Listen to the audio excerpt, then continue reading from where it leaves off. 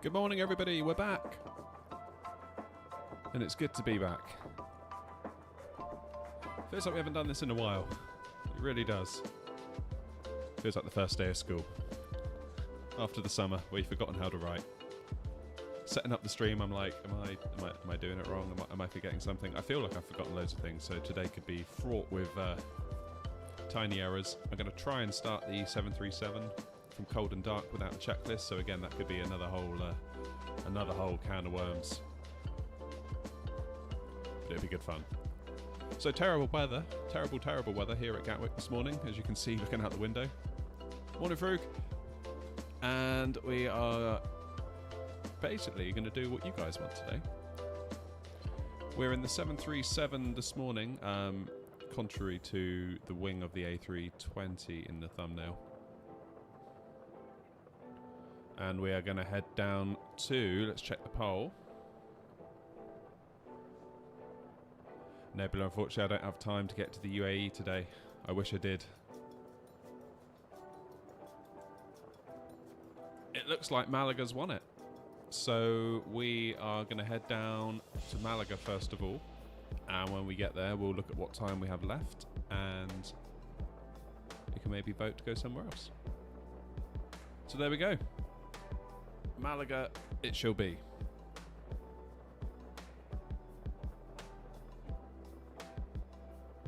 How do I make my own custom liveries? So it depends on the plane, Frug. So every plane, I mean, you can do it different ways with multiple planes. So this is what we're in now, is the PMDG 737, and what they do is they provide a paint kit on their website, which is a Photoshop file. And the official way to do it is you use the Photoshop files within Photoshop. You then install a texture exporter add-on into Photoshop, which Nvidia provide, and you can then stitch it all together and make a livery. But it's easier said than done. I'm tempted to make a tutorial on it. It might be a lot of effort wasted. I'm not entirely sure what percentage of my audience would be interested in making a livery themselves, or indeed would watch the whole video, because it would be quite a long drawn out process, but it may be something I just do anyway. Ibby Geek, good morning, how are you? Bevy's in. Morning, Bevy.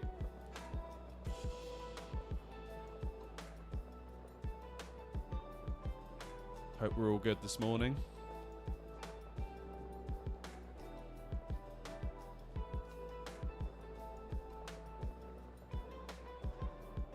Haven't joined in a while. Yeah, to be fair, AV Geek, I haven't actually flown in a while, so that's probably half of it as well. Summer's been a funny old time for me, but this is the start of a new routine for the channel, so I'm looking forward to kind of feeling that out over the next few days and seeing what it actually looks like in practice. So that's going to be good fun.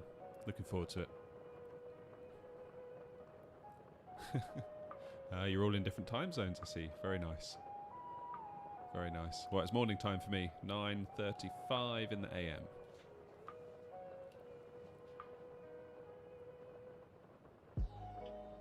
Oh, I remember you were saying, AV Geek, you were going to go to Europe. How was it? You were going all over the place, weren't you?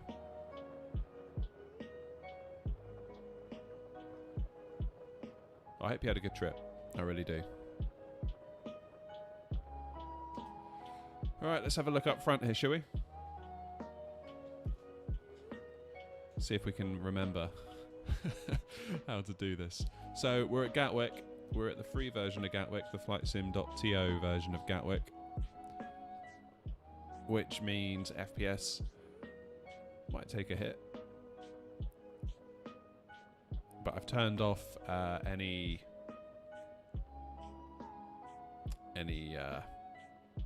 FSLTL sort of traffic, just to save on the FPS.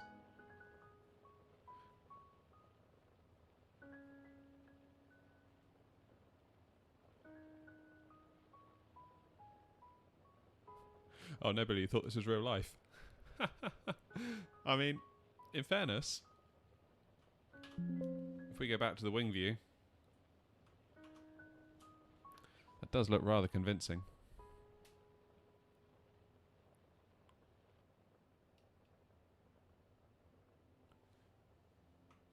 I'll let you off, Nebula.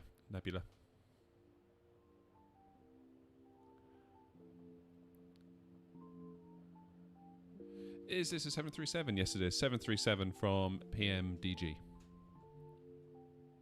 737-800, indeed. Indeedy. Right, I'm just going to fire up our statistics.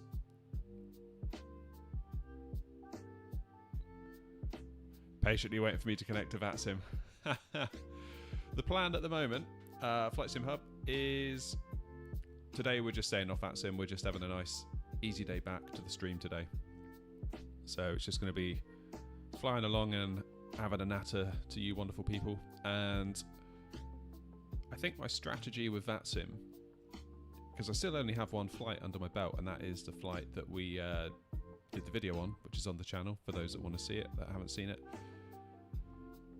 I think the plan is I'm going to keep VATSIM to more of a video format where I do it off stream for the time being, but then maybe look to make a video out of the experience, much like I did last time. The only reason is that I still feel very unfamiliar with VATSIM, and I think it'd be a little bit much to do the stream and do VATSIM at the moment.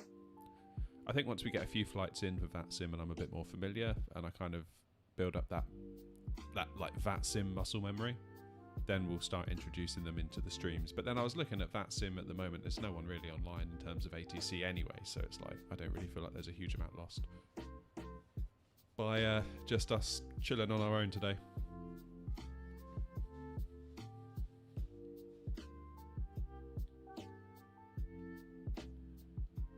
Right, let's see if I can remember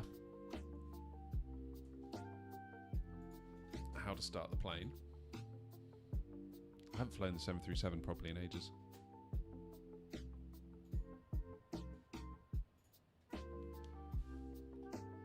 Hey, there we go, we got some stats. So that is EGKK, Gatwick to LEMG, that is Malaga, as per the poll. Right, we're going to end the poll. And when we get to cruise, we are going to start another poll on where to go next.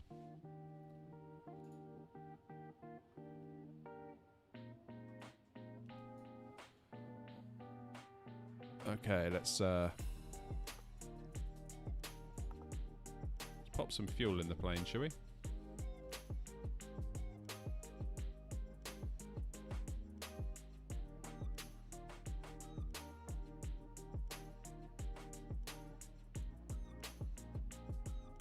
We need 8714 of fuel today. That'll do. Cool.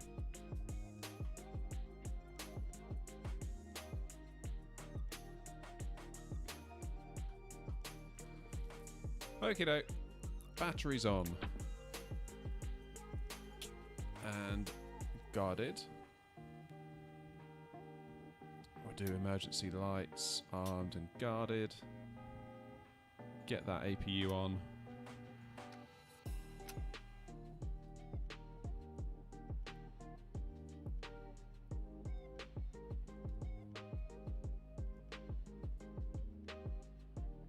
And we'll look up here and turn these two to nav.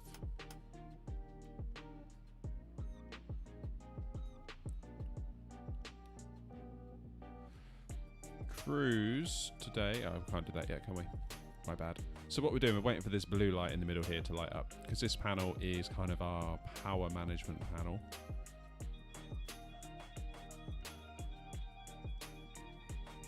So when this blue light comes on, it means that we're in a position to draw power from the APU. That is the small little jet engine in the tail of the aircraft. And when that becomes the case, we'll flick these two levers down, 1 and 2. Oh, there we go. 1, 2. And the outer ones are for the engines. So once the engines are started, we don't need the APU for power because we can get power from the engine. So then we'll flick these two on once the engines are started. But for now, we will remain on APU. What else do we need to do? Yaw damper wouldn't be a bad idea. APU bleed. Let's get the packs into auto to give the passengers some fresh air. Set the cruising altitude today 37,000 feet.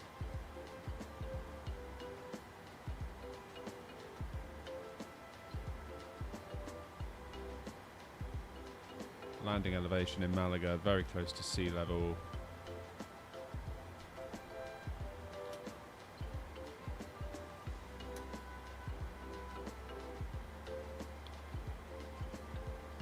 There we go, we've got our wing lights on, logo lights on.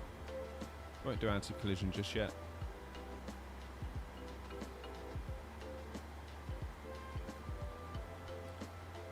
Very good. So let's get our window heats on.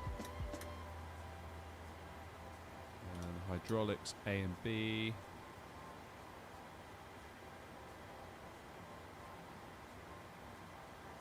And let's get our fuel pumps on.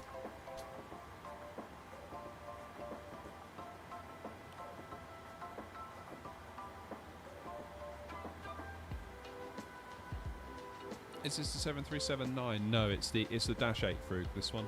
I haven't bought the Dash 9, mostly because I'm stingy. If you want to know the honest truth. There we go, plane's coming to life now. That's good.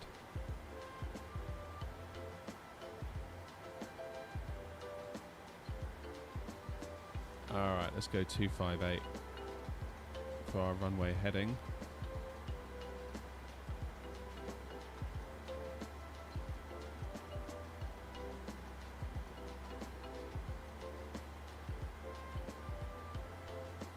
Very nice. Okay, let's do FS actions, ground services.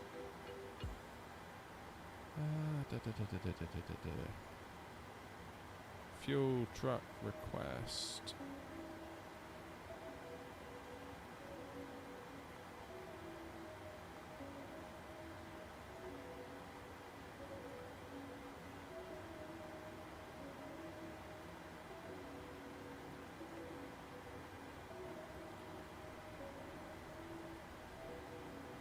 Alright, let's do GSX and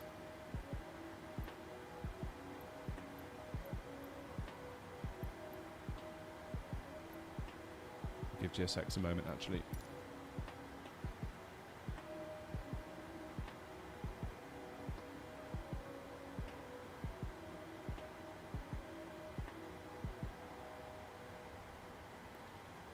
Very good.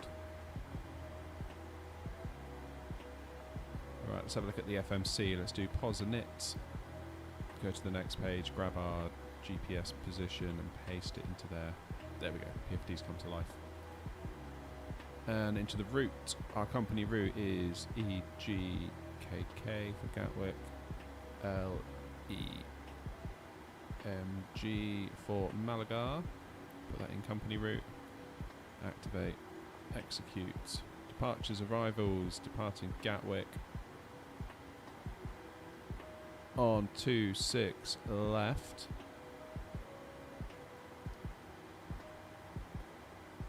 Using the Novum 1X departure. Execute that. Back to the index of departures and arrivals into Malaga, which is LEMG, arriving on ILS 13.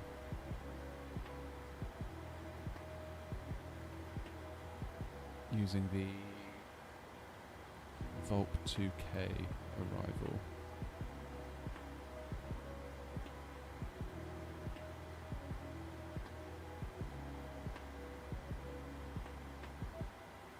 Where's my Navigraph charts gone?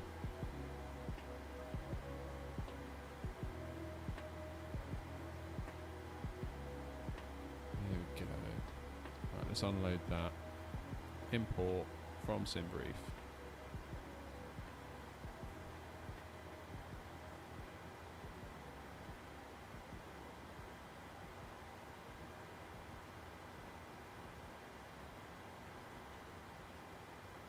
It's looking good. So let's have a look at what we're going to be doing here. We'll do that later. I'm going to do ILS Y.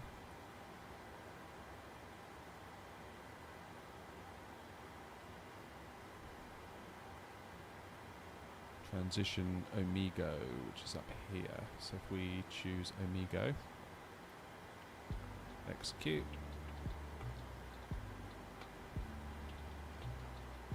Okay, let's step through the route, put the plane into plan over here. So here we are at Gatwick. I'm going to come on out. Start heading south. It's all looking good. Easy peasy. Easy peasy. So Amigo, which is our transition. Mar. Straight in. And the go around procedure is out to Zilvi and hold. That we can do. Perfect. Let's do perf init request.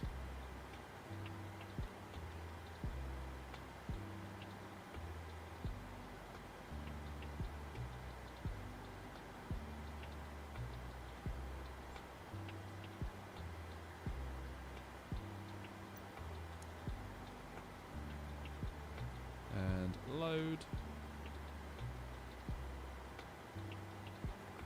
execute,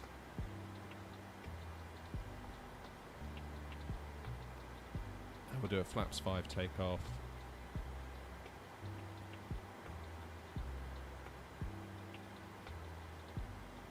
Oh, actually, we need to look at our load, don't we? FS actions, payload.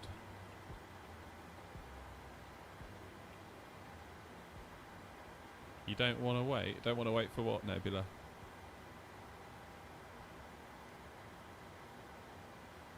So I've only got 106 on board today, so that means we'll put 94 in economy if we are full.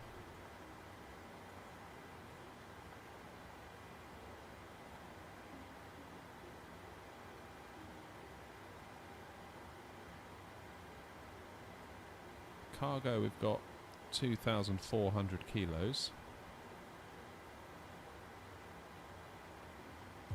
Just over.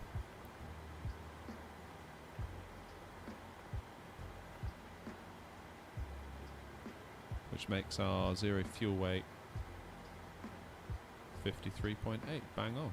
That's perfect. That's what Simbrief's calculated as well.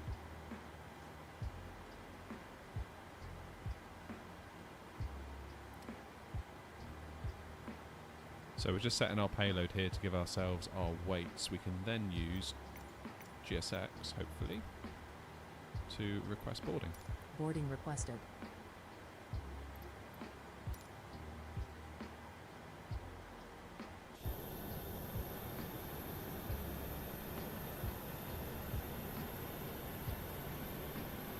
Strange how they're not using the jetway here. I'm not sure really why that is.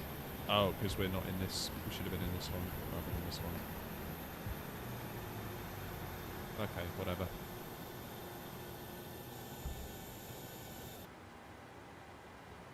Let's just check in on what fuel is doing. PMDG setup. Oops, FS actions, ground services. Fueling, start. Do you want to board crew?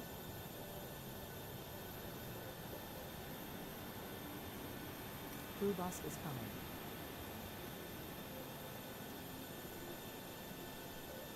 Here it all comes.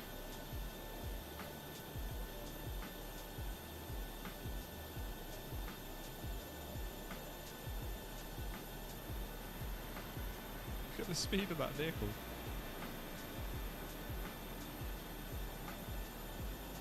Oh, that is jank.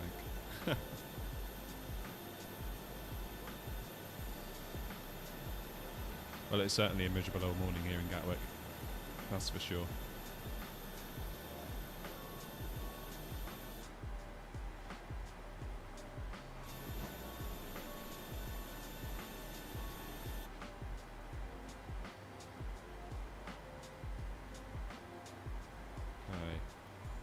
Fueling is done. Pilot's boarding starting.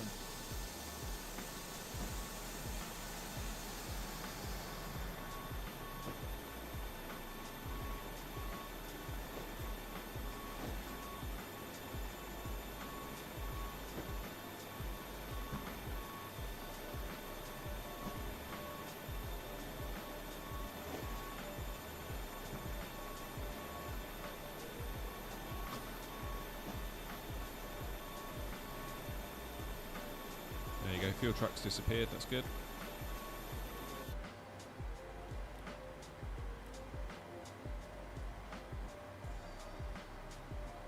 Crew boarding starting. Now, what was local pressure here at Gatwick? 1014. There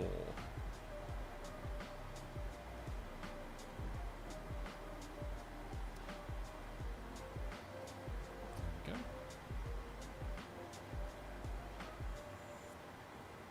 So, init ref, let's finish up here. We're going to do a flaps 5 takeoff. Gives us 143 for V1, 145 for our rotate speed, and 153 V2. And we need a trim of 5.3.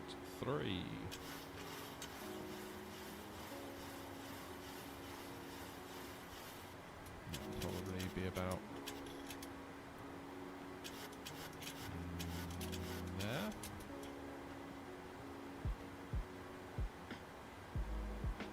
And we're going to do V2 plus 15, so that'll be 168 up here, just as a little fail-safe. And the climbing limit out of Gatwick is usually 6,000. So 2.5 above 3, then it's 4. Oh wow, okay, so it's 4 today, not 6.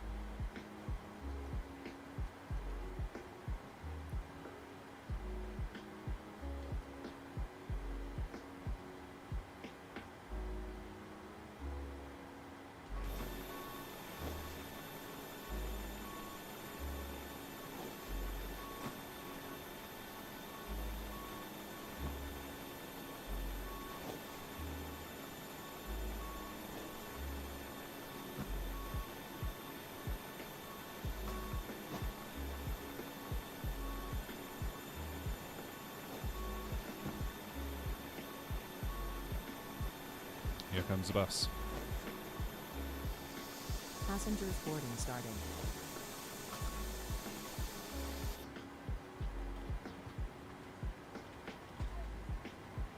Okay, so it's probably a good use of time now to start looking at briefing our departure.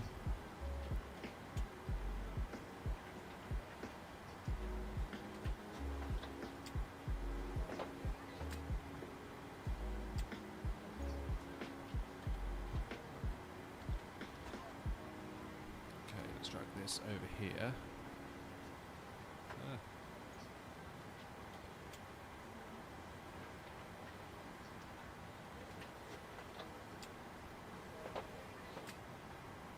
Yeah, so here, look, above, so you got 2,500A, that means we need to be above 2,500, but also below 4. Then again, above 3,000 here, but also below 4, then it's 4, then it's 4.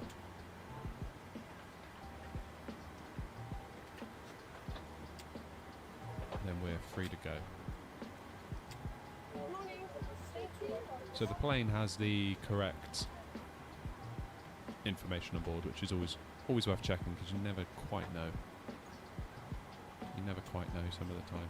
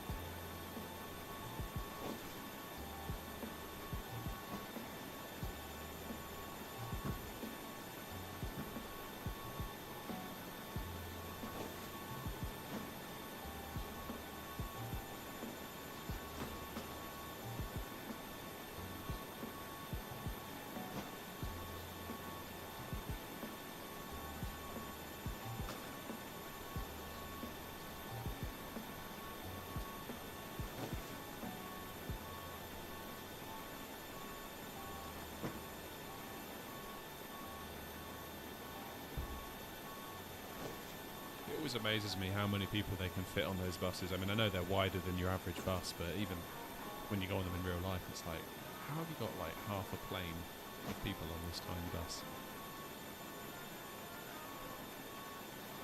Cram you in like sardines, that's how.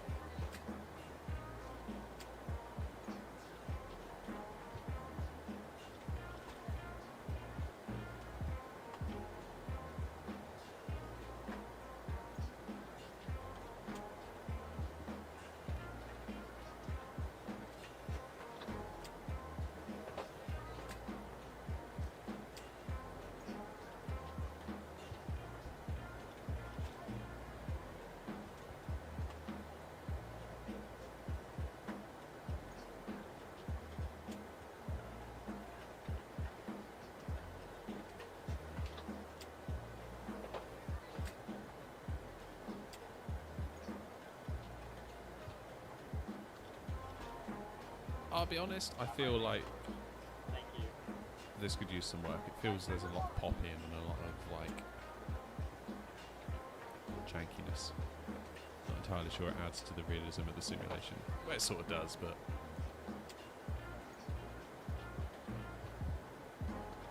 we're going to be a minute yet, Nebula.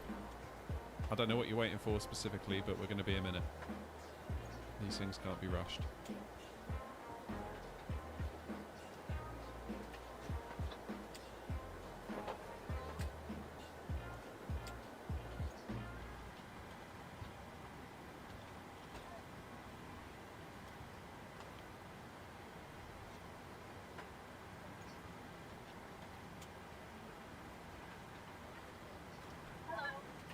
Okay, so how's things up top?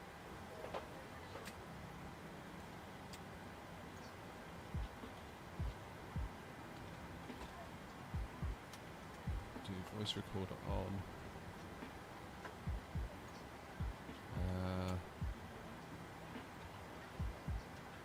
We're going to get low pressure warnings if we use these two? No, we're not. We'll use the centre tanks as well then today. Although I imagine quite soon into the flight these centre tanks will run dry because that's where it will take the fuel from first, and there's going to be more in the wings than there is in the centre tank. But that's okay, we'll just get a warning saying there's a fuel warning. We can just turn the fuel pumps off for the centre tanks and then everything will just carry on as normal from there.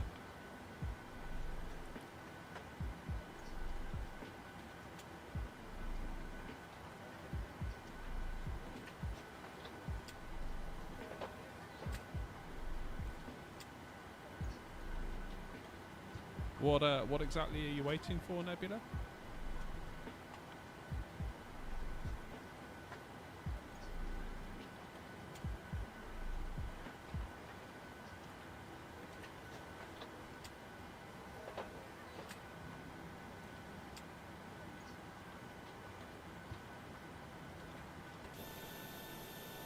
There we go, so cargo's finished, a little over halfway on the passengers now. Then we can push back, engine start, and get gone.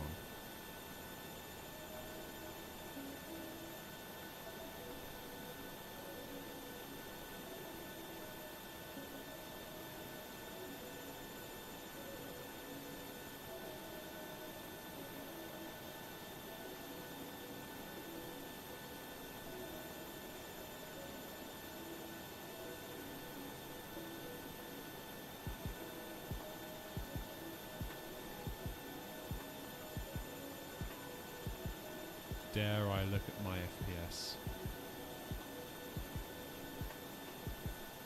Ho ho ho! What is going on there?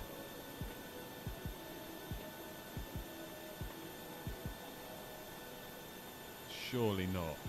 8 FPS. Are you kidding me? So quite often when this happens, all of a sudden it will like be absolutely terrible. then it'll sort itself out and just go back to like 30. That is absolutely horrific, isn't it? If we go back in the plane. Yeah, it's fine in the plane. Let's stay in the plane.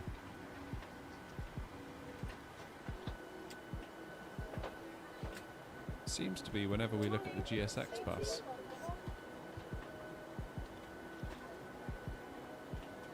It's funny, isn't it?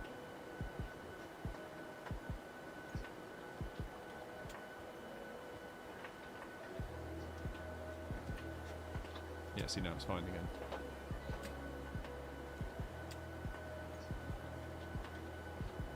So is that bus empty now? Do we need to get another bus arrive?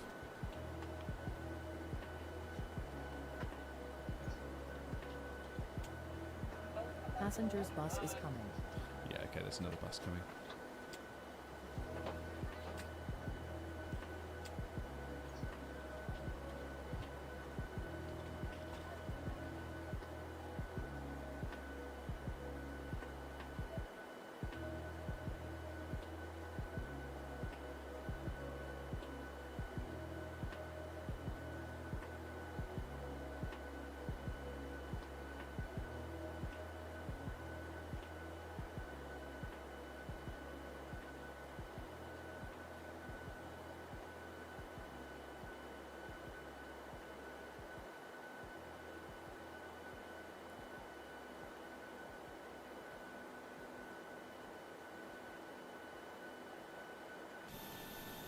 Here it comes.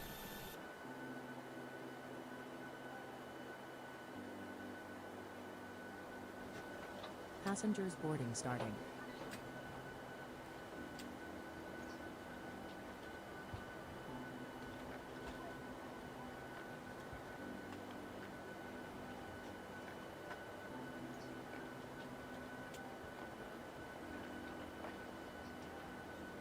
Right, let's lose the FPS because that is starting to depress me looking at that.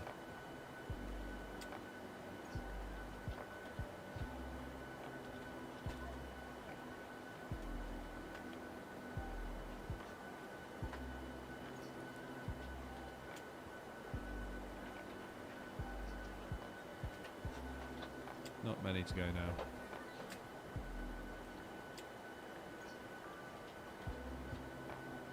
Still, the weather's brightening up. Let's have a look at the weather actually. So Gatwick is variable at 2 knots, that's good. What about Malaga? 280 and 10. A little bit of wind. Just a little bit.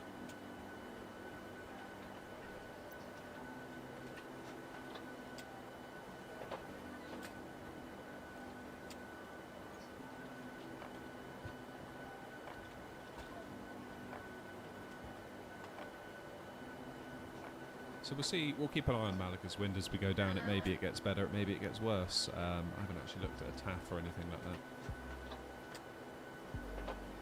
But we should be able to deal with what's on show at the moment. It's tricky with crosswinds, especially in the 737. I feel like I'm not that good at them relative to other aircraft, well, specifically the A320.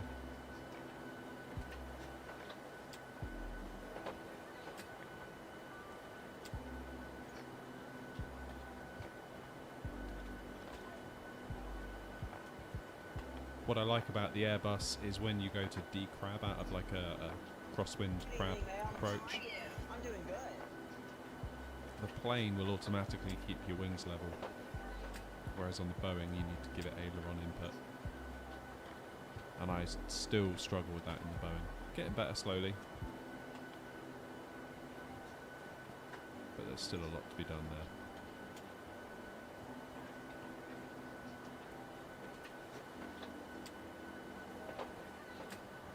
And I think that's the last of our passengers.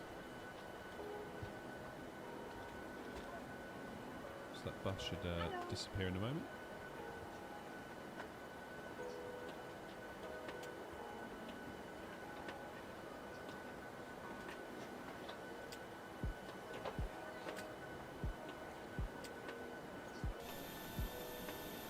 go.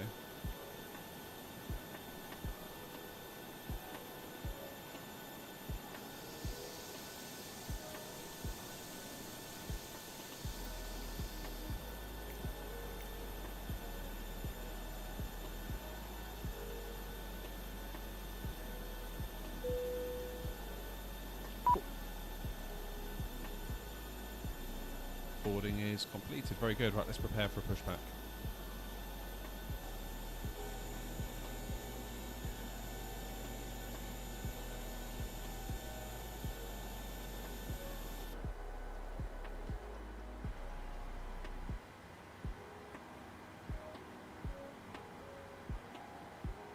Hello, Captain. We are ready for pushback. Jolly good.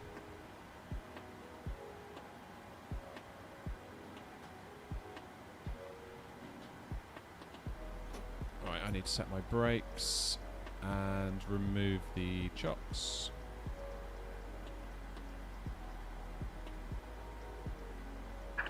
Departure checks completed. Bypass pin inserted.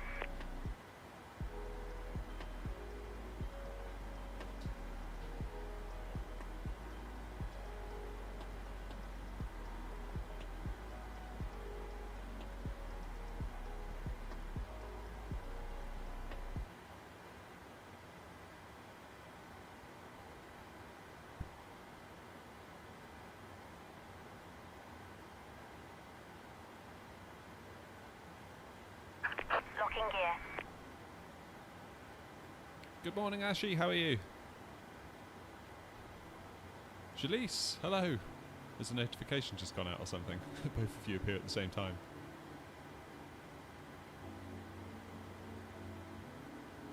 What's going on? We are just getting ready to push back from Gatwick, and we're going to Malaga, as per our poll earlier. So we're going to do nose, right, tail, left. Release parking brakes, please.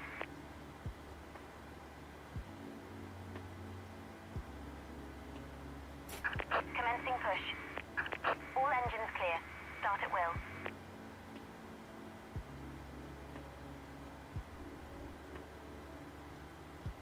Alright. So let's turn the packs off. Put engine 1 into ground.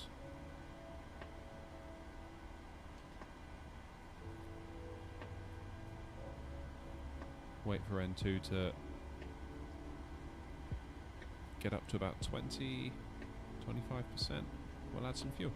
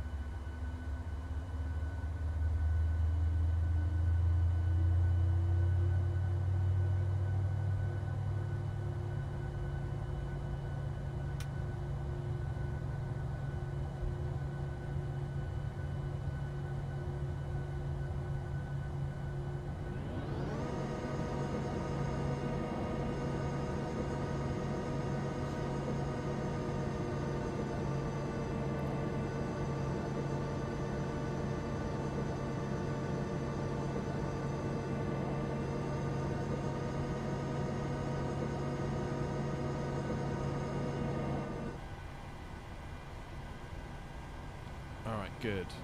That's a successful engine start. Let's do engine 2. Reset parking brakes.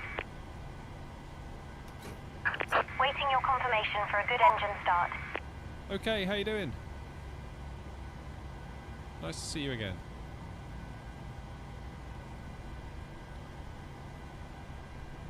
So yeah, just for those that are arriving now, oh, Jalise, you legend. Thank you for becoming a member. Thank you, thank you, thank you. Let's add some fuel. Yeah, so for those that have just joined, we ran a poll in the lead up to today's stream, and it seems that you're wanting to go from Gatwick to Malaga, so that's what we're doing.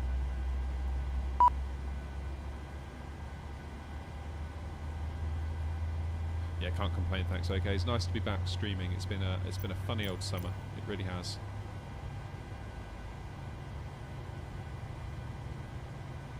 And the schedule's been all off, and yeah, it's been a funny one. But I'm glad that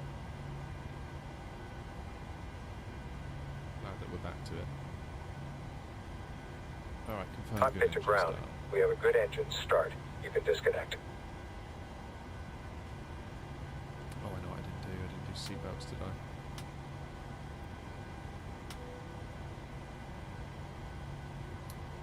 I? Alright, let's transfer the power now, taking it from the engines. Auto, auto, auto. APU bleed off. APU off. Taxi on. Probe heats on. Unlocking gear. Let's do an error recall. There are none. That's good. Let's... Flight directors on. Projector takeoff for the auto brakes. Arm L nav. Arm V nav. Arm the auto Tow throttle. truck disconnected. Bypass pin removed. Flaps are already set to 5. Left is clear. Right is clear.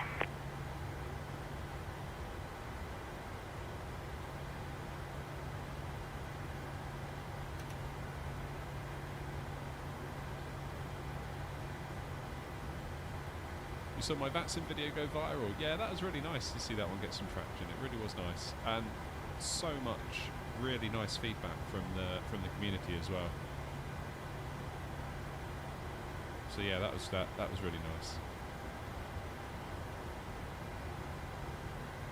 Very nice indeed.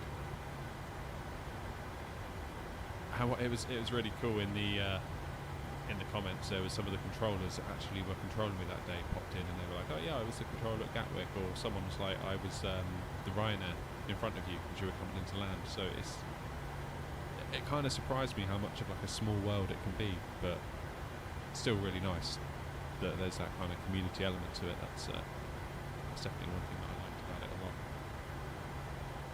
Okay, yoke cam is on. Let's just check that our yoke is working this morning. It's always good.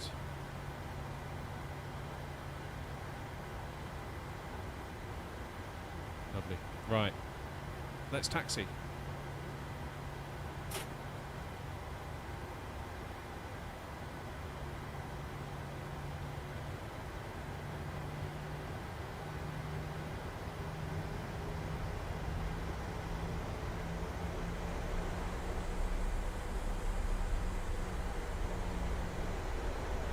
Wessam, good morning, how are you?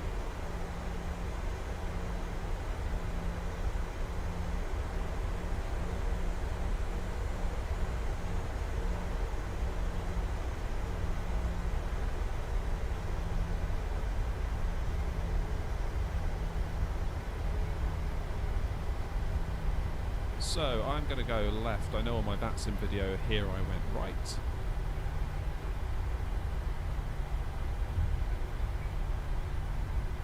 Slow ourselves down to 10 knots, ready for the turn. Not very good. Oh, sorry, Wesson. Hope everything's okay, mate.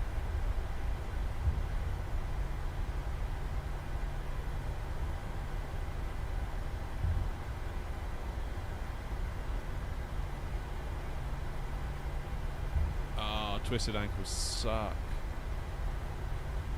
Yeah, rest up on that foot. Don't put any weight on it.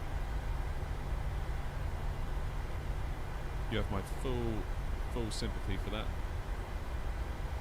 few years ago, where there was a bouncy castle that someone hired for a party that we went to. And like a fool, I decided to go on it. And I don't know if those of you that are familiar with bouncy castles, quite often they put these kind of like soft mats down at the front of the bouncy castle for like where you put your shoes and stuff. So you can get on and off a bit.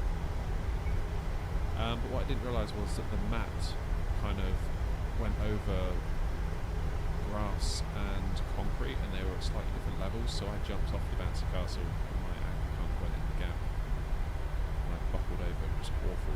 So I fully sympathise with your position, Wesson. Hope you get better soon.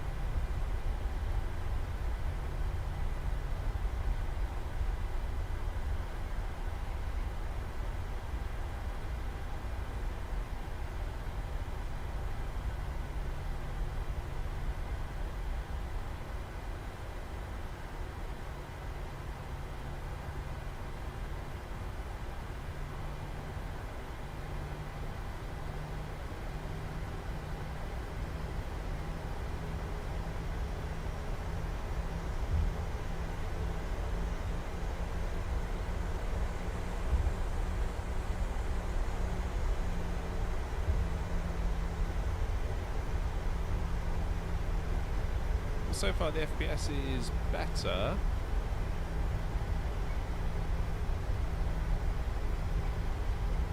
Particularly because we don't have FSLTL on this morning. I thought, given that we're taking off from Gatwick, I better leave that off.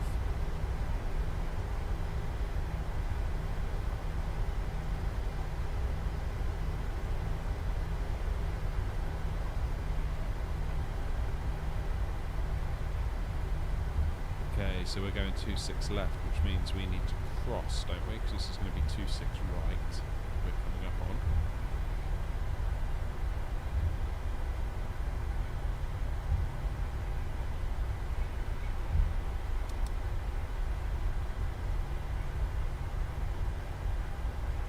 Oh no, wait, 26 right is back there. So this will be 26 left here. My bad. Let's put some lights on.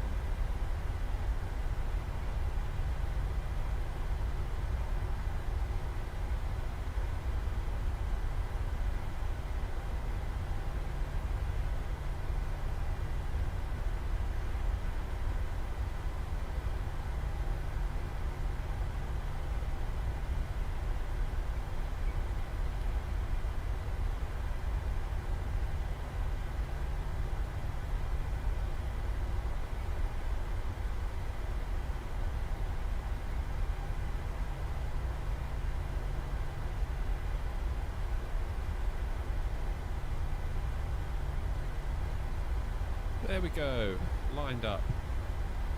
26 left.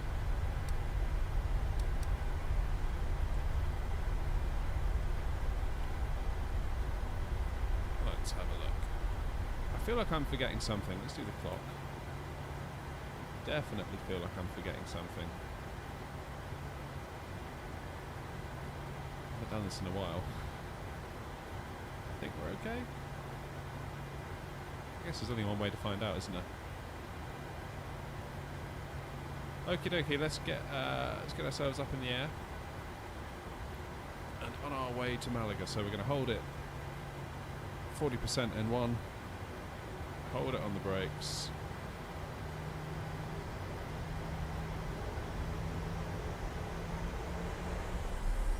Engines are stable.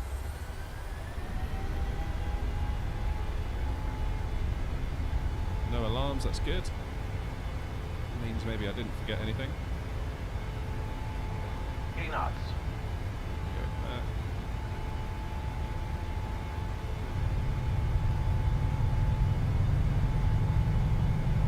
V1. Rotate.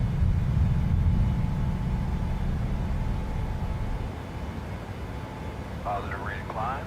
Positive rate of climb. Gear up.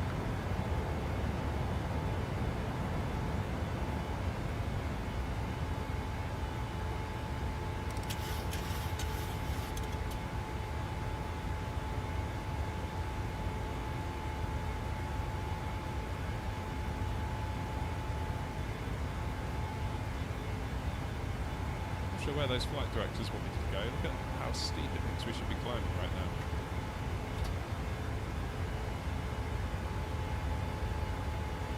There we go, that's better.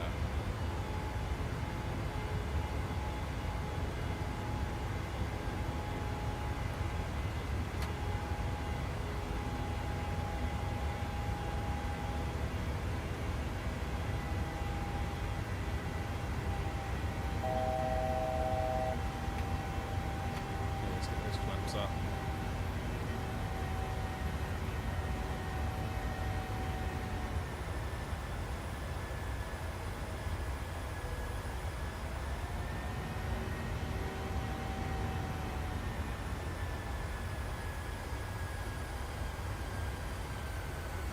We're just arresting the climb here. Of course, we can't be above 4,000 at the next waypoint.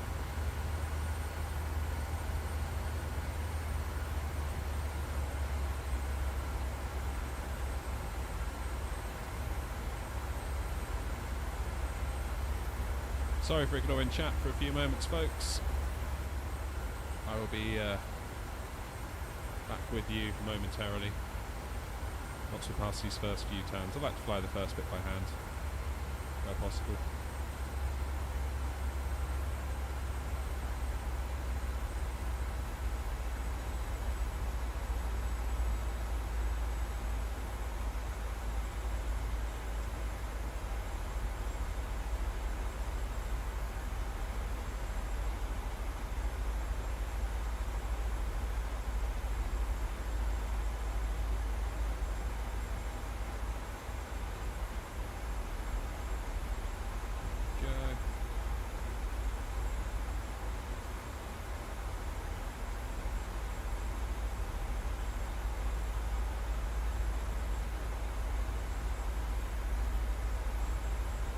Perfect. Right, let's get that autopilot on because there's not a lot going on here. As didn't do this, but never mind.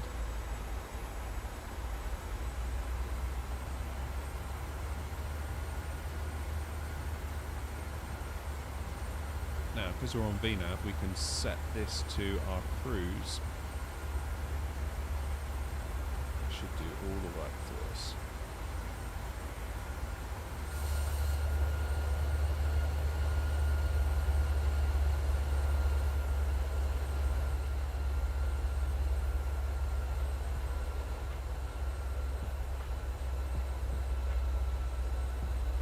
You wasted 5 hours of your life yesterday.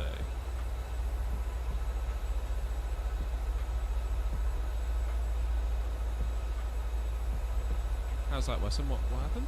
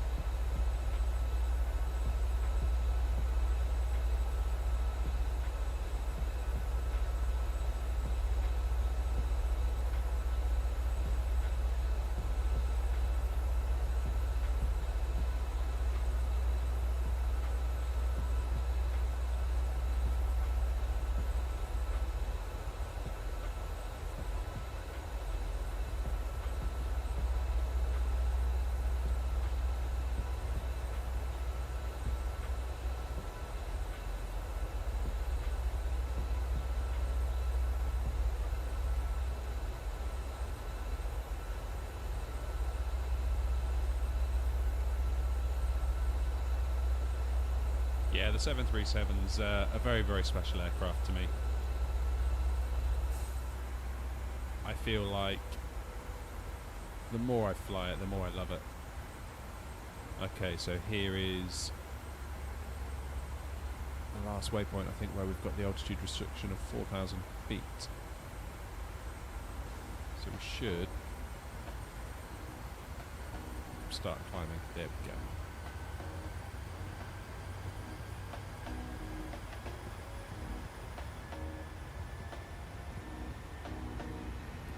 Up and away.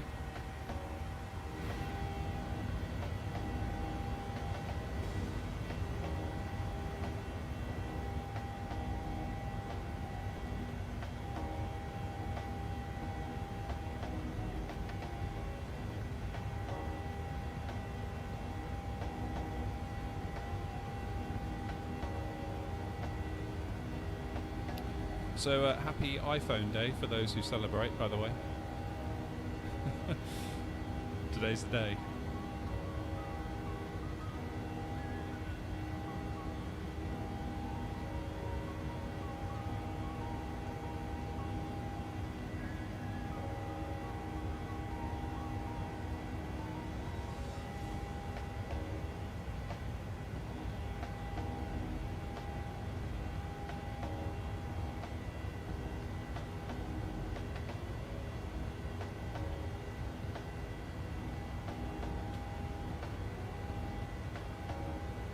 I don't know what it is, Wesson, but I always find the auto brake on the Boeing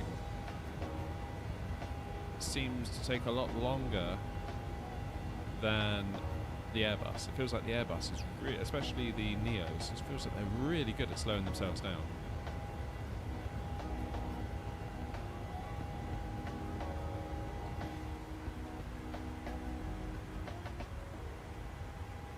Okay, let's get the lights off. No fuel warning yet. We probably will get some fuel warnings up here as the cruise goes on.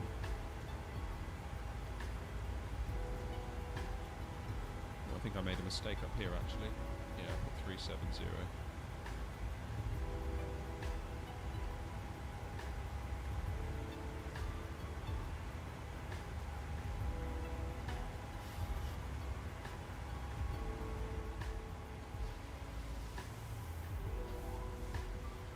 iPhone day.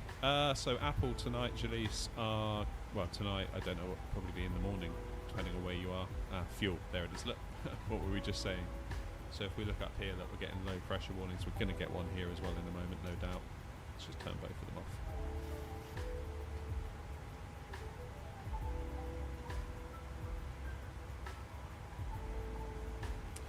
But yeah, iPhone day is Apple showing off their new iPhones, and I'm in desperate need of a phone, so I'm particularly interested in what this one's going to be.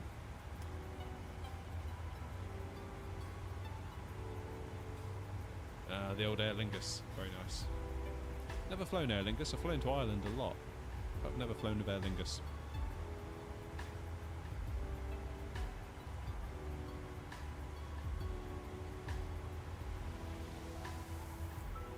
Usually ends up being Ryanair.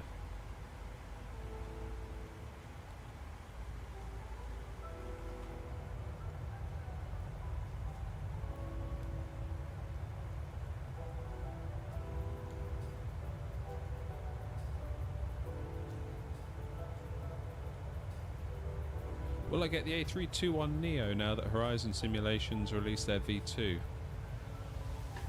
What I'll probably do, Wessam, now I've got the Phoenix, I will probably get their expansion pack that's coming in the next, is it sort of December time, I think they said maybe? Doesn't that give you the 319 and the 321? And then, you know, that's like Phoenix, so you know it's going to be good, right?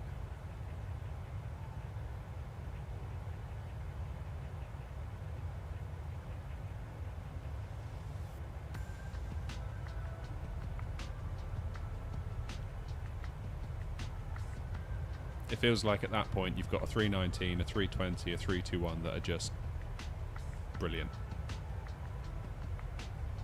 Yeah, they're the CEO though. I mean, it doesn't make a huge difference, does it? I don't know, maybe it does. I tend not to obsess too much over the Neo versus CEO. I would probably lean in more heavily on which is the higher quality aircraft rather than which is the CEO, which is the Neo.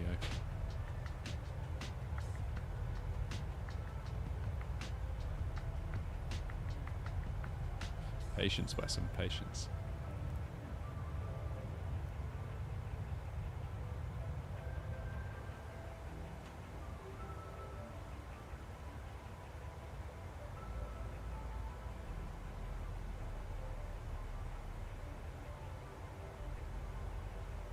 Alright, so by my maths we should be getting into Malaga just around lunchtime here in the UK, so 12:30, 1 o'clock.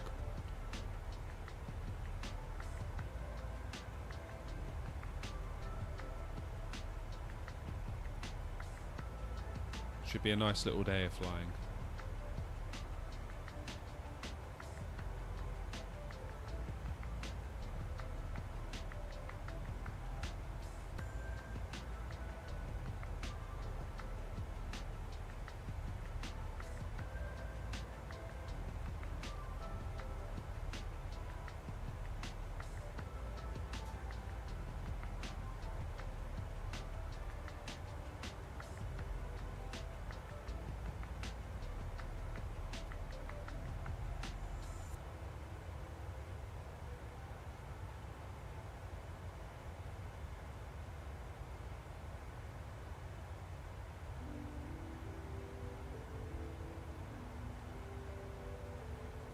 The only trouble with streaming this time of day is that basically all of VATSIM is offline. That is the one disadvantage.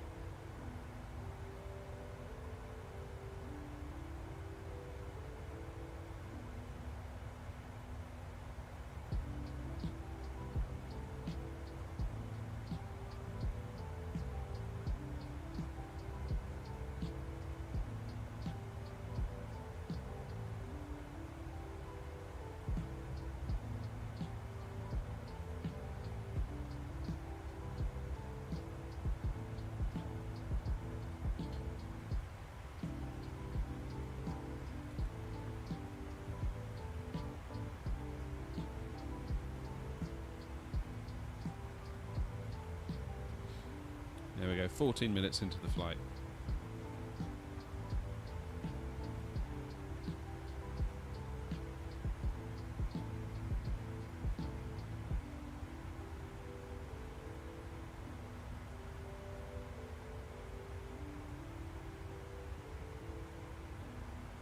What I'll probably look at, Jalise, when the time comes for the release is looking at Beyond ATC. That looks very, very interesting.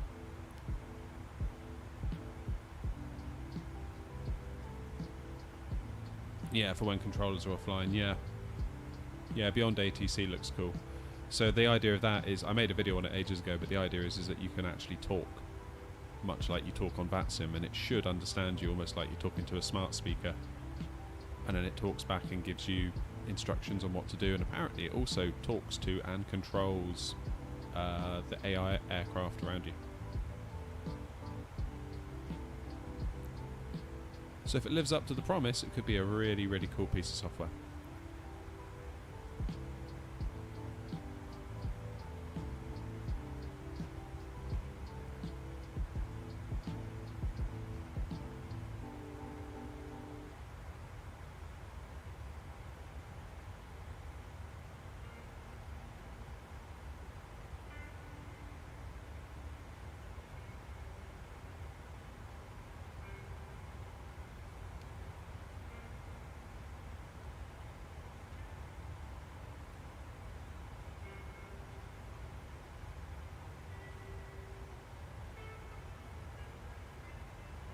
I should note that I make no promises today on the quality of the landing.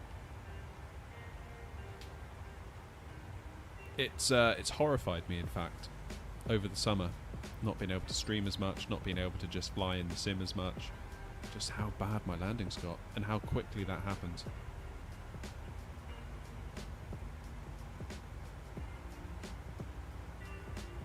Flying to Madeira, nice Wessam.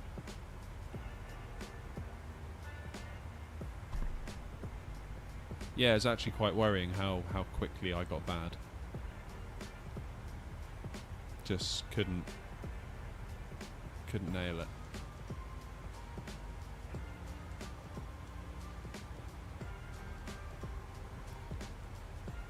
And I don't really feel like I'm fully recovered. I'm getting there now, thanks to FSI panel.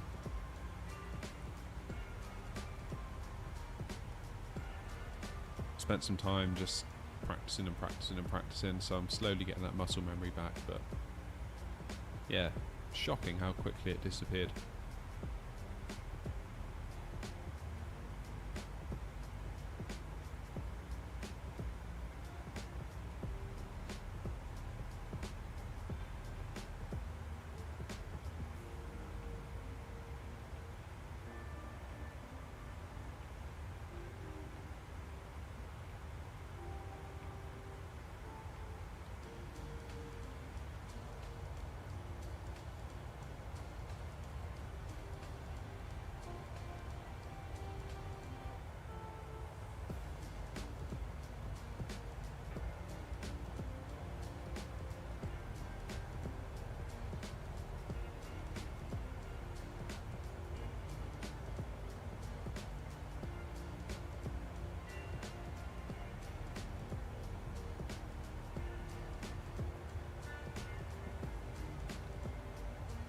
Have I thought about doing flights in smaller aircraft like the Honda Jet or the Vision Jet? Both, and they're really fun to fly. No, I haven't actually. I haven't. And I don't have a good reason. Other than I just haven't.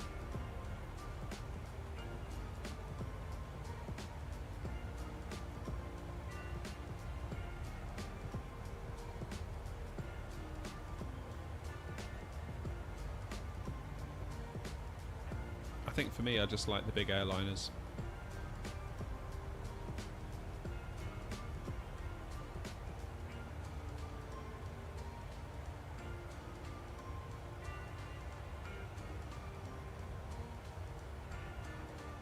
Has there been any word on the A380? I've not really been in the loop too much on it lately. I mean, it seems like it was a year and a half ago we were saying, oh yeah, it probably won't be long. And here we are. Probably still saying, yeah, it's probably not going to be long. But they're volunteers, so you can't rush them. Takes as long as it takes, and when we get it, we get it. They're under no obligation to do anything for us. They don't owe us a thing. They've already done enough, frankly, with the A32NX.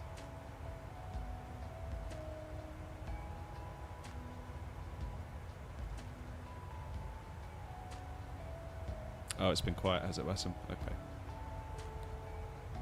I suppose the next one is the 777, right? That's like the one on the horizon, maybe the A330 by Aerosoft.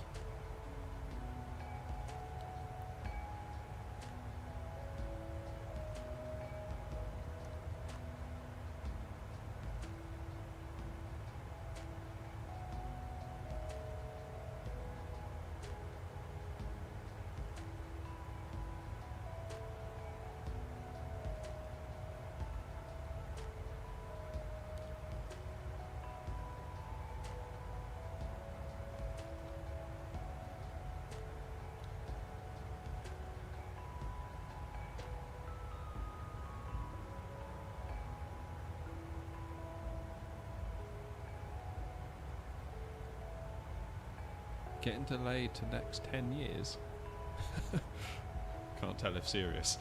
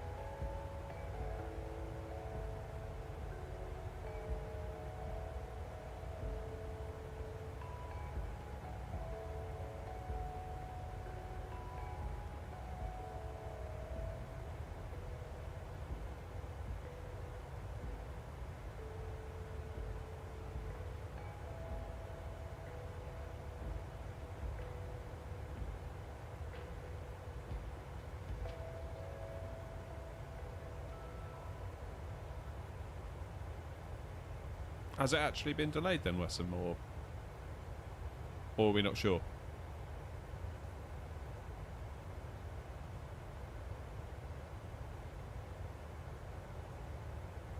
See, Bevy, if we were in the paper plane, we'd be there by now, wouldn't we?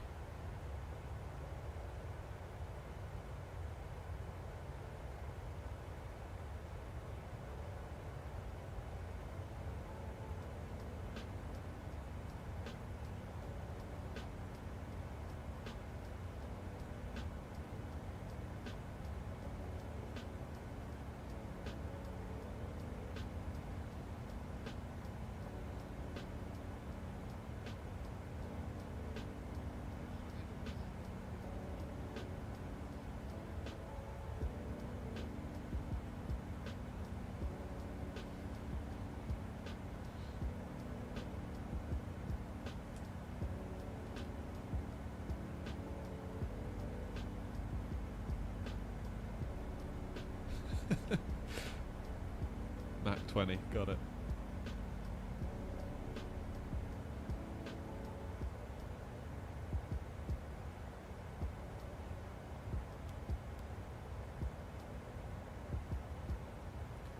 Jalise, no encouraging Bevy.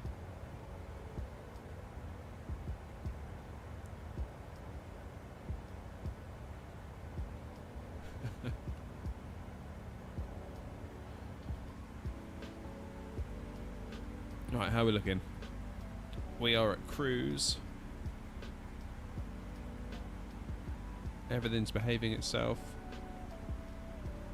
Don't know why that's at 37,000, it should be 36.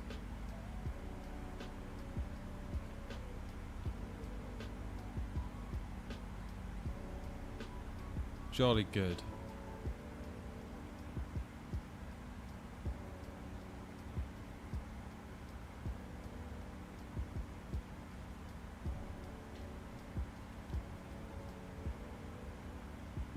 Right, who can guess what I'm going to say next? given that we've just arrived at cruise.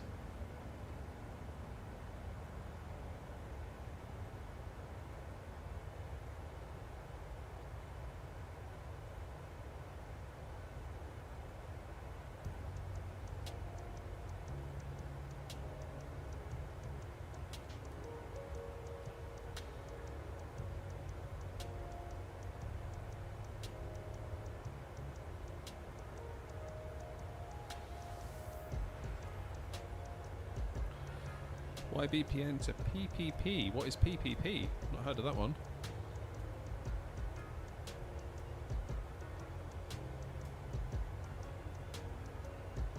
Unfortunately, Aussie Aircraft Spotter, the votes have already been cast and we're heading to Malaga. So we ran a poll a little while ago. Gatwick to Malaga was the outcome.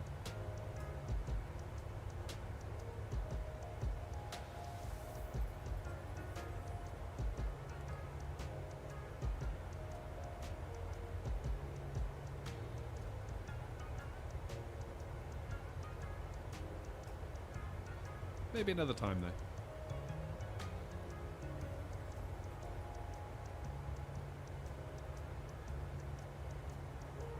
That's the Channel Islands, isn't it? Is that Jersey and Guernsey? I think it is.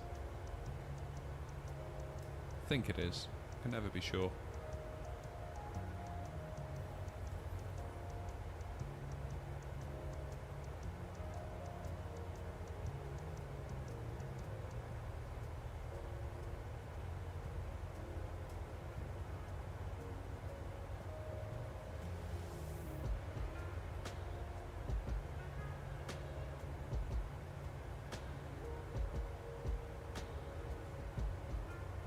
Ultimate long haul, Sydney to London.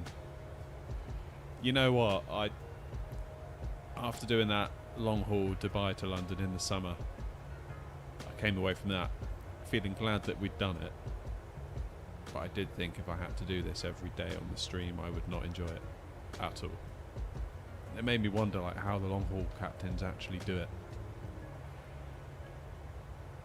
Because that is a long time in cruise, it really is.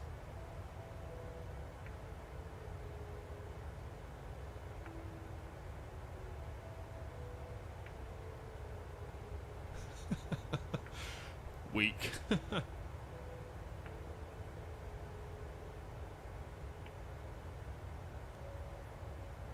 Earth to Mars. Does anyone remember Space Simulator? I remember having Space Simulator on the this was like Microsoft Flight Simulator on the first PC that we ever bought. Back when they had like 8 megabytes of RAM.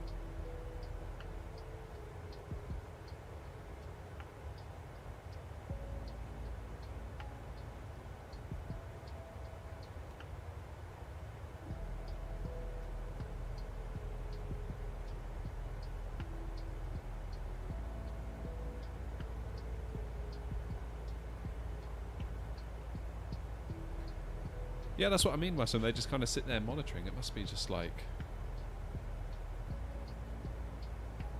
must be really dull. I mean, really, this kind of flight, where it's like a 2-hour cruise, is almost long enough, really, because it's quite a lot of idle time, isn't it?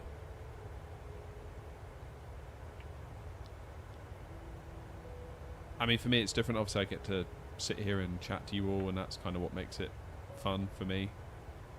It's nice to have you here and nice to talk to you all, but if it was just me playing on my own, I would not be doing a flight like this. I'd be sort of doing Bristol, Dublin, Dublin, Newcastle, Newcastle, Gatwick, kind of short hops just to keep it interesting, you know? Petition for paper plane stream at 7k, denied.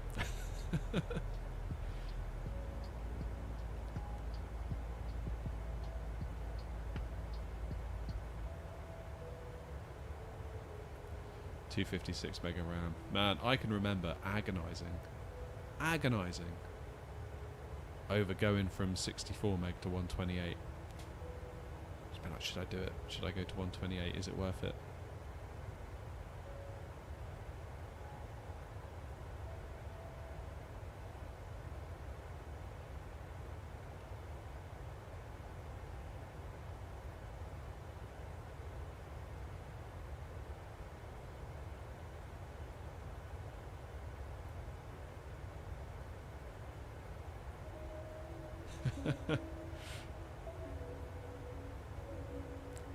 It's like on The Big Bang Theory, isn't it? When Sheldon's like, informal protest, denied. Formal protest, denied.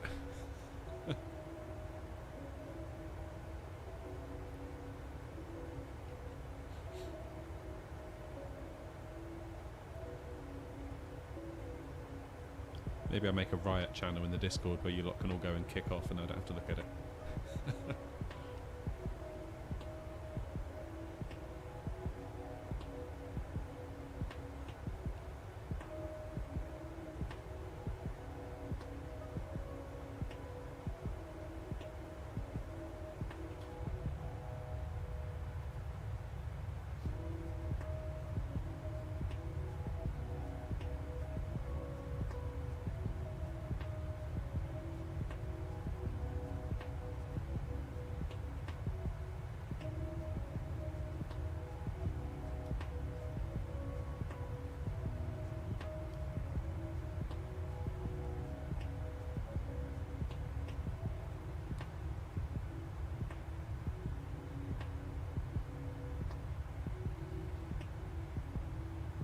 Right then.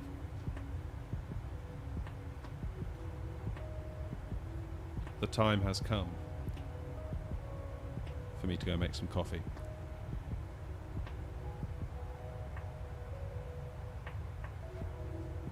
Wessam, as first officer on today's flight, you're in charge. I'll be back in a minute.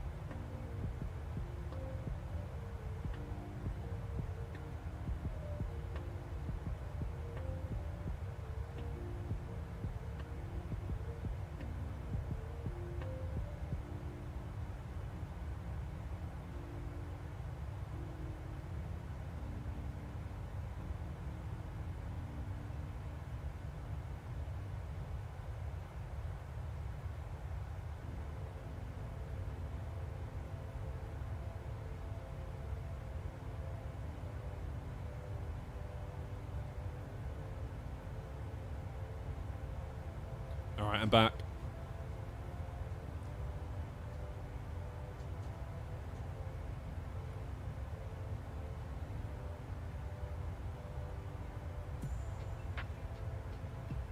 Thanks for thank you for flying the plane, Wesson. Appreciate it.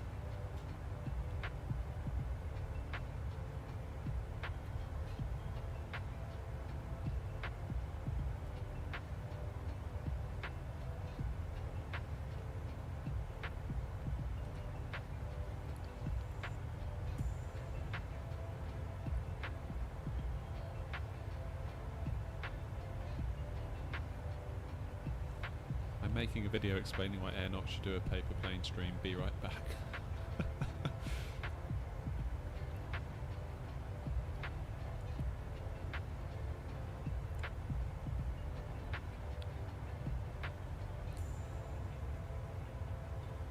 Maybe we should do a poll. Should Bevy be chucked in the cargo hold for the rest of the flight, yes or no?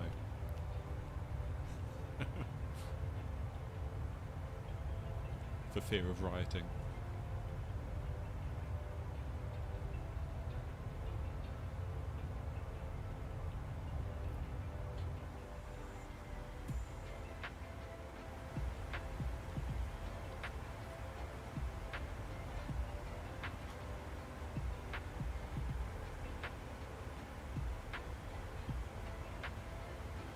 The coffee, Jalise, is painfully average today, I'm afraid. We're a little bit low on supplies, and it's not the good stuff for today, unfortunately. But it will do the job.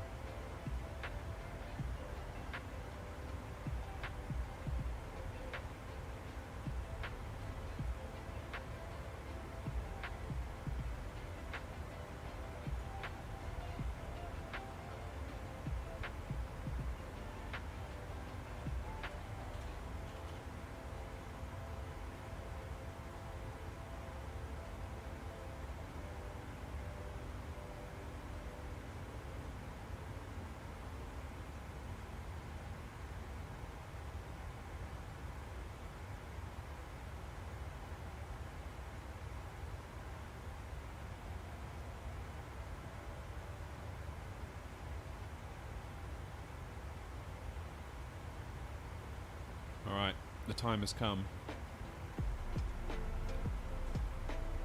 for Wordle.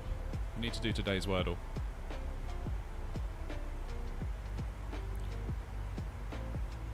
Let's start with this, shall we?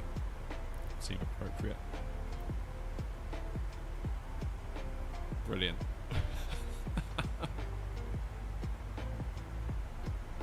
Alright, thoughts?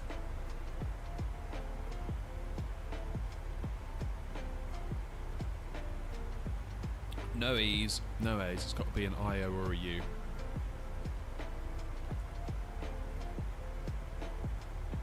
What about...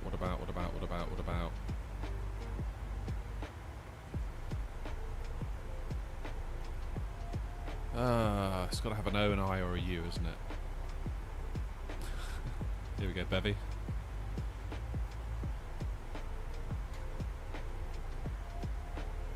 Okay, so it's got an S and an I.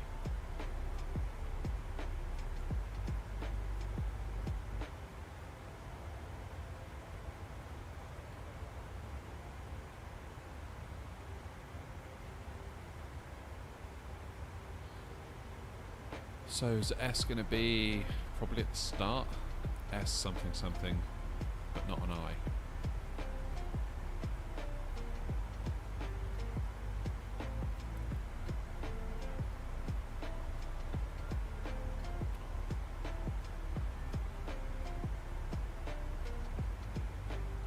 Skids.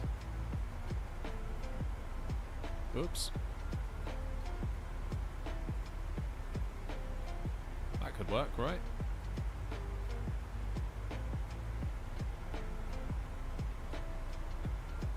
Oh, okay. So there's a K and an S.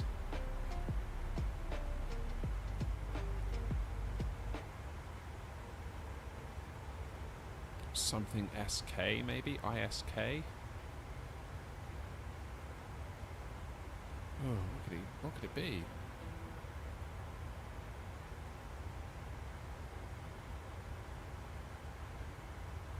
Come on, Jalise. Figure it out for me.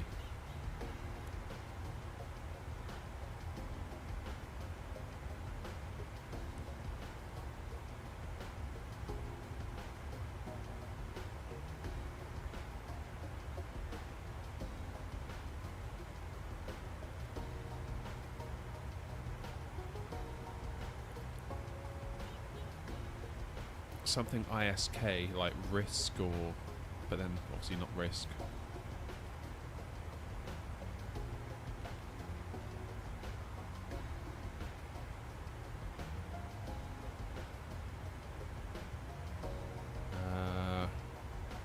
Oh, what about whisk?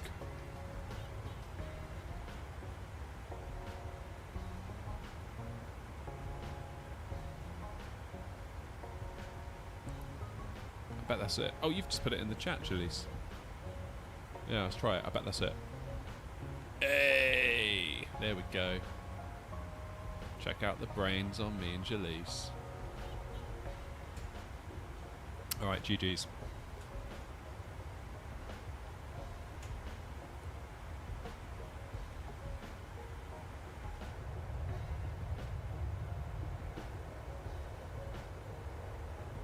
Well done, Jalise. Well played.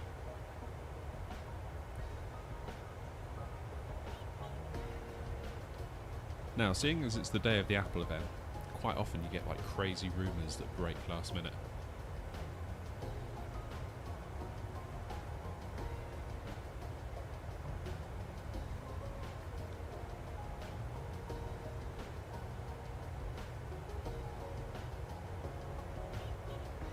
But so far there's nothing.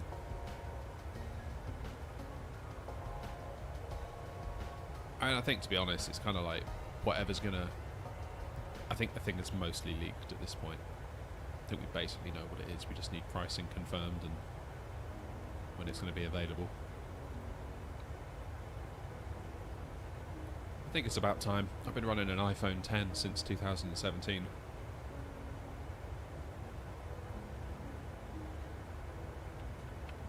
You joke, Jalise, but I've been on PC Part Picker lately.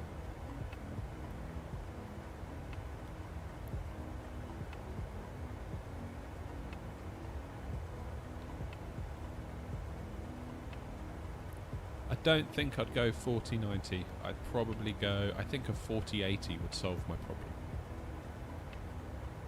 I think it absolutely would.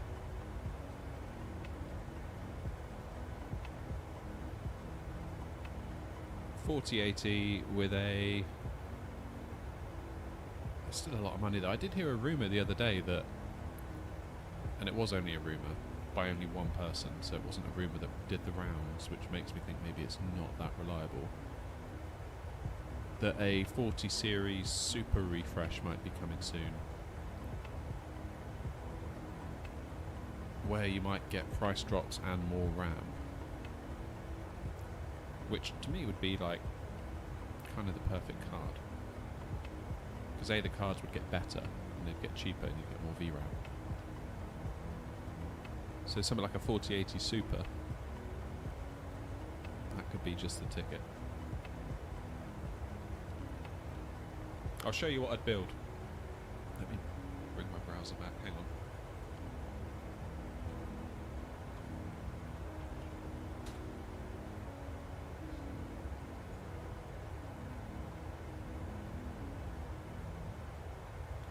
$4070 Ti is a lovely card. It is a lovely card. The only thing that concerns me about that card is 12 gig of VRAM for that level of money gives me the heebie-jeebies a little bit. I feel like it should be a 16 gig card really for the money at least. And its memory bandwidth, the memory bus, it's a 192-bit bus, which, especially at 4K, I think that card may not age too well. Because it's not just about how much RAM you have, it's about how wide is the memory bus.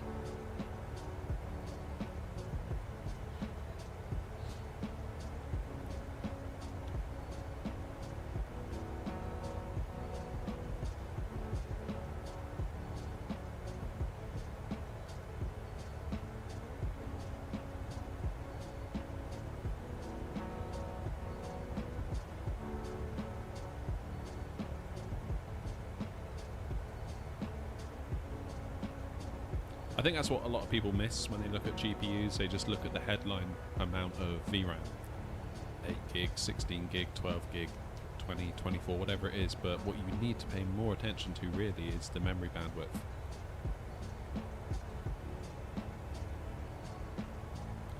You're right, Jalisa, it can. Especially at resolutions like 1080p and 1440p. However, once you start getting into 4K and you need to get those 4K textures out of the VRAM, it's 192-bit memory bandwidth, memory bus, sorry, starts to slow it down. So a 3090 Ti is more likely to have a better result at 4K than a 4070 Ti would.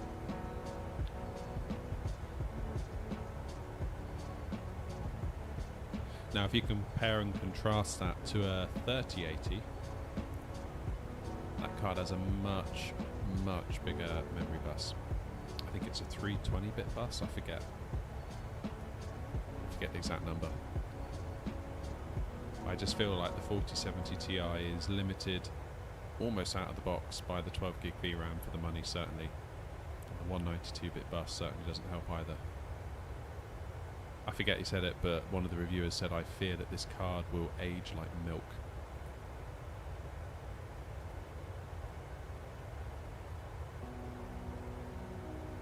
But it depends what the goal is. Like, if your goal is to play high refresh 1440p, great card. You know? You're now getting 3090 Ti performance for about $800 US? If 2 years ago someone said to you could have 3090 Ti performance for $800, I would be very, very happy with that. So it's all relative, but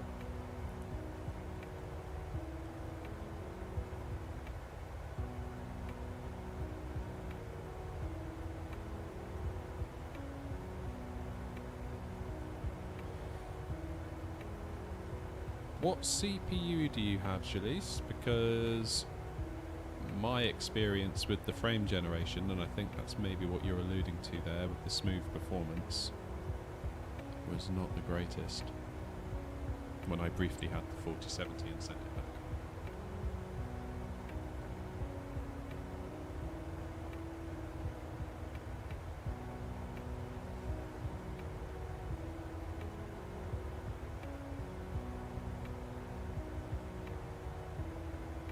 I mean, let me swing over this browser window a minute, we'll have a look.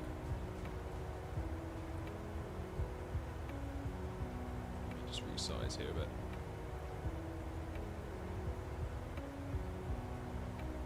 So this is my money no object, but money is still a consideration build. If I didn't have to worry too much about the money, this is what I'd build. But equally, I've got like I'm a bit of a tightwad, so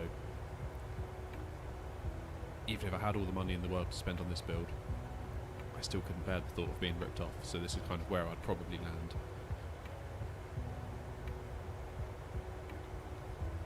So I would start with a 7800X3D, because I kind of feel like for flight sim especially, that's kind of the choice at the moment if I was building new.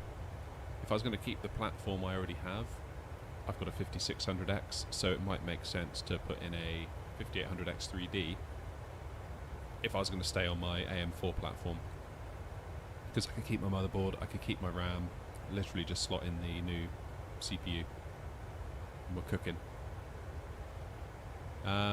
Motherboard wise, I went for the Gaming Plus Wi-Fi from MSI.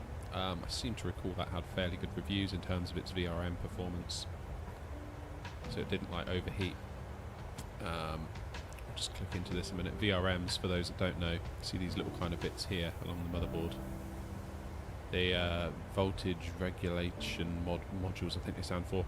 Anyway, they kind of control the power that flows into the CPU. If you go for a cheap board, these can overheat, and when they overheat, they limit the amount of power the CPU can have, and it has a knock-on effect that your CPU has less power. Given that flight sim is predominantly CPU limited, you really don't want that to happen. So this big chunk of metal here, while it looks cool, and this one here looks cool, it kind of makes it look, you know, like a stealth bomber or whatever. Lovely bit of decoration, but it is actually incredibly functional because it draws the heat away from these VRMs and allows everything to perform at its maximum capacity. Also got a heat cover over the M.2 slot as well, and over the chipset, so nice little board there, I would say. Coming on down, I went for 32 gig of Corsair 6000 CL30, 120 quid, not too bad. It's not the greatest, but it's not too bad. Storage is a funny one because I've obviously got storage already. So there's no reason why I can't just lift my current drives out of my current PC and reuse them in this build. However, I would probably look to sell my existing build. So I should probably put a drive in it for whoever I'm selling it to. So, wow, look at that, £66 for a 980 Pro. I paid 120 for that a little bit over a year ago. That is incredible how fast that's dropped in price. Really, really incredible, that. I mean, I suppose the other option is I could go 2 terabyte 980 Pro for me.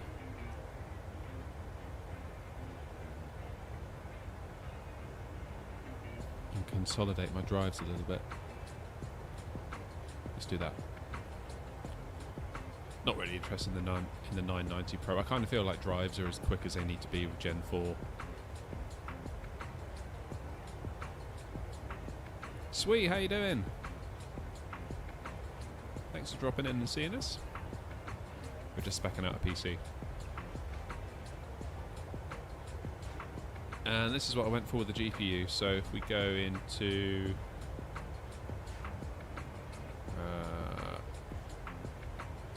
actually, let's just remove it. Go back in and have a look at all the stuff. We filter by 40, 80. Let's do 4070 Ti as well. Let's just see what's about. And if we sort by low to high,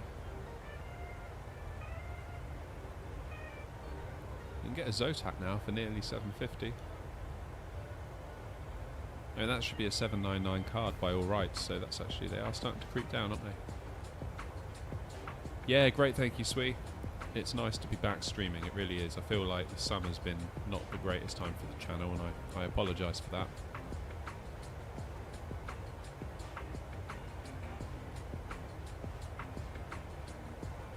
It's nice to be back.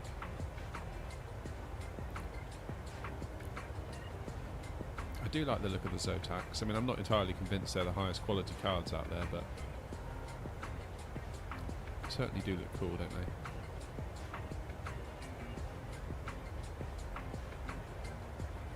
This is what I don't understand, is when you start creeping up.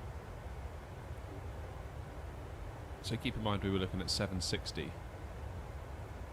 You got 930, 950, 960. It's like, why would you spend £200 more on the same card, more or less? I mean, it's the same flipping silicon from Nvidia on it. I know they put a different cooler on it and yada yada yada, but come on, really, you know? It can't be £200 more money, because at this point you are within spitting distance of a 4080, so just get the 4080. There is no way any cooler can be worth a £200 to £300 premium. I'm sorry, but run the two cards side by side, you might see like 3 FPS difference, if you're lucky. Oh, you're looking at the Wind Force, Julius? Yeah. So the 4070 that I had was it a Wind Force? No, it wasn't. I nearly bought the Wind Force because that was like the one that is MSRP, so I think it's $599 in the UK. And then I went onto Amazon, and for whatever reason, they had the Eagle, So in terms of Gigabyte's product stack, I think Windforce is entry level. Eagle is a little bit better again. Then they've got the gaming OC, which is a bit better again. Then you sort of go into the Aorus Master stuff, which goes like crazy money. Now, I don't know why, but Amazon had the Eagle for cheaper than the Windforce, and they gave me a copy of Diablo 4, so I was like, yeah, okay, fine, I guess I'll do that. But otherwise, I'd have gone for a Windforce, personally. Just because of the price. Is 4080 much better than 4070 Ti? Yeah. Yeah, it's completely different silicon. Completely different. So the 4070 Ti, I don't know if you remember, Jalise, when they first announced the cards. Do you remember they said there's going to be the 4090, there's going to be the 4080 16 gig and the 4080 12 gig? And everyone was like, what? Why are there two 4080s? And it then transpired that the 4080 12 gig was on a completely different piece of silicon than the 4080 16 gig. So everyone was like, well, it's clearly not the same card, is it? And then Nvidia quietly unlaunched the 4080 12 gig and reintroduced it as the 4070 Ti.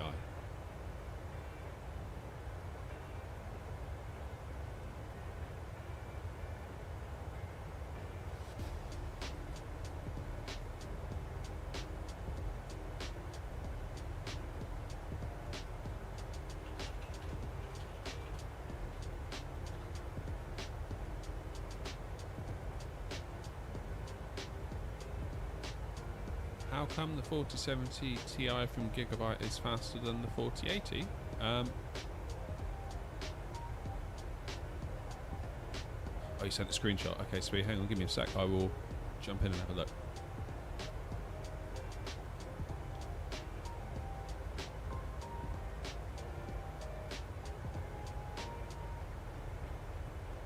Oh, right, yeah, you're looking at the megahertz. So that is not the only metric you should be looking at. So the 4080, I believe, runs on the AD103 die.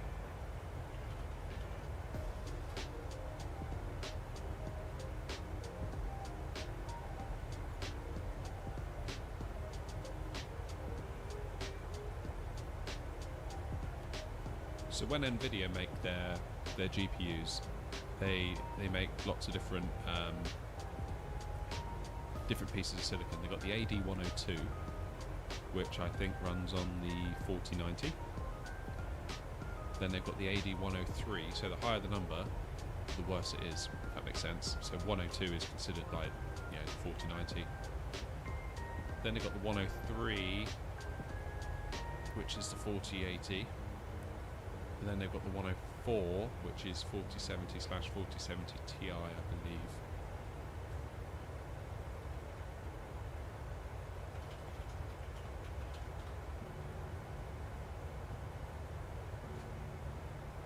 Yeah, 4080 runs on AD103.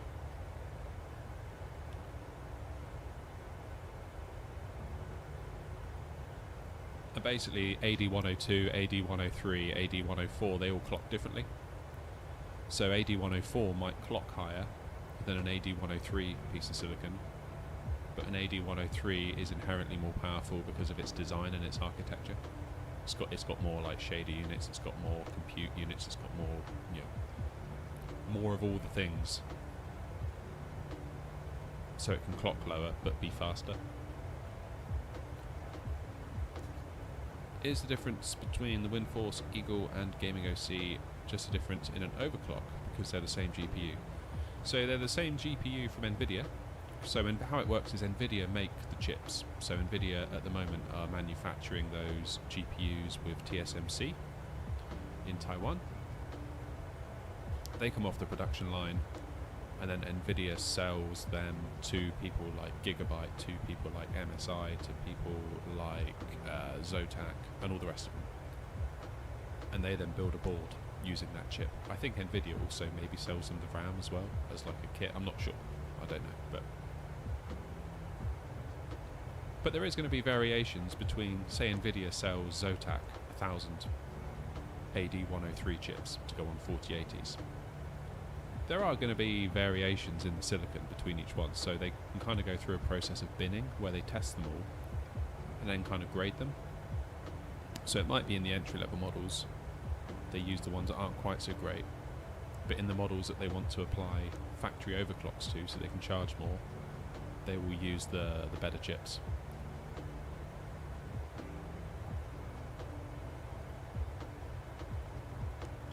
But the main difference, at least, is, yeah, it's the overclock and also the cooler.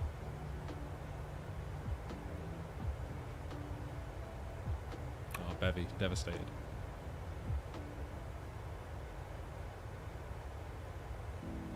It might be that you get a better quality cooler on the more expensive models, such that the fans don't have to work so hard, they can run quieter. Maybe things like RGB get added, you know, anything to make a few bucks. Some YouTubers, obviously I can't do it because I don't have access to the cards, but some YouTubers, I forget who it was, is it Tech Testers?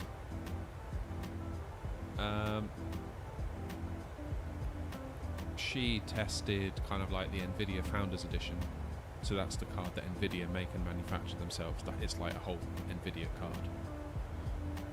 And I think then she tested it against like the MSI and the Gigabyte and the this, and it was like there was nothing in it, basically. Like in terms of FPS, there was like so little in it.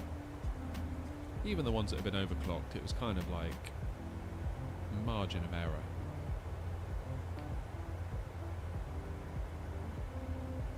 And the question that she was posing was, is it worth the extra 50, 100 bucks, whatever it is, for the better models? And the answer was sort of like, no, not really. Like maybe thermally they're a bit better, the expensive ones, like they run a bit cooler. And they run a bit quieter because the fans are higher quality. But if I was spending my money, Jalise, I'd probably be looking at Windforce or Eagle in Camp Gigabyte.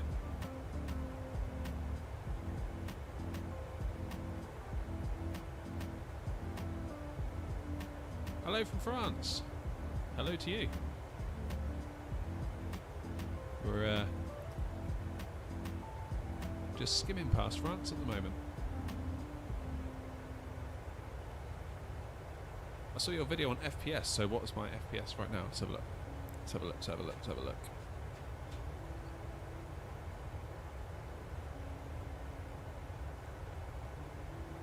So don't be alarmed that we're not getting more than 30. I've capped my sim at 30. So if I see 30, everything's good.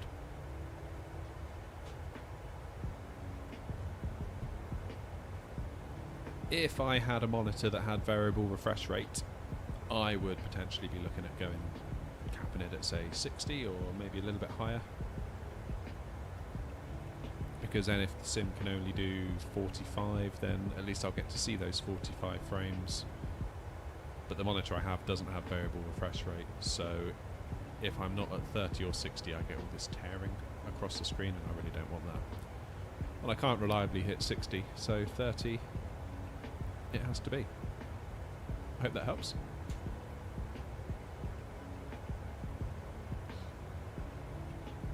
Oh, you've got a 3070, that's nice.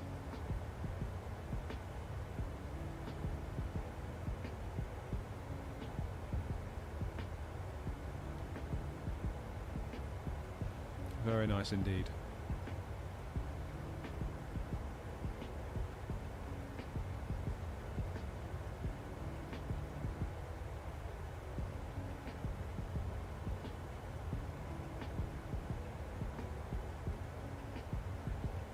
But going back to your original question, Jalise, I think 4080 is roughly, is it 20 to 30% faster than 4070 Ti?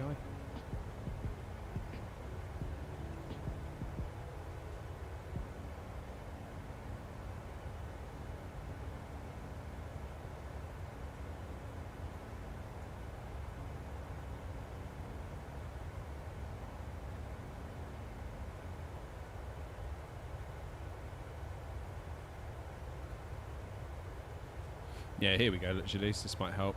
I mean, this is Tech Power Up, Take it with a grain of salt, because this is all kind of broad picture results. It's not specific to any sort of title.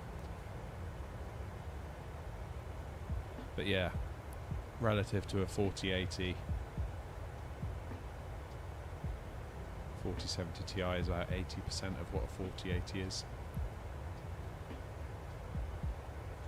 Trading blows with a 3090, not quite keeping up with a 3090 Ti. Again, this is big picture, broad strokes, so if you've got a particular game you're interested in, you probably want to look for detailed results for that game. But you can see the 4090 is clearly that's the big hammer.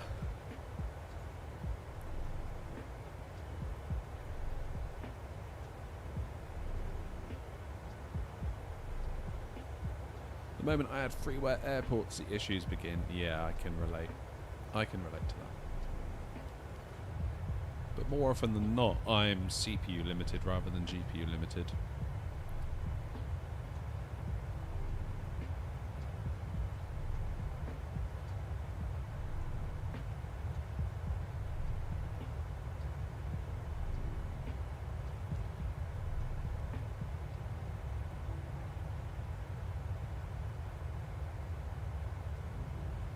Easiest way to tell if you're CPU limited, go to the debug menu, display FPS.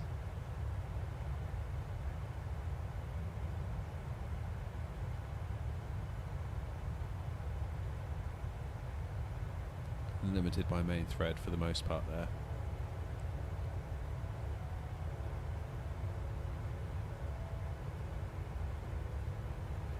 Do you think there'll be a point where GPU performance can't get any better? I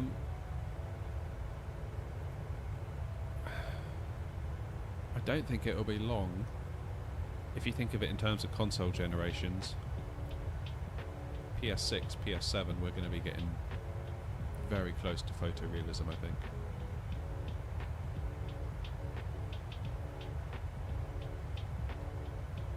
But I think there's going to be like this weird uncanny valley where it looks amazing, but it might feel a bit weird.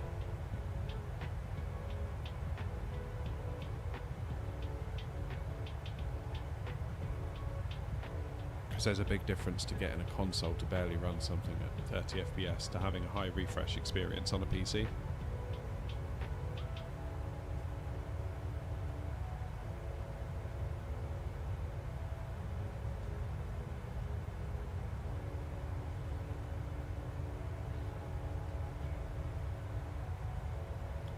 Yeah, I mean MFSS is MSFS, can't talk.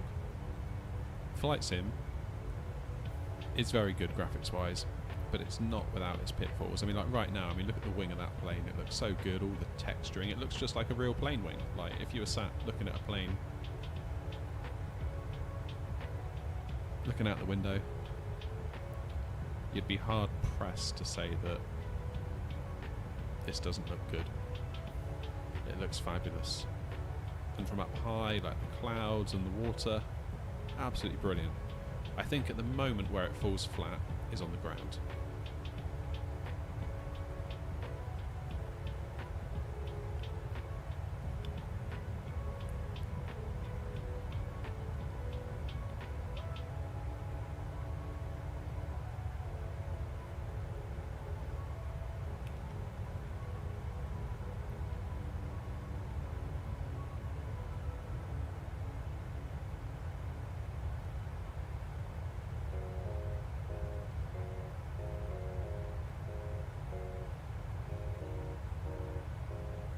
I think in a way what I'd like to see scenery developers spend more time on would be the approaches rather than the airports themselves. Some default airports are good, but some are very awful. Yeah, they really are. So for an example, I know some of the devs like to make the interiors of all the airports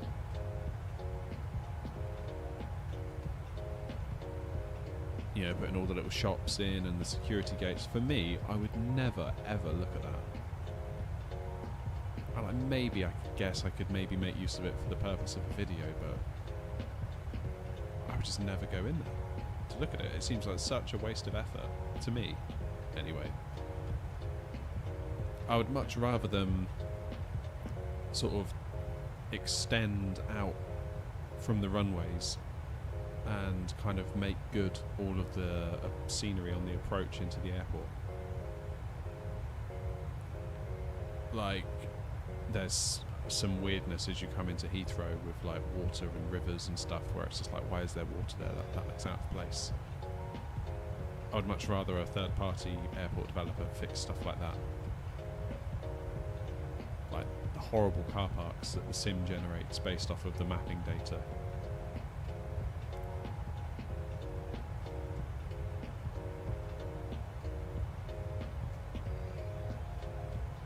Things like that, I think, could be improved in the sim.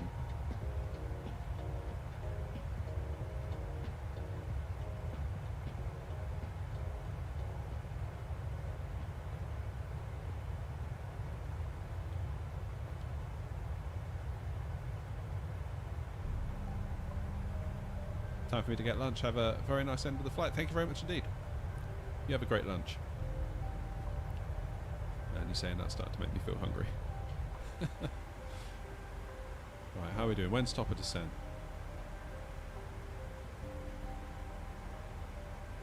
Not long.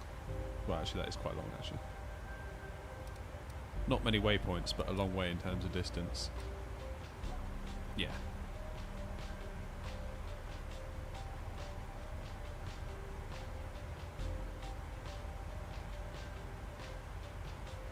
So, Spain's coming up.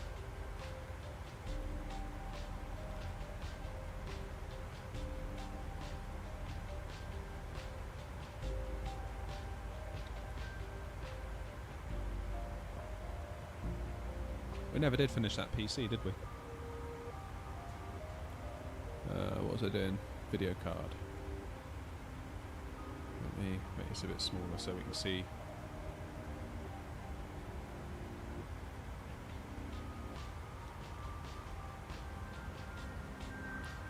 So let's price one out with a 4070 Ti first.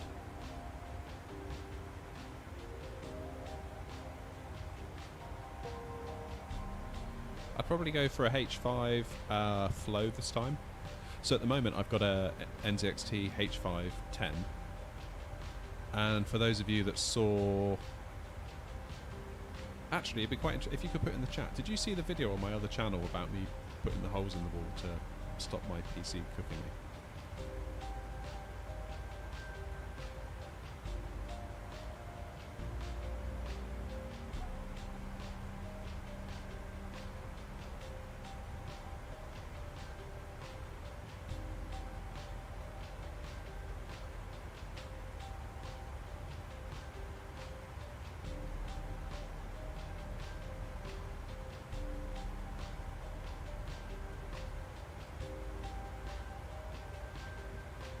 Anyway, long story short, I've drilled holes into my wall to get all the heat outside of my room.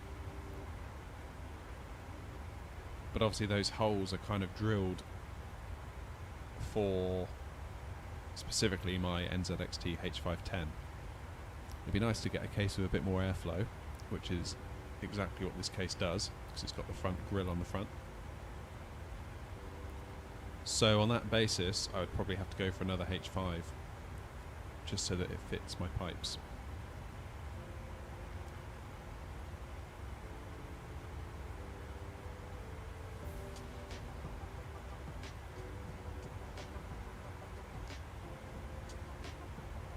Where's my back button gone? There it is. And for the power supply, I thought I'd probably just go for 1000 watt. I feel like with my power supply now, I cheaped out, went for a 650 watt, and I'm now in a position where if I want to get a better card, I'd need to upgrade it, which is a bit of a shame. So what's the total on that? 1752. Yikes, that's a lot.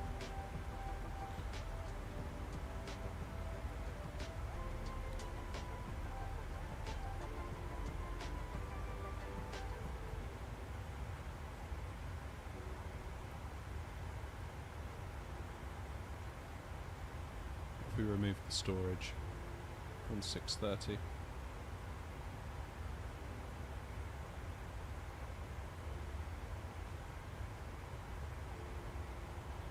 Just took off from Split with the Phoenix. Always a good start of the day with Flight Sim. You're not wrong.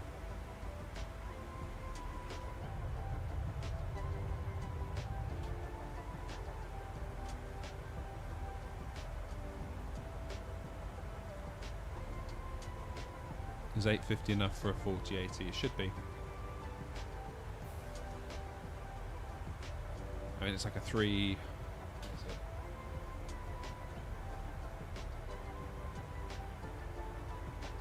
Where was it? This one, wasn't it?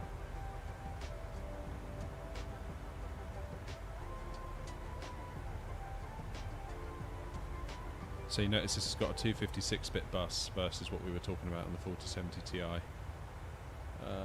What does it need?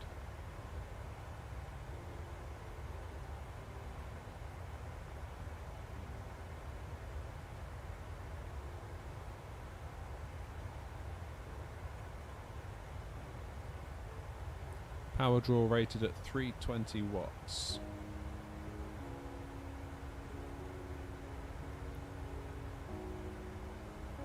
Clock speeds, memory. Did that tell you? Suggested PSU 700. Okay.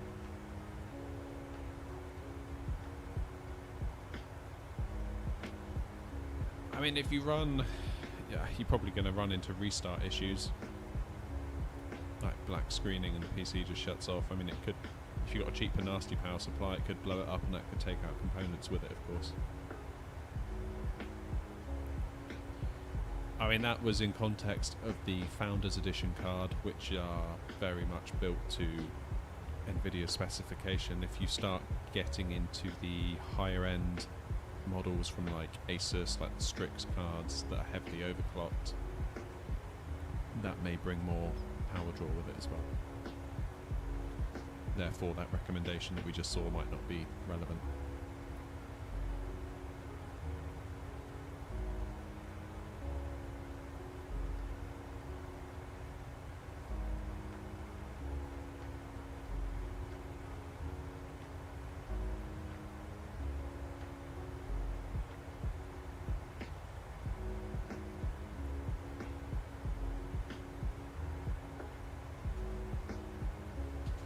So,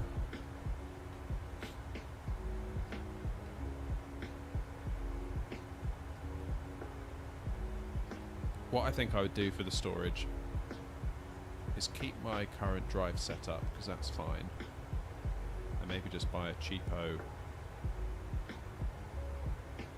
drive, like a Crucial P3 1 terabyte. That would do. Gen 3 drive, 36 quid, done. And then I've got my old PC that I could sell as a complete piece of kit.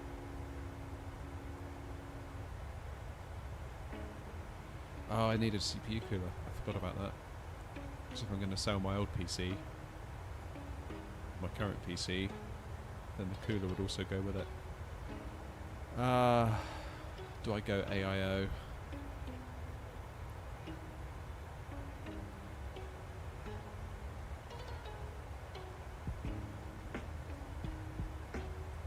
Do I go for an AIO? I don't particularly love them.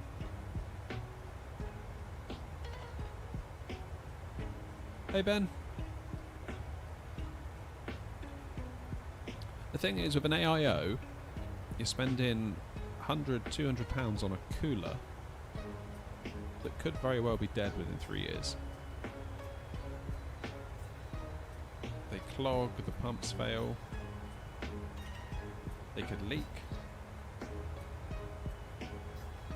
or you could just buy a really good air cooler and set it and forget it and never have to think about it again.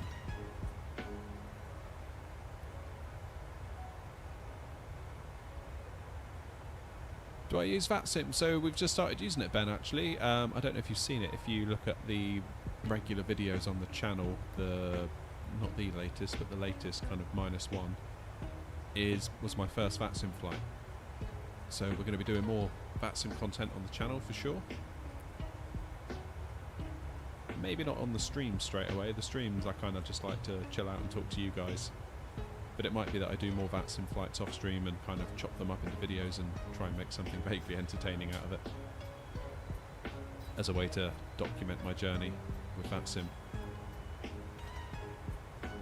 No, Swee, no, we're not on VATSIM right now. Not entirely sure I'm up for managing a stream and VATSIM all at the same time yet. Just because I've only got one flight under my belt with VATSIM. Oh, you had your first flight on Saturday. Nice, how did it go?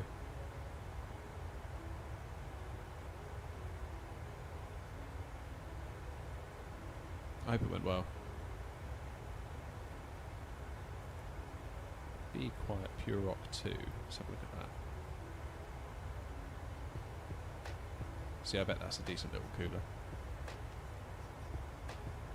At a not crazy price. Let's just go for one of those. Just to get all the bits I need. So 1703. 1703 with a 4070 Ti. 1703, remember that. Whoops.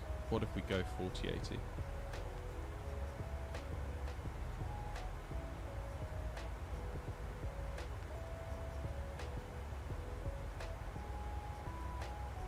Well, the ATC was super kind and supportive. Yeah, that's great. That's brilliant. That's great to hear. Much the same experience my end. They couldn't have been nicer. They couldn't have been more helpful.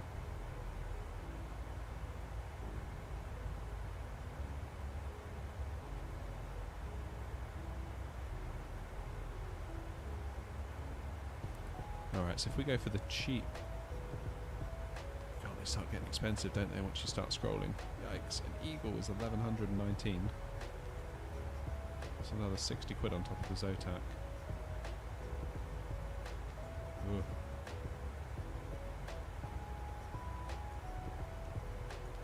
That is a chunky card, isn't it? Wow. Right, let's just add it and see how much it comes to. Oh my goodness, £2 grand. £2,060. Yikes. Let's get saving, boys.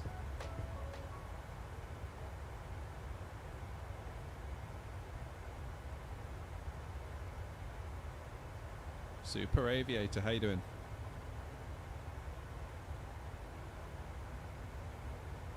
So it was my birthday recently, and I have 100 AUD. Is that Australian dollars? Do I recommend the 737? Yeah, I do. 100%. Love it.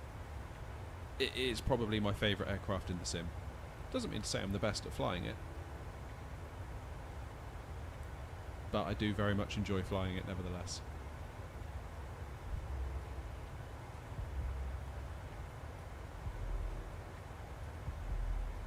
It is a lot of fun to fly.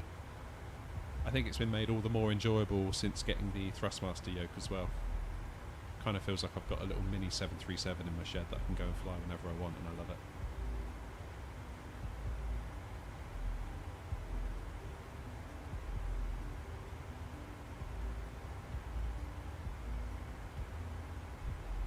Oh, you didn't hit the live button.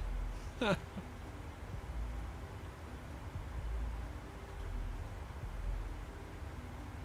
channel's leveled up my flying in the sim. I've learned to do better landings, better approaches, explain it so well more than other YouTubers. Oh, thanks. I'm glad it helped.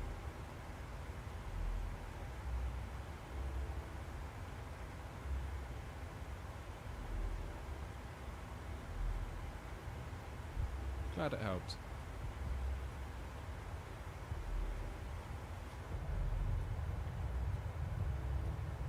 If only I could take my own advice sometimes. Maybe my landings would be a bit smoother. 800 is expensive, but it's the only plane they use in Australia. Only thing I would say to that is I wouldn't get too hung up on I don't know, everyone falls down differently on this, falls on like a different opinion, but I know you see some people bickering online on other people's videos, on other people's streams, being like, you shouldn't be flying that route in the Airbus A320neo because only the Airbus A320ceo flies that route. And it's like, honestly, who cares? It's a sim. It's supposed to be fun. Do what you want. Enjoy yourself.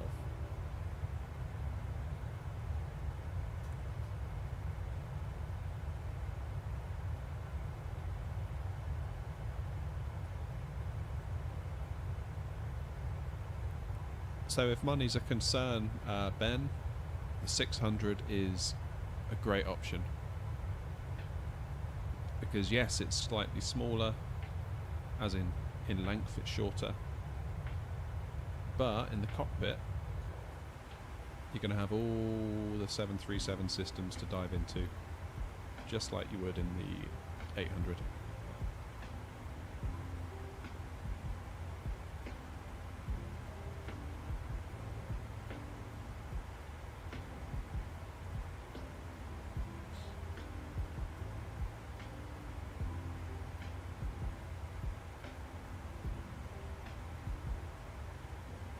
So I think the 600 is the cheapest option, unless there's a sale on at the moment I'm not aware of.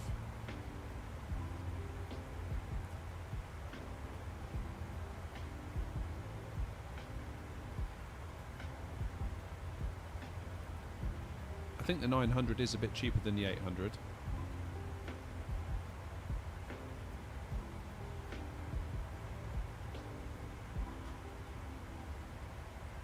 Welcome to VATSIM, by the way. Thank you.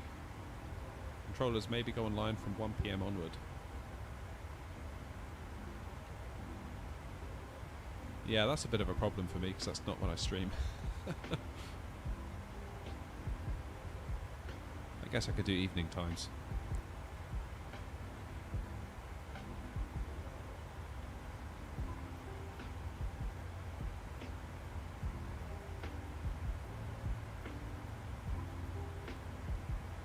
But in a way, I kind of like the idea of keeping the streams just for us, where we have a natter to each other and just chill out and generally have a nice time, and then I can then make videos about VATSIM, doing VATSIM flights at other times of the day. I don't know, we'll see how it goes. It'd be nice to introduce it into the stream as well in due course.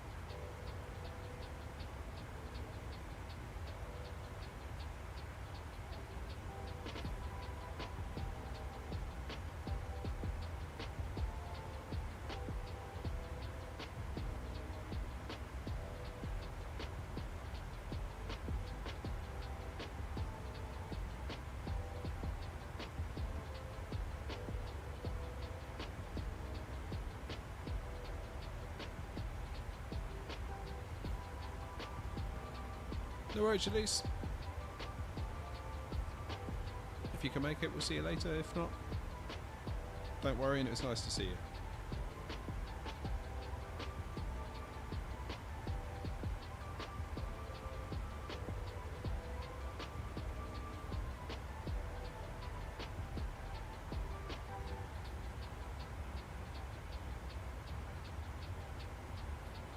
Is the Phoenix A320 worth $50 over the fly-by-wire? So this was a question, Ben, that I wrestled with for a long time. Short answer, yes, probably it is. But if money's tight, you can still have a great time on the fly-by-wire.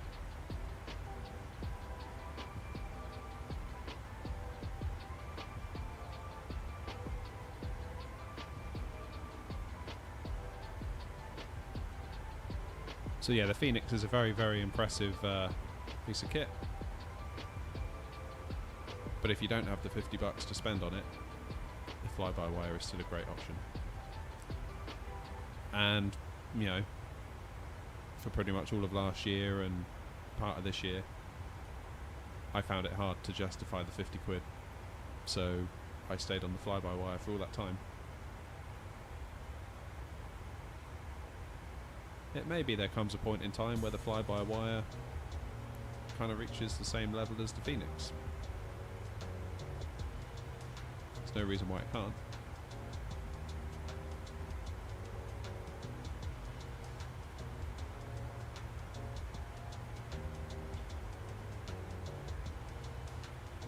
Alright, 160 miles stop descent.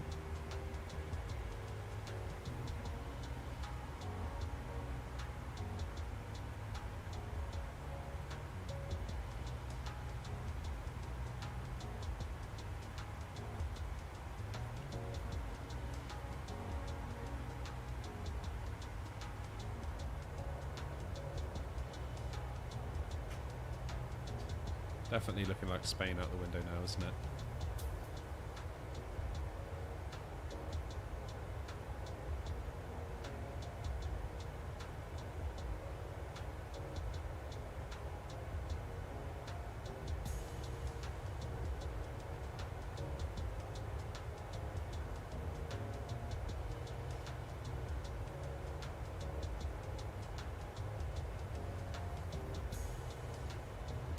I would not get the 777, Ben.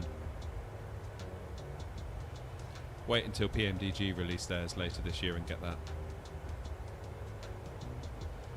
Yeah, everyone's jumping in with the same opinion there. 777 is essentially a skin of the 747, is my understanding. So you're not really buying a plane as such, you're buying a skin for a plane you already have.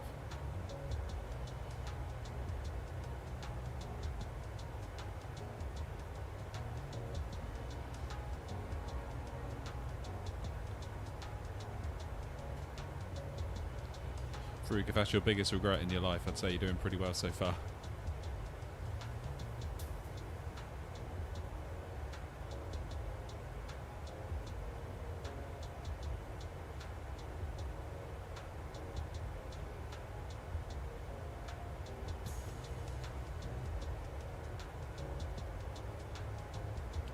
I think for me, the ones on the horizon that I'm interested in are the Aerosoft A330.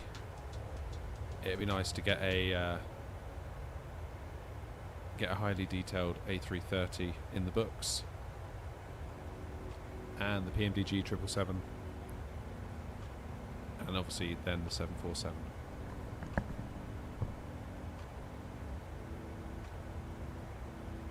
I haven't really flown the 787 very much. I do have the Heavy Division mod, and I do have the Kuro 787.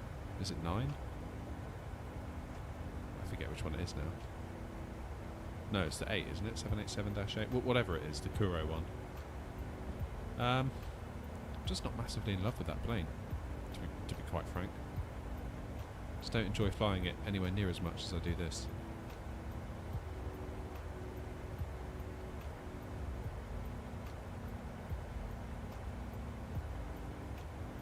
What's the latest SWE on that Aerosoft thing? A330? I haven't really been keeping up, to be quite honest.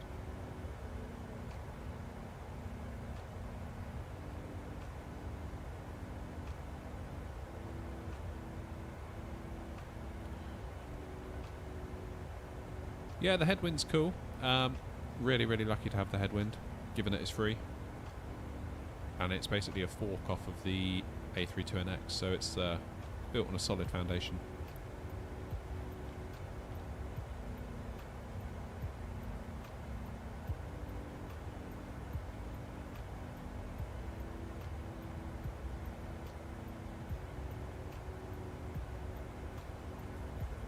Oh, does it? Sweet, okay. Yeah, I mean, they're still working on it, so let them cook, I guess. I can't stress, software is really hard. Like, speaking as someone that's had a background in it, it's like things that you think are going to be easy turn out to be really hard. The amount of times I sat in meetings and I heard other developers be like, yeah, that'd be fine, we can just quickly make this and do that and we'll have it ready for next week, and I'm just like, guys, what are you saying? How can you possibly know that? No, it'll be fine. And then like 3 days later, they're like, oh yeah, it's going to take a lot longer than I thought. So that's basically why all the delays happen.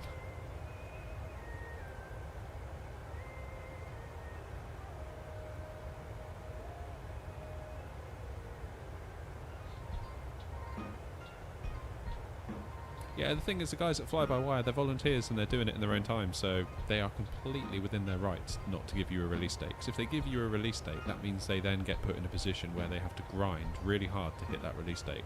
And if they're doing it out of the goodness of their hearts for free on a voluntary basis, they shouldn't have to do that.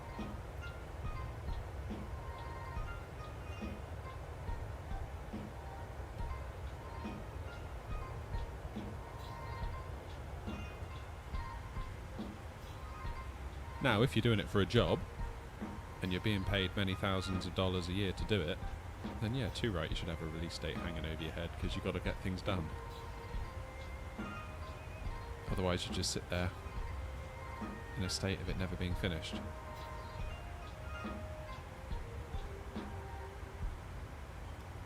Sent a screenshot in the Discord, let's have a look.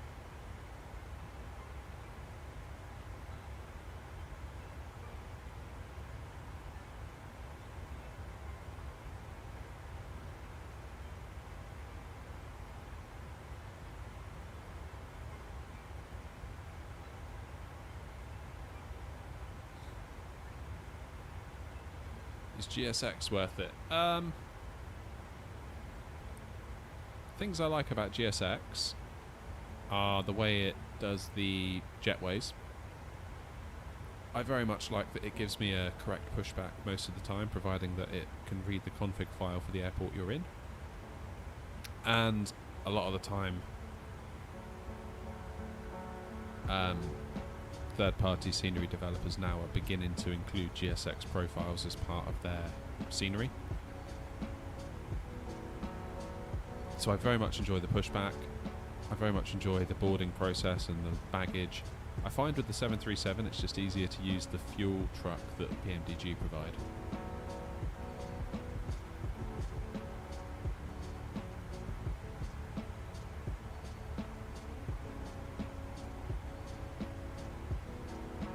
Yeah, best thing is the pushbacks for sure. I mean,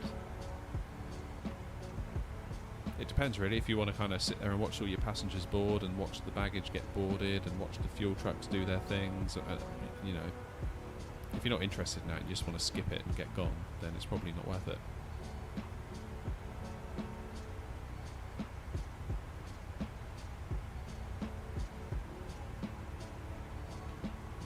I'm going to start looking at making some like air not stuff for GSX. See if I can like have air not buses turn up with air not catering and air not baggage handlers and you know, that kind of thing.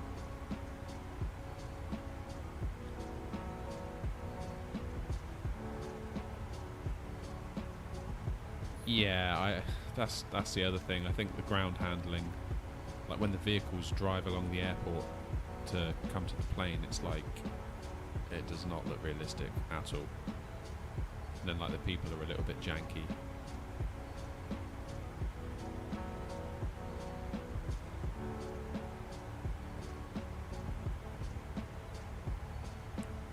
So yeah, it's quite impressive on paper, but there are certain elements of it where it's like, ooh, that's a little bit on the janky side.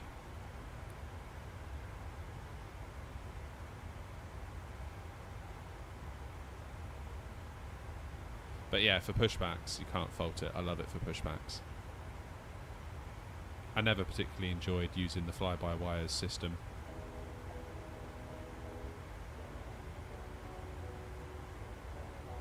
And there was that, what was it called? Pushback toolbar thing. But I found that to be a little bit on the buggy side. Haven't tried FS Realistic. That's probably the next one for me to look at is FS Realistic. Thing is, all of these add-ons, they add up. They're a lot of money. And I think it's easy to buy them thinking like, oh, fear of missing out and everyone else is using them, so it must be the cool thing to do. And actually, did you actually need it? I don't know.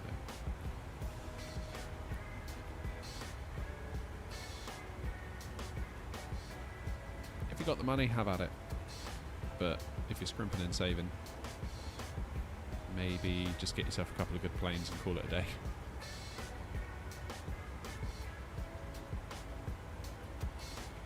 I'll be honest, Aidan, I'm not entirely sure, other than camera shake when you land. And I think someone said it does walk-arounds, if you want to do a walk-around, which might be beneficial for videos. Oh yeah, Ben says sounds. I've heard sounds as well.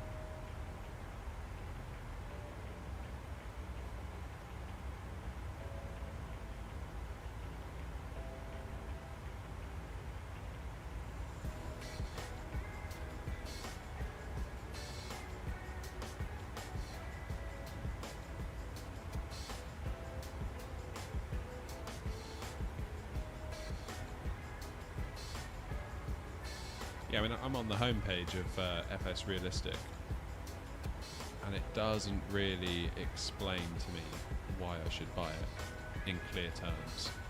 I kind of feel like they could work on their messaging a little bit there.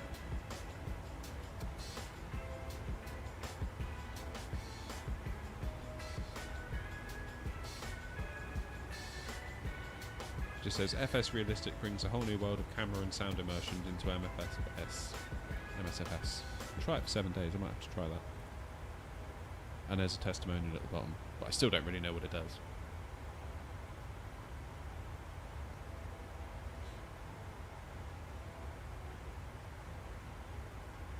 Yeah, there's a 7-day trial, sweet, I may look at that.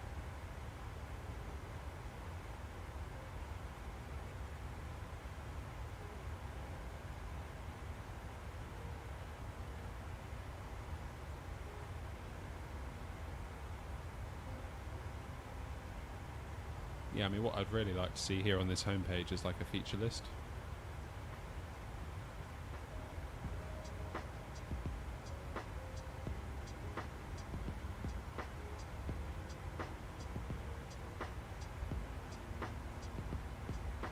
Yeah, if I were you, Ben, I'd focus on the planes, like get yourself a PMDG or a Phoenix and just study them. You're going to get so much more enjoyment out of that than little add-ons here and there.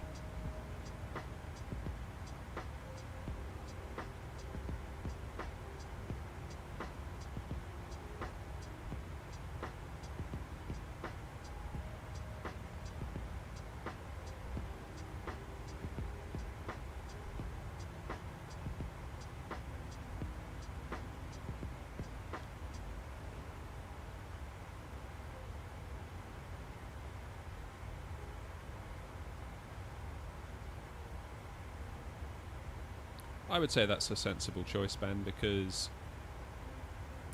although it's not up to the level of the Phoenix, you still have a good option for free with the A320neo from Fly-by-Wire. And that's a solution that I ran until about a month ago. And I ran that for like a year, nearly. So, yeah, I ran the 737-800 from PMDG with the A32NX for a long, long time.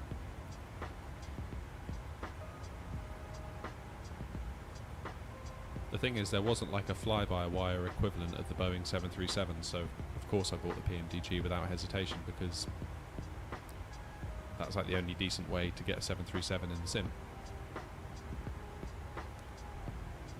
But I held off on the Phoenix because there was also a very competent A320 option in the fly-by-wire.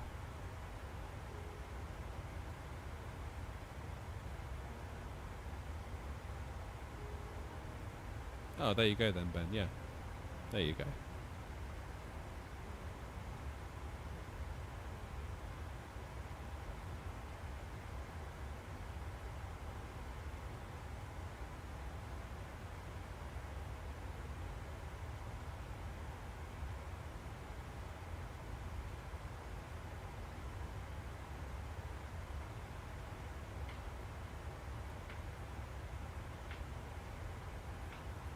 Alright, top of descent is a little bit over 40 miles away.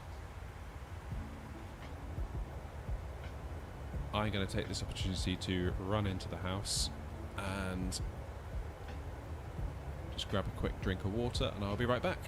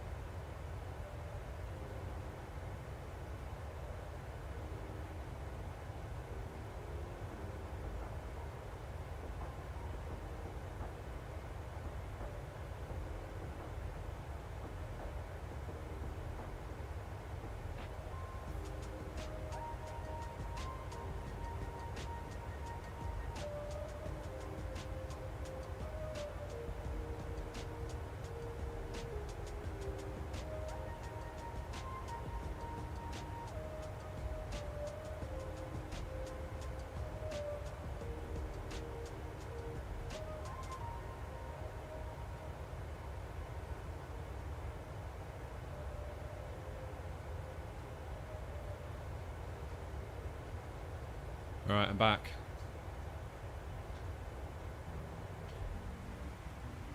I don't know why it's saying that, Ben, to be honest. Obviously looking at the flight deck here, you can see it's at 36,000 exactly, so I'm not sure where it's drawing that from.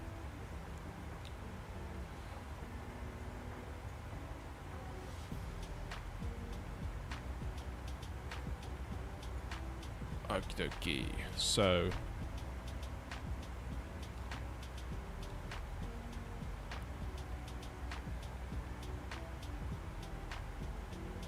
we are going down to 5,000 as a minimum. Let's get 5,000 up here.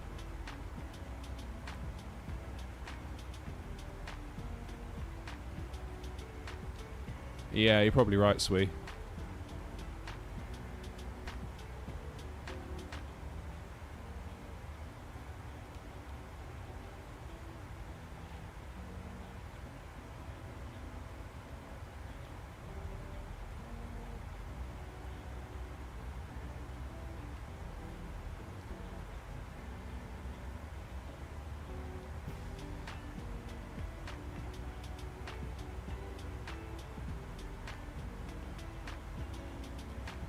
Okay, let's have a quick look at our approach. Oh yeah, saying sweet, sorry. Let's overlay the chart. Nice. So we are, where are we? We're all the way back here. Going to start descending any moment. You can see there on the other ND, top of descent is about 15 miles away.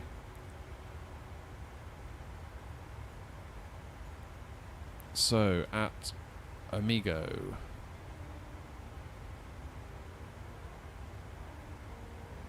was that 6,000 at Amigo?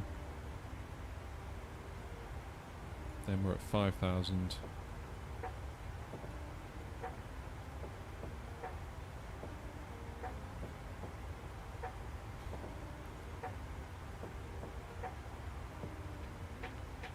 Yeah, 6,000 at Martin. Then it's 5,000, 5,000, 5,000, 5,000. FI13. It's 4,200. Let's bring up the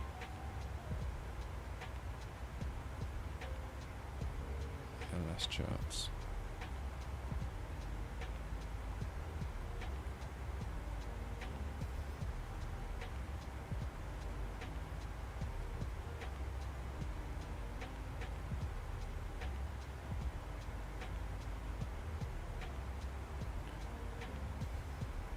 The ILS is 109.5. Missed approach, climb to heading. Yeah, okay, fine.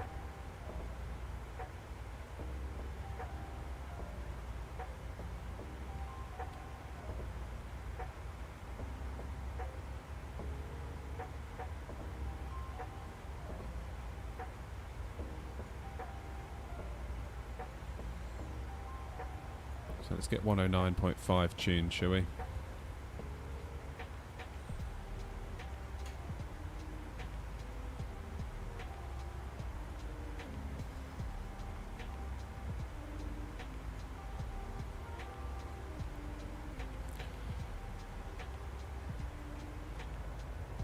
So with any luck,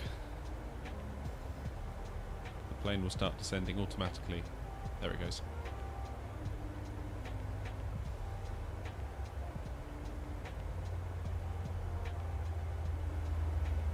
There it goes.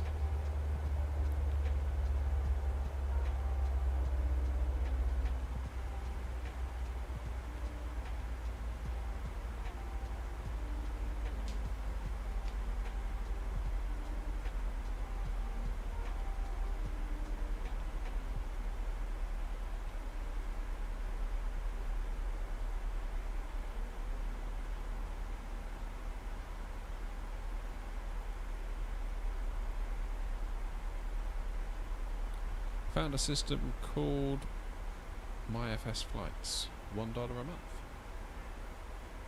Never heard of it, is the honest answer.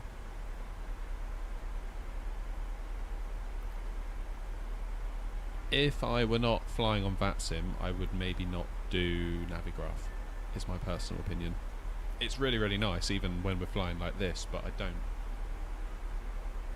I think if you're just flying solo, and you're not obsessive over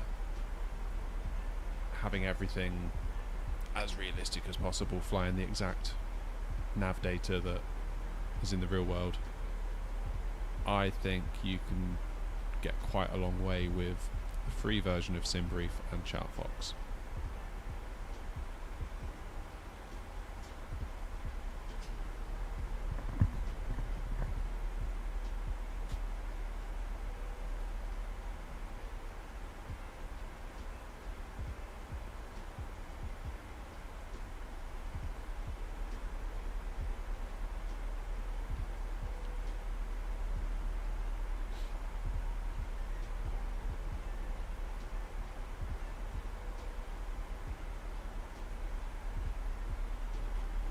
Everything looking good up here? Yes, it is.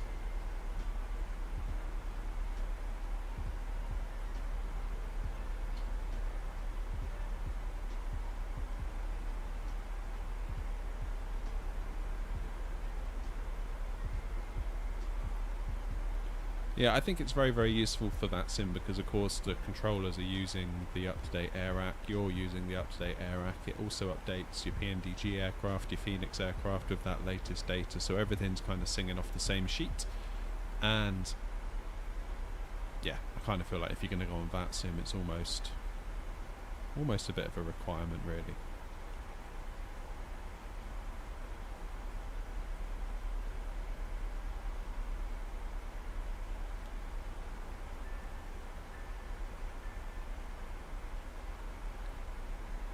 But again, I spent the last year more or less exclusively just getting by with ChartFox and the free edition of SimBrief. Occasionally things went a bit wonky, like things didn't line up, so SimBrief would say something different to ChartFox and vice versa, but it's okay, you can kind of, if you don't mind being a bit flexible.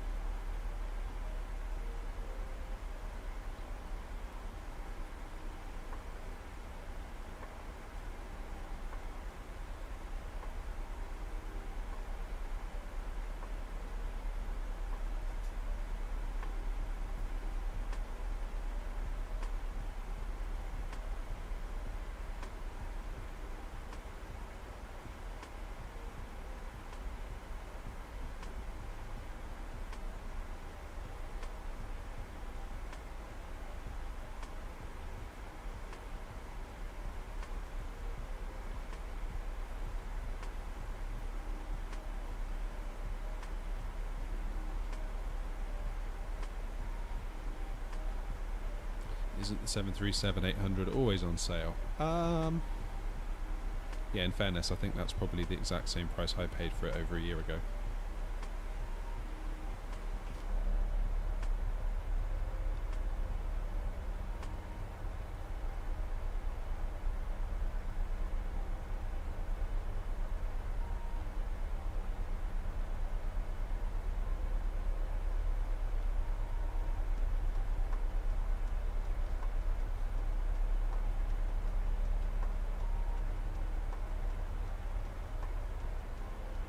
Yeah, I was going to say, 2060 isn't that bad. Just dial back the settings a bit, you'll be alright.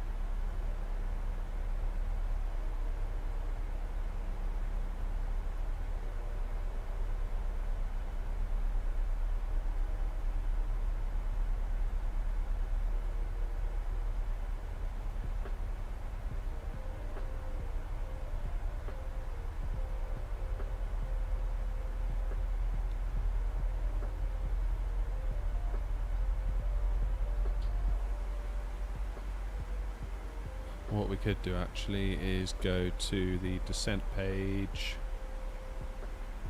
forecast, request our winds, because we did download the wind file from SimBrief, so like a weather file that has all the different winds.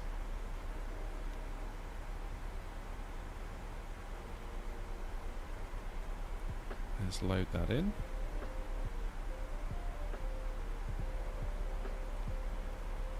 Execute that.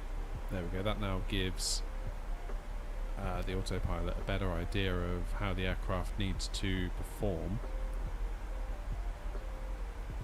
in order to hit all of the waypoints that it needs on its descent, to be at the right heights, the right speeds, because it can now factor in the wind speeds. I should have put that in earlier, really, that was my fault.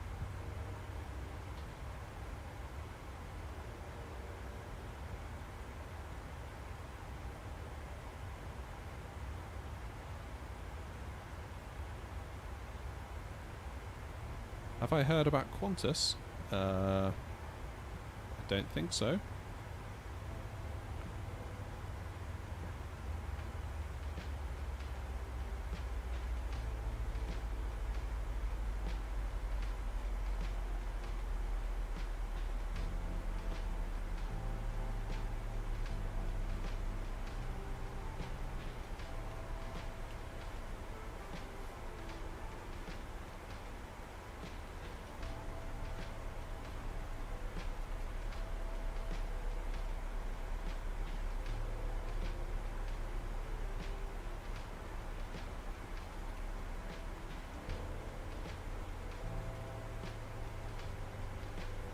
I got worried then. I thought that was actually coming on for a reason, but I accidentally right-clicked it and it stays on.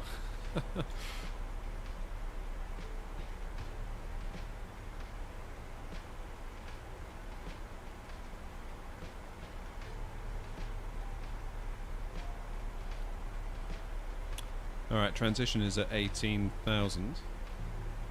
We've got about 5,000 to go.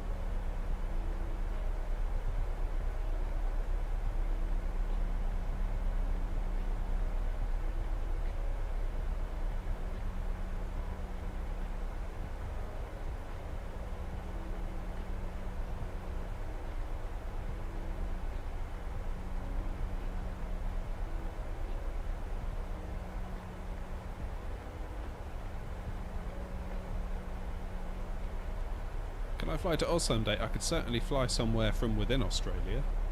Probably wouldn't be flying there from the UK, let's put it that way.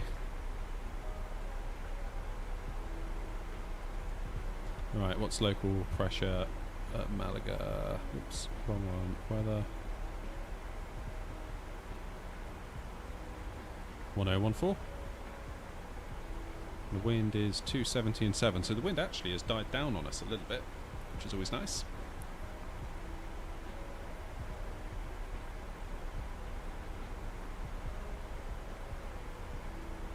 Yeah, we did a tour of Australia about a year ago, almost exactly a year ago. I forget where we started. Was it Brisbane? Brisbane, Sydney, Melbourne, Adelaide, Alice Springs, Darwin, Broome, and then I think we ended in Perth.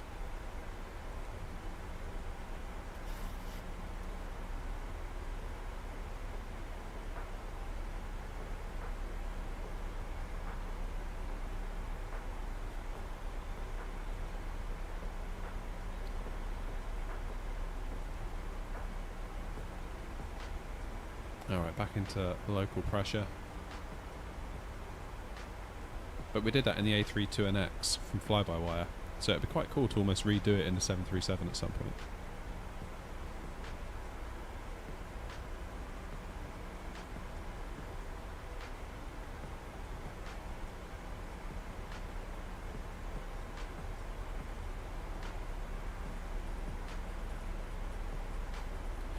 Alright, we've been in the air now for 2 hours and 5 minutes.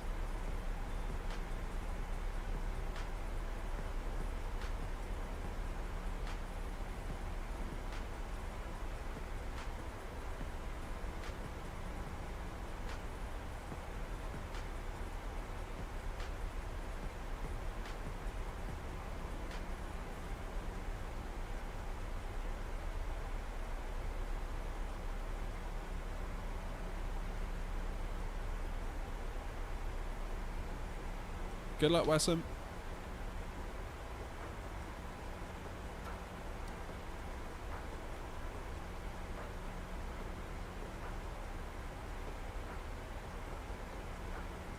Going to be a bit of a ride. Yeah, Madeira often is, isn't it?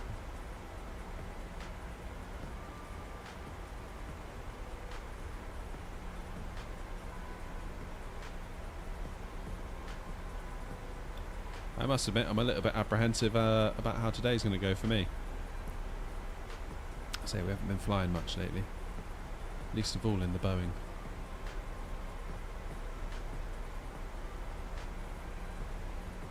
So today is a bit like the first day back at school. I'm trying to figure everything out again.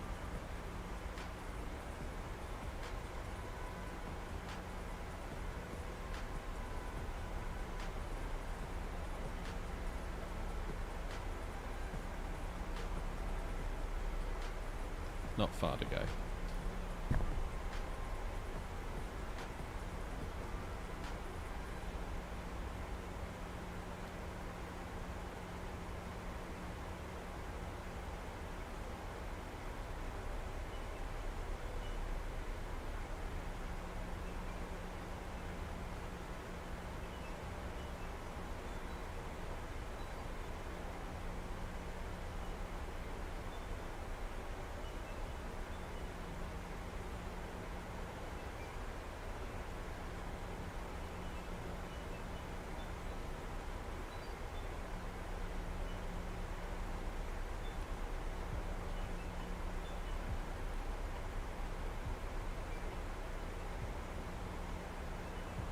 Is drag going to be required? I feel like it's going to say drag required in a moment if we're not careful. Oh no, it's okay, it's recovering.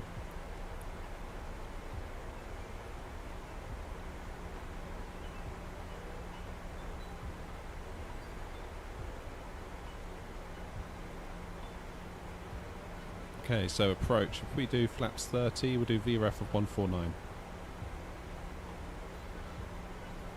There we go, that's set.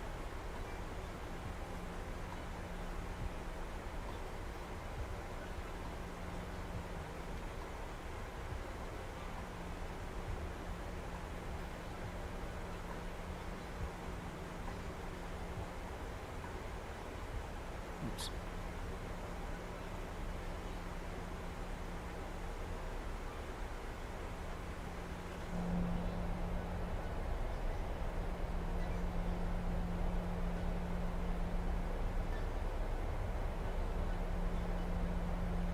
Good afternoon, Franklin.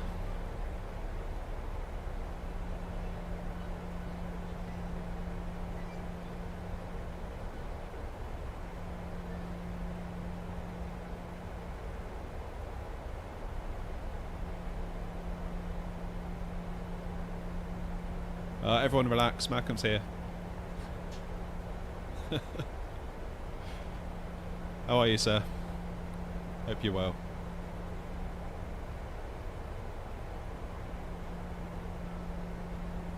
I see you're rocking a snazzy coloured badge over there. That's pretty cool.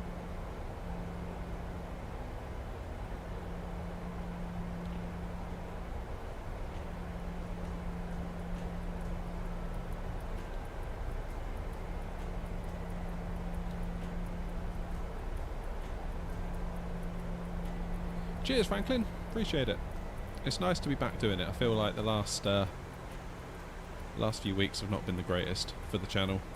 Summer's been a hard time, really, trying to fit everything in with kids being off school and trying to manage everything and still keep the channel kind of, you know, ticking over. I feel like it's kind of gone on to like a life support mode over the summer, if I'm being completely honest. But that's okay. Real life has to come first.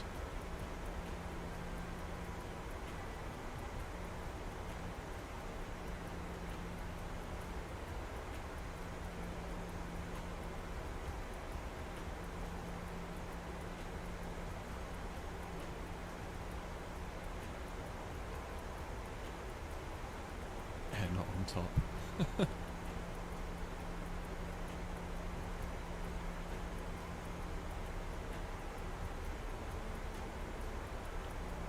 Kid said to their tower they had a call sign and a climb flight level of 3390.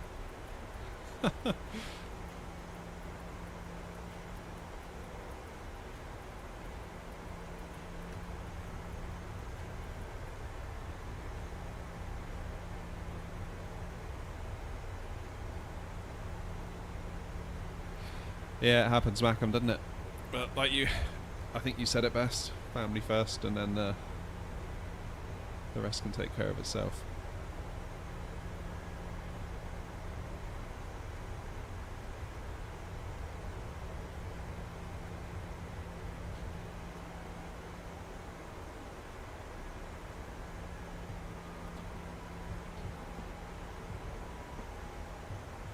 Right. Lights.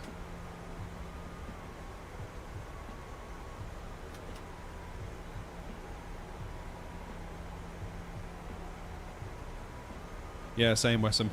Good luck.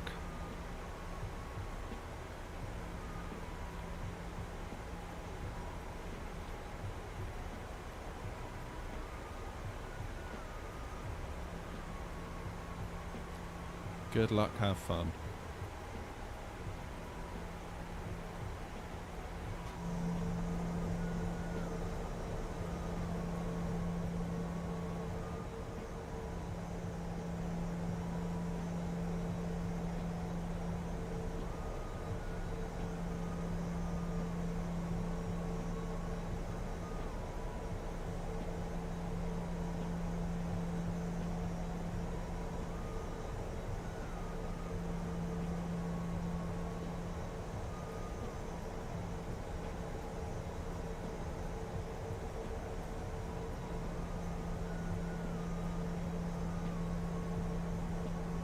I haven't yet, Mackham. No, I've been a little bit out of touch, really, with developments and things like that over the last little while.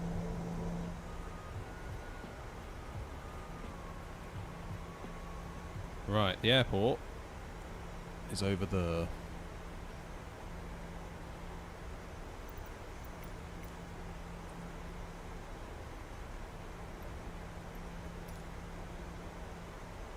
Let's go gate 26, shall we?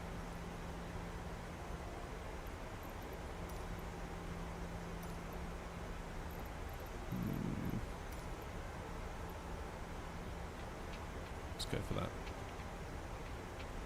Handling by Ryanair. Oh no.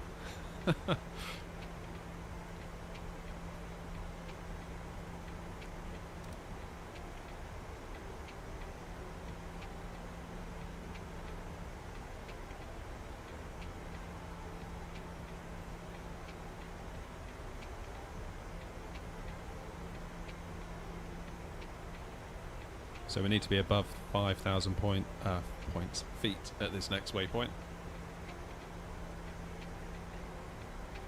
Oh, nice, Malcolm. I'll check that out. I think someone was talking about that earlier, actually, saying, will I get it? And I think I kind of came down on the whole...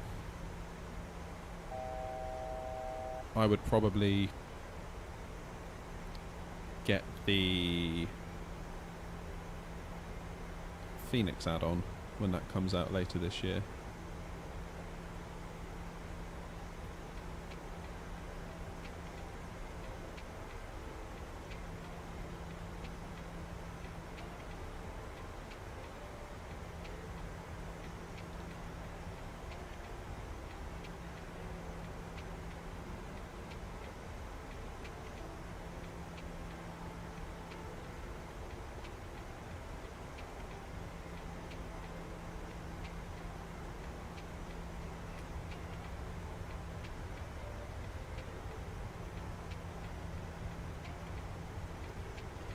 Let's reduce speed to 180.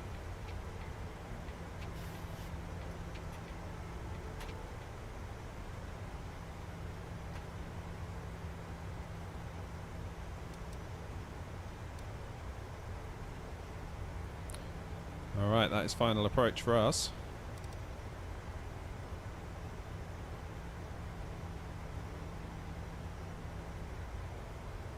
And we'll do 160 until 4 DME.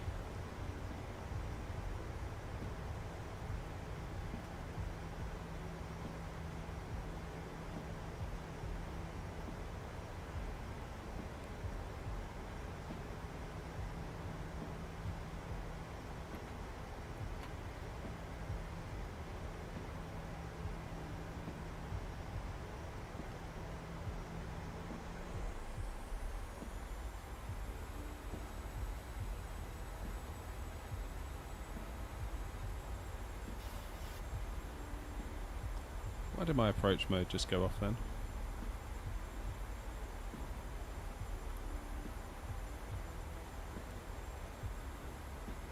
So the light's gone out up here, but it does seem to be following it at least, which is a bit weird.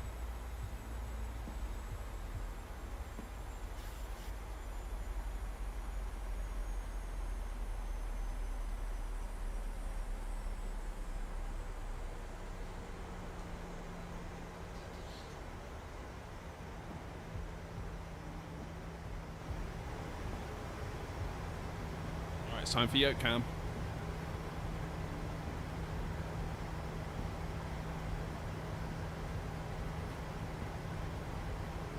So VREF is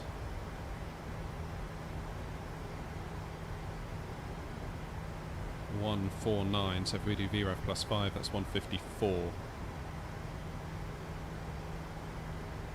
Oh, once ILS is captured, it turns off. Okay, cool. Thank you.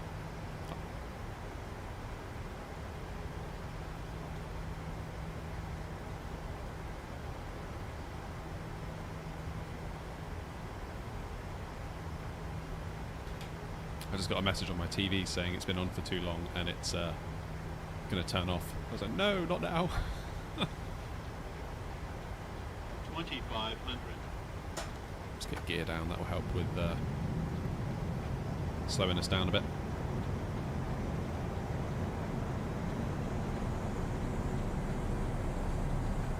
This is a really nice approach into Malaga. I loved flying into here back in April. It's absolutely amazing.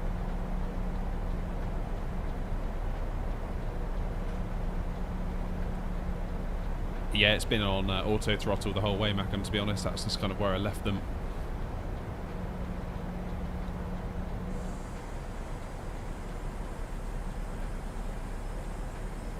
Should be around about there, so we don't have any major discrepancies when we... Okay, let's go 154.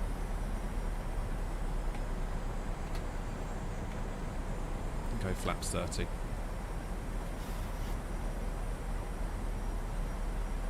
Do auto brake 2.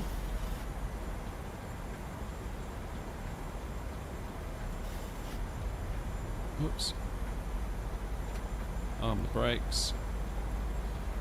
Lights are on. I think we're mostly good.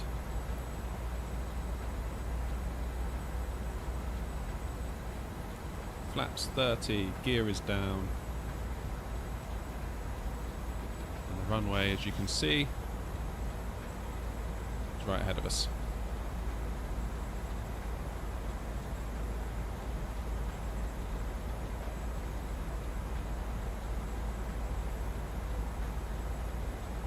Wait on the YouTube Shorts guy. Yes. Yes, I am.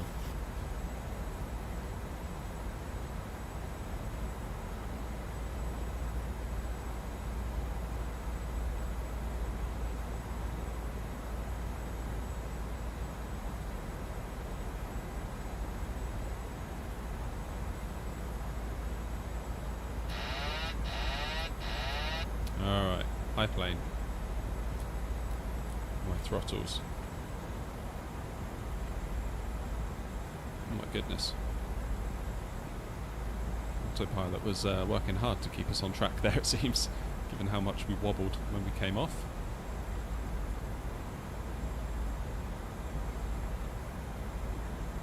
Come on, keep that nose down, please.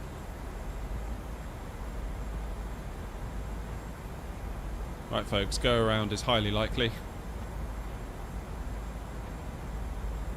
1,000.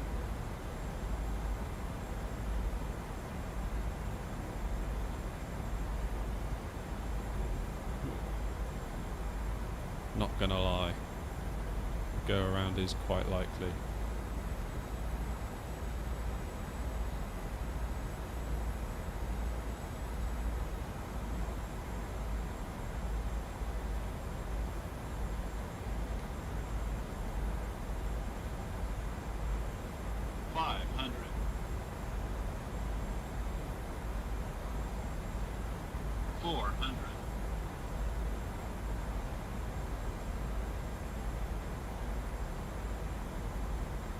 Come on. 300.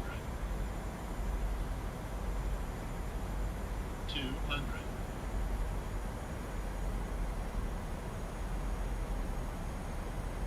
100. Sink rate. Sink rate. Alright, let's go around. That was no good.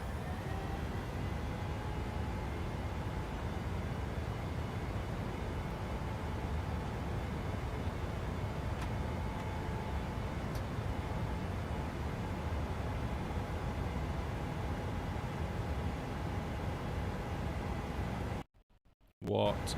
Oh, did you just get that stutter? That was not good.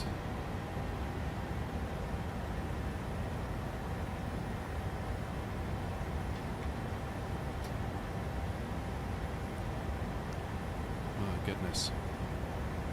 Alright, let's get our auto throttle back on, shall we?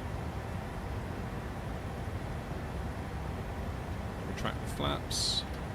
And around we go. Yeah, that was massively high, that was.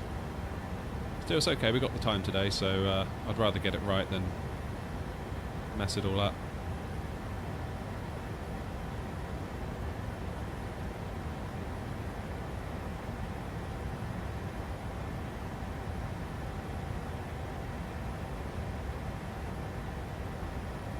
Oh, the toga button's like here, isn't it?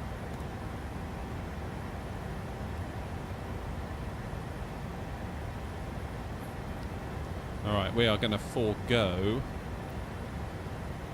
the...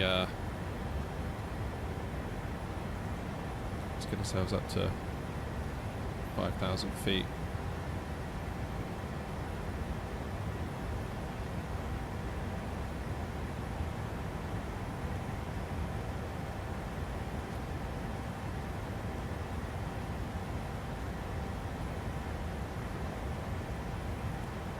Sort out our heading.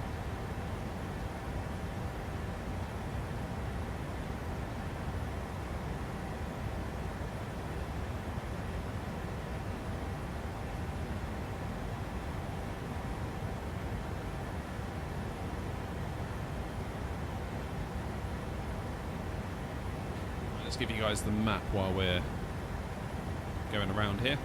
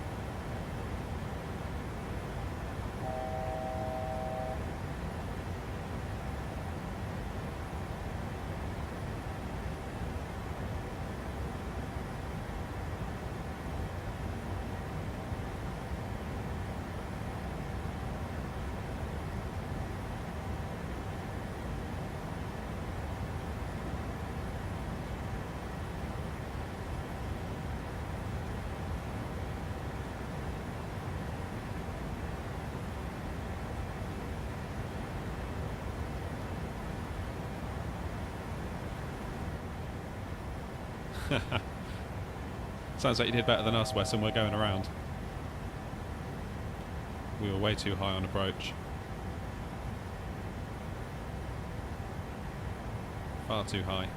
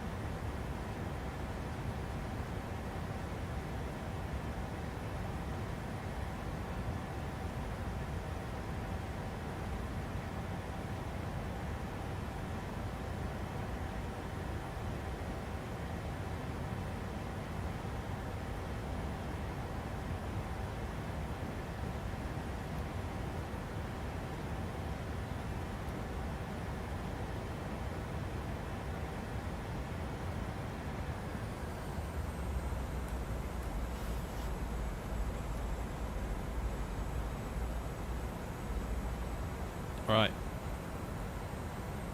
Try that again, shall we?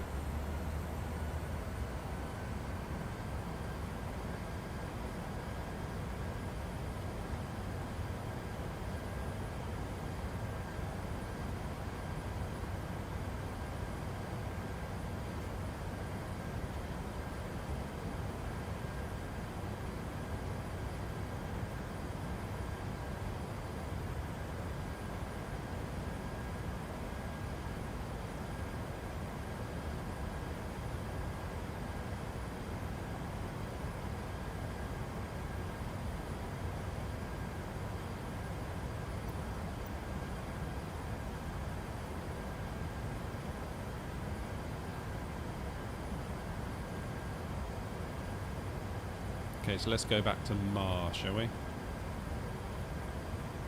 suppose we can go straight ahead.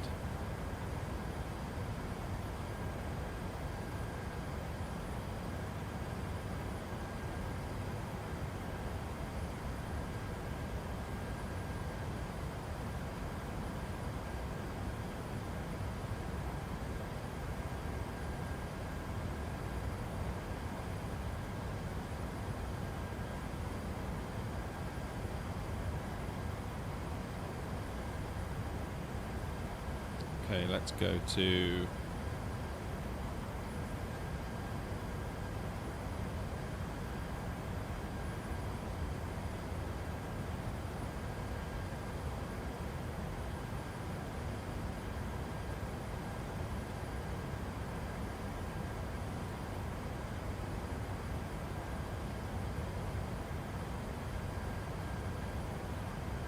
There we go.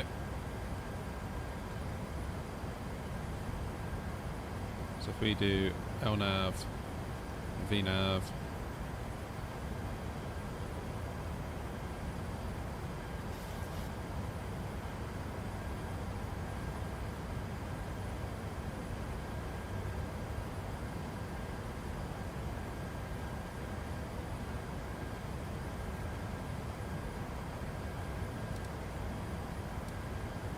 there we go. There's our approach dialed in again.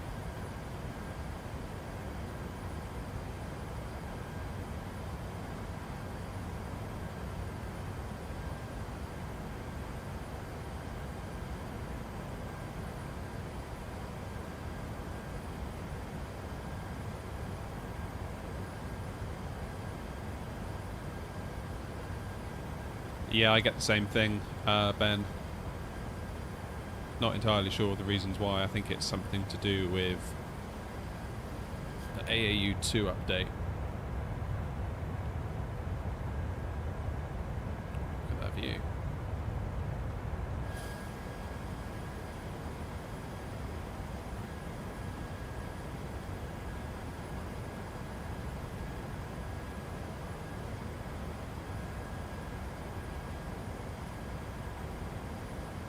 They're pretty cool, aren't they? I mean, I'm not sure this is the route you should take for a go around, but it's quite nice to do a bit of sightseeing. Yeah, okays, yeah, we did. Came in way too high.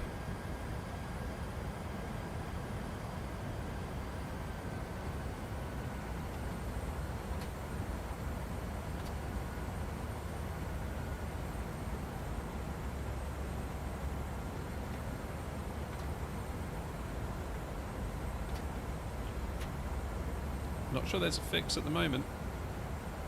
Not to my knowledge.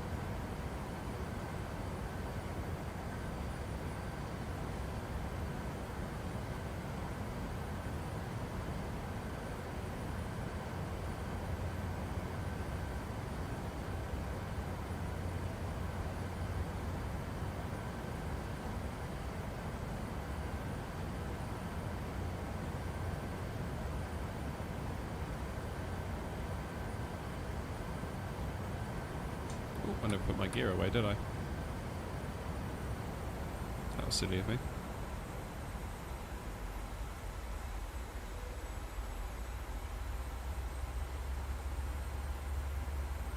Go-arounds are definitely something I need to perfect.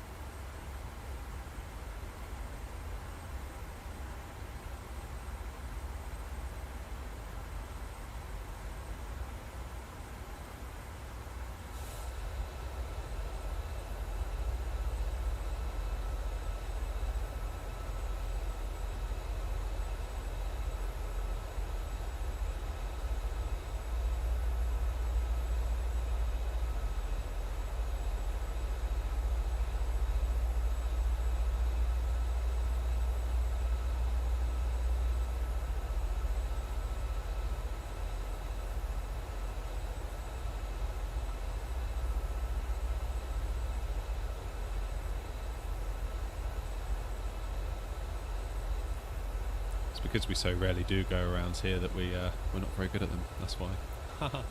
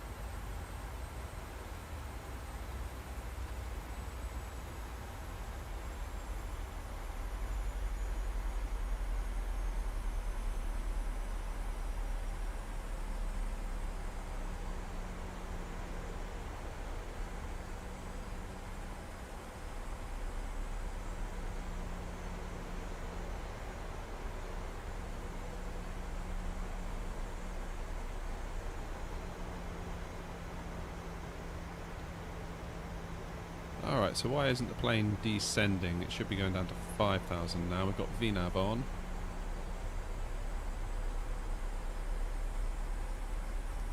It's a little bit weird.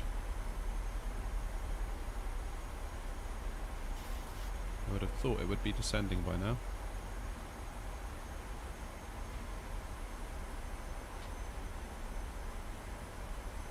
Could be wrong though, of course.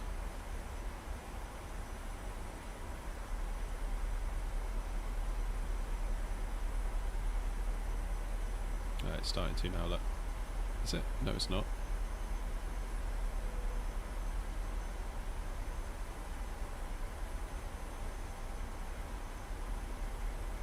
Naughty plane indeed. Okay, well let's do vertical speed then, I'll do it.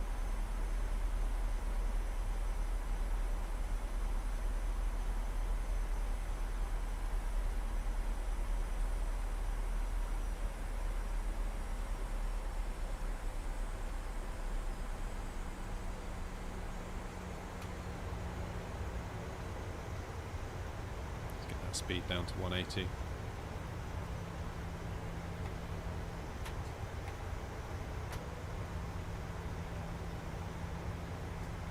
True, but we've only got 6 miles to get to 4,200.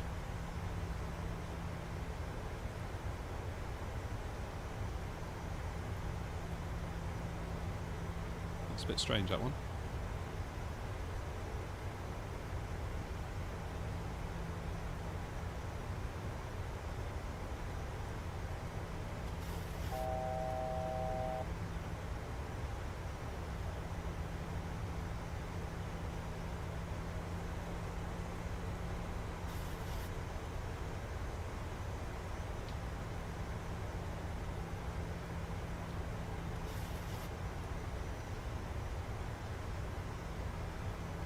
Let's do gear down.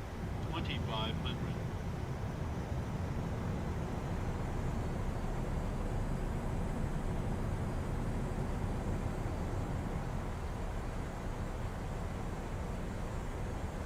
Just keep it going. I don't know why I don't have a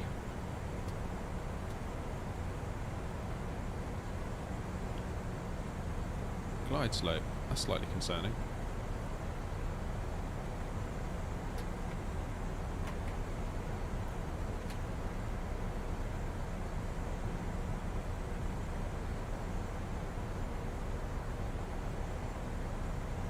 Why don't I have a glide slope?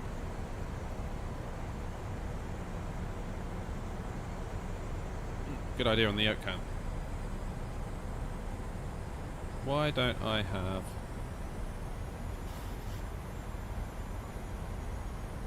a yoke cam? Not a yoke cam, a glide slope. That's very strange.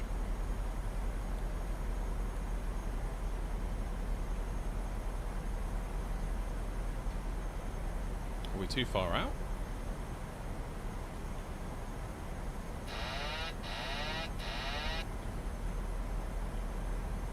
Feels like I've gone massively zoomed in. Why has that happened?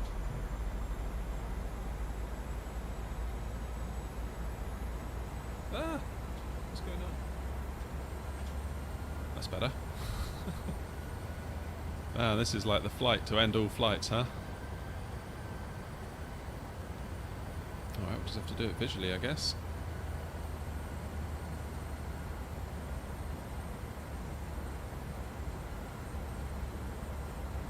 Yeah, radio's set. ILS is set. 109.5. Very strange. Oh well. There is our runway down there.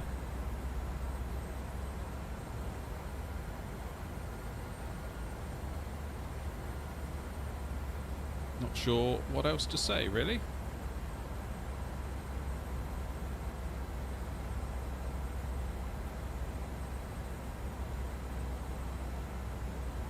We'll do it the old-fashioned way.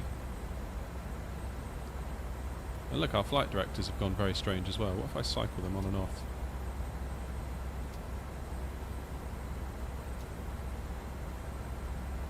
Has that made any difference at all? No, it has not. Ah, there it is, it's back. Hey, we weren't too far off. All things considered.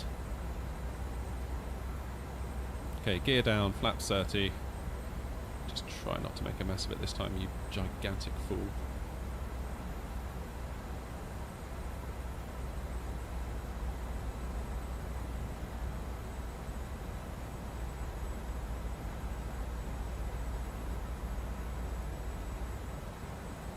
A little bit of wind there. It's tricky because you've got all these hills, they're essentially like ramps for the wind.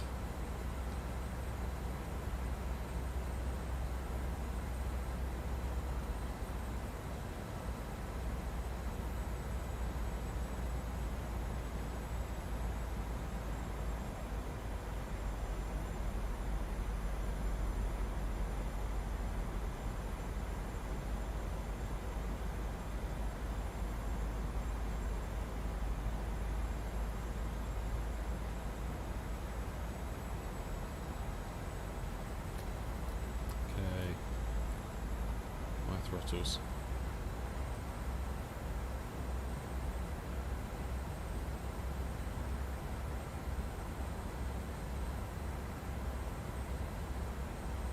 Okay, let's not go too high.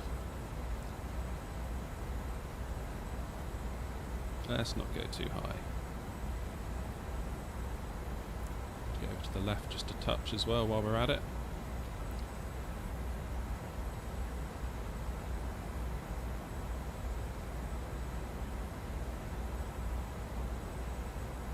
Bit too fast on the power.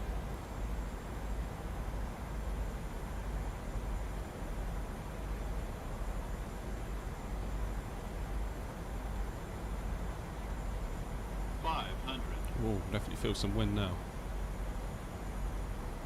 Come on, down you go. 400.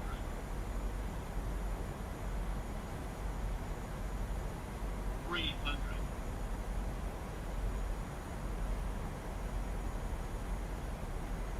200.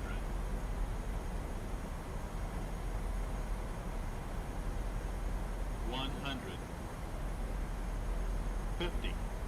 30. 20. 10. There we go. That was better. I'll take that.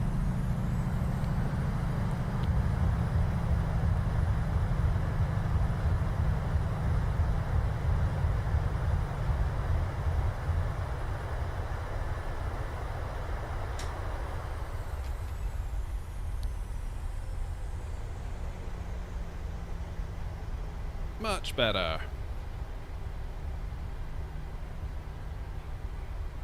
Not perfect, but significantly better than what I thought we might get.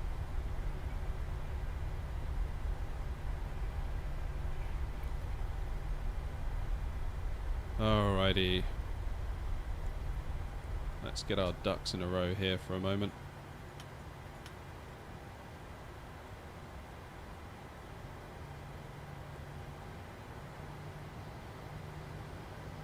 Now,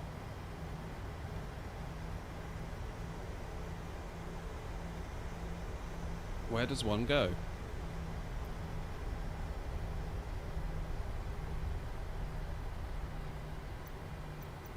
I should probably... Let's look up GSX. Where are we supposed to go, GSX? Select parking. Yeah. Gate 14. Request follow me. Yeah, go on then, let's do that. I've never had a follow me on GSX, let's give that a go.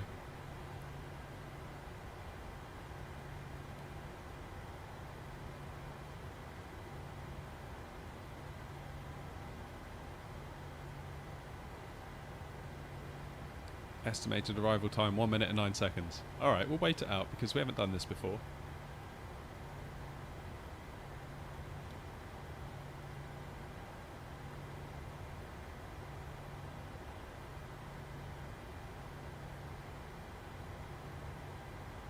Craftio. Have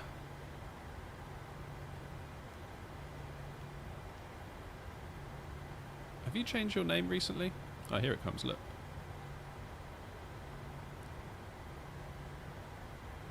Alright, let's follow him then.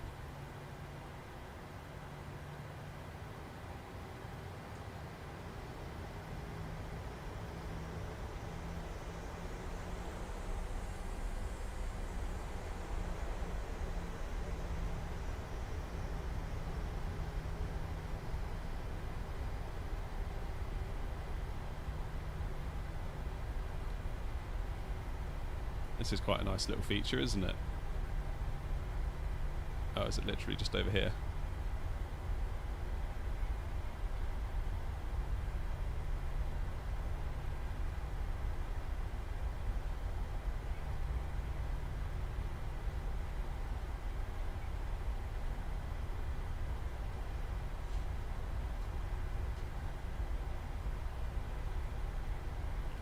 I apologise, Craftio. It's a lot of names to keep track of, unfortunately. Hope you don't take offence. Why is the jetway out?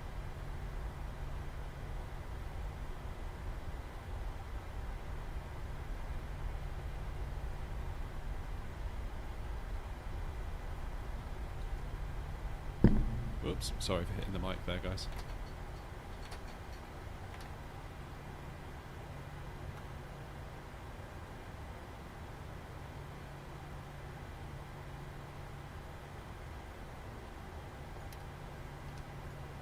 APU on.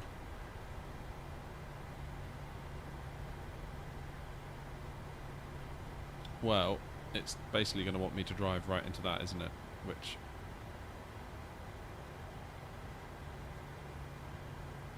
I'm not going to do. Alright, let's just drive through it. Okay, let's just do what it says.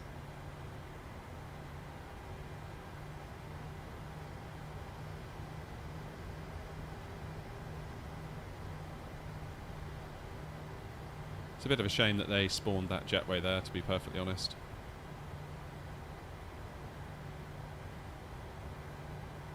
That'll do. Right. Parking brake on.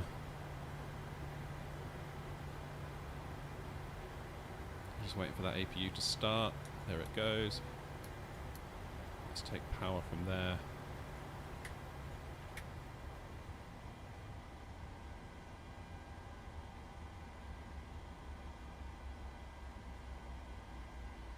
Yeah, that's a little bit weird how it's done that.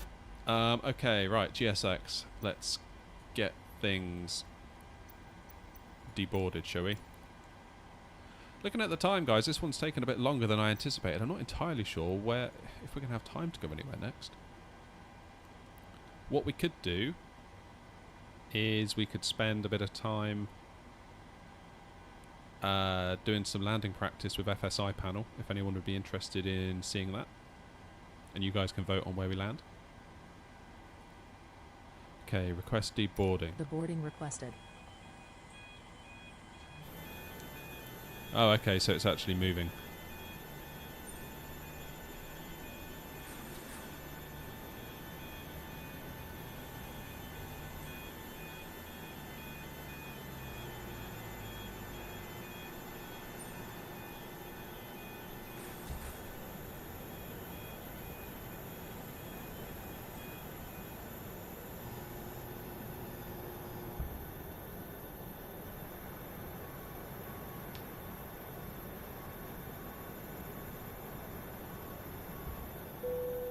Passengers deboarding starting. So we should start to see passengers coming through this jetway.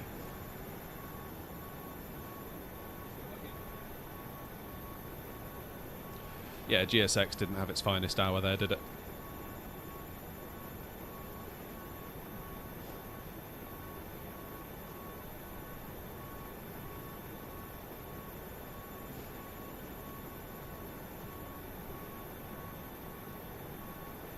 I don't really do duos, Craftio, in terms of like shared cockpits. I prefer to fly on my own. However, when I start introducing VATSIM flights onto the stream, you'd be more than welcome to fly along, as would anyone else.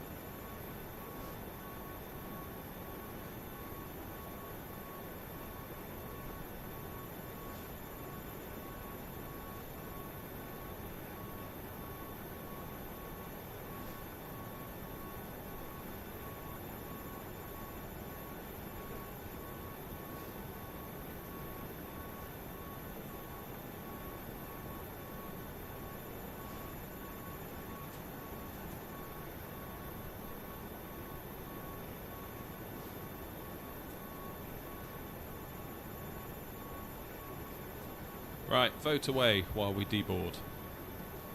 We've got until about between 2 and half 2. Probably nearer to 2 o'clock, to be quite honest with you.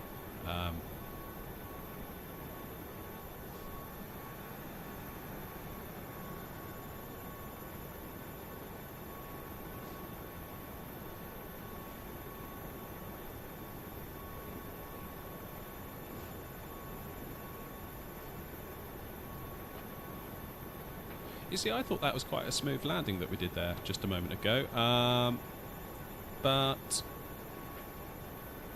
apparently it's 350 feet per minute, which I guess is okay. It's not bad.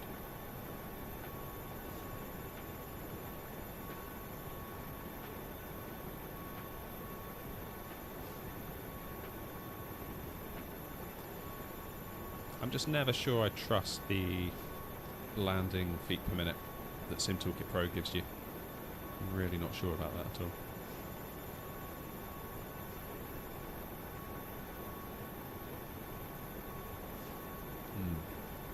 Right, folks, give me a minute. I need to pop into the house, use the facilities, grab a drink. I'll be back in a couple of minutes and we'll load up FSI panel. And we'll do some landing practice with FSI panel, so maybe you can all see what it's like to give it a proper go. In the meantime, feel free to vote on the poll, and yeah, we'll sort of give it like a few minutes while I go into the house for the poll to run its course, and we'll pick things back up. I'll be back in 2 minutes.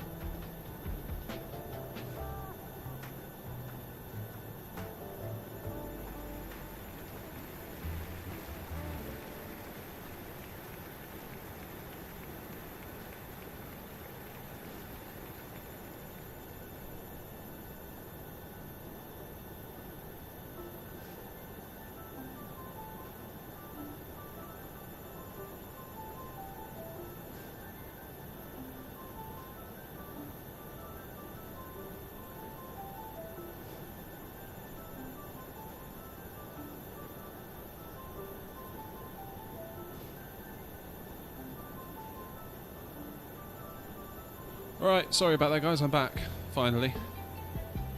Decided to grab myself some lunch while I was in there.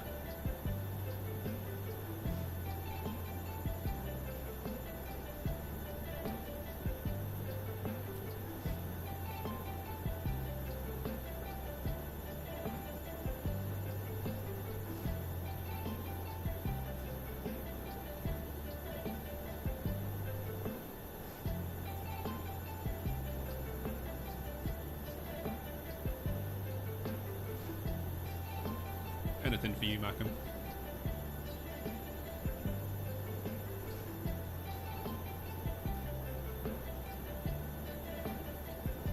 Looks like a lot of people misclick, Ben, if Sydney's only got 29% of the vote.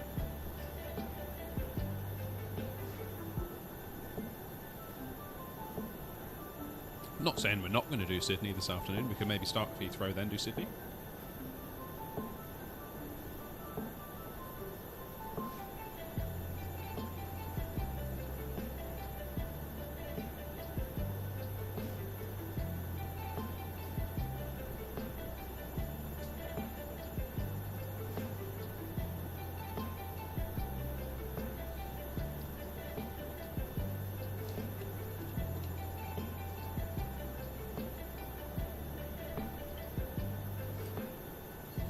I was going to say, Ben, careful handing out your email address or anyone in the chat.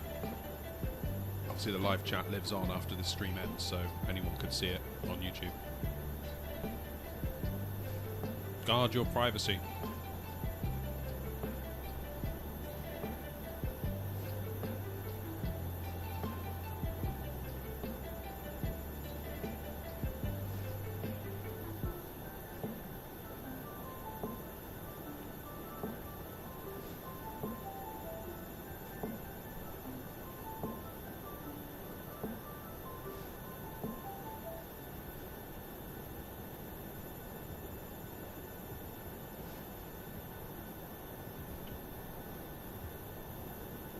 Right.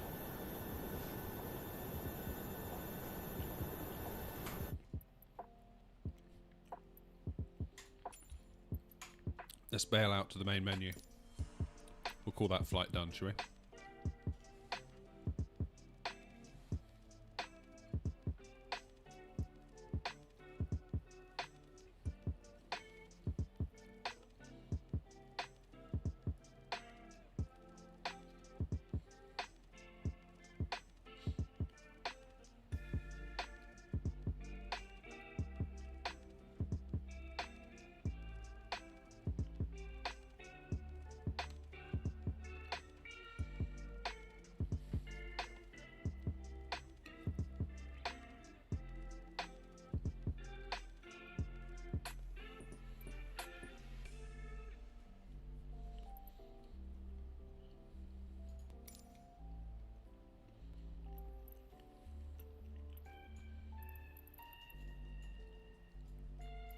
Alright, where's Heathrow?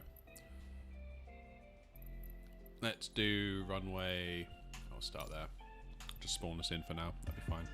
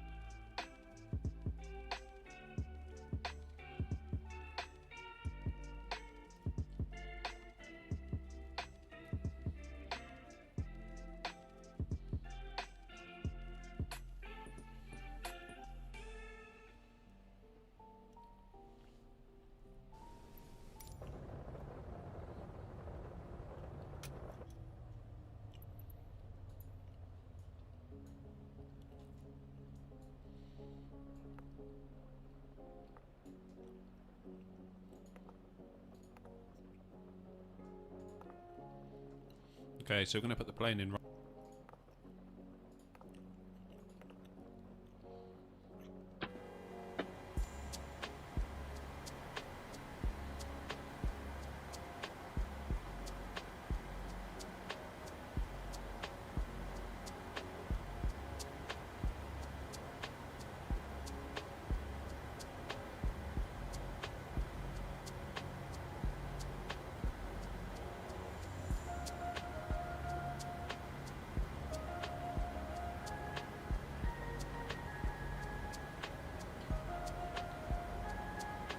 Man, it's horrible at Heathrow.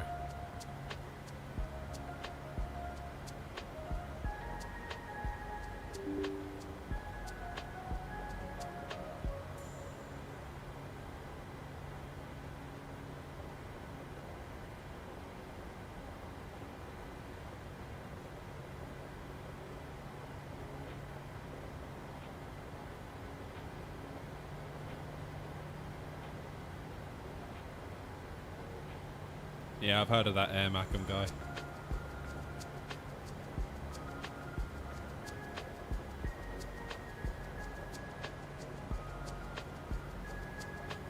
Gotta watch out for him.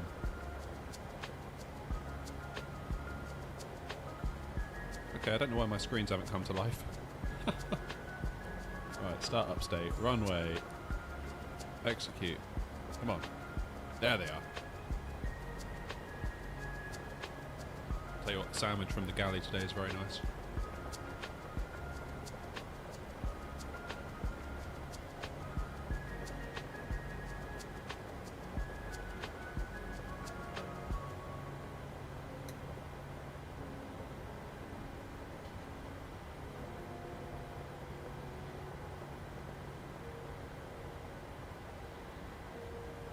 Okay, so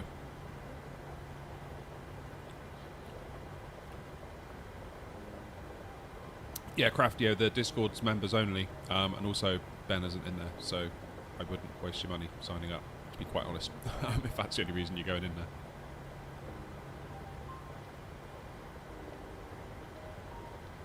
How you doing, affiliate? So, this is FSI panel, for those that didn't see the video the other day. A really nice bit of software, so it's detected that we spawned in at Heathrow, runway 09 left. It's also detected we're in the PMDG 737-800. And what it is, it's a really nice way just to quickly set yourself up on a landing. So, for example, if we wanted to do a short final, flaps 30, we can do that. Click Move Aircraft.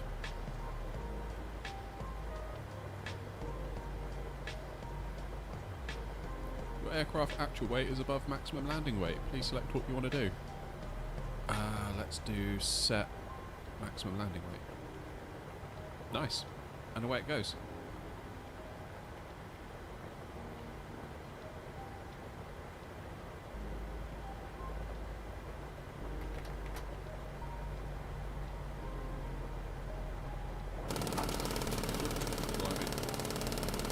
There we go. So, let's turn these tanks off. Positive rate of climb.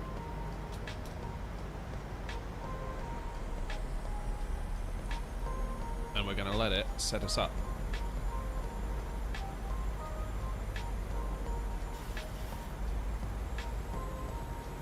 See this button here still says working, ...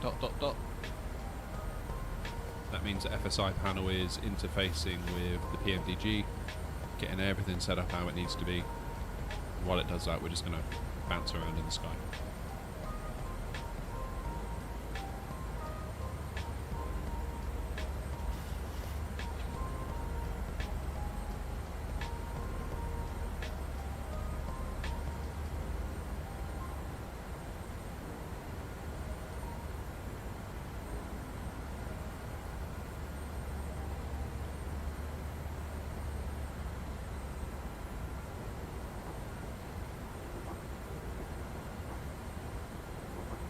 Alright, I think we're ready.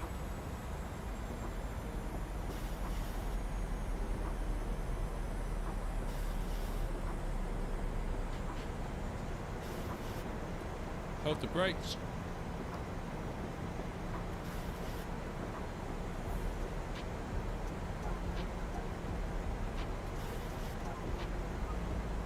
And away we go.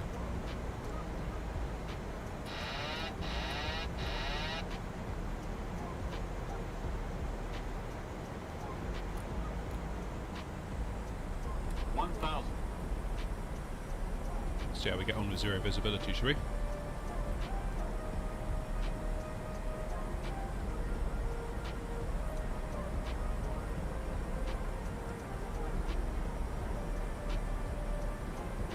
this is no fun.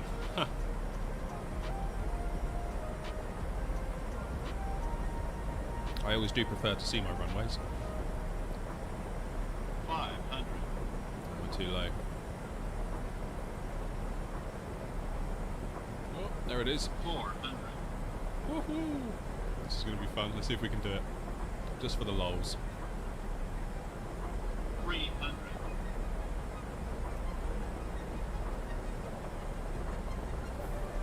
200. Sync rate. 100. 50. 30. 20. 10. Blimmin' heck.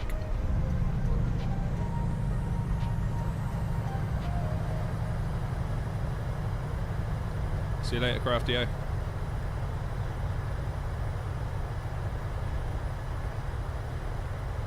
Oh, that was interesting.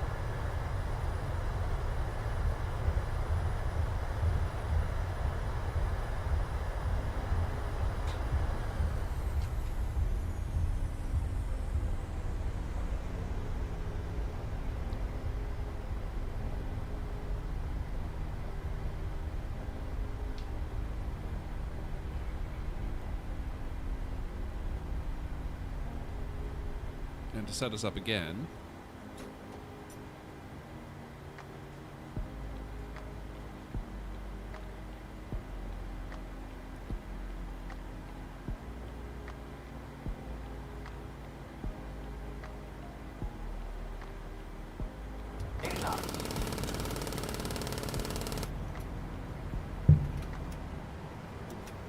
apologies, just whacked the mic on there.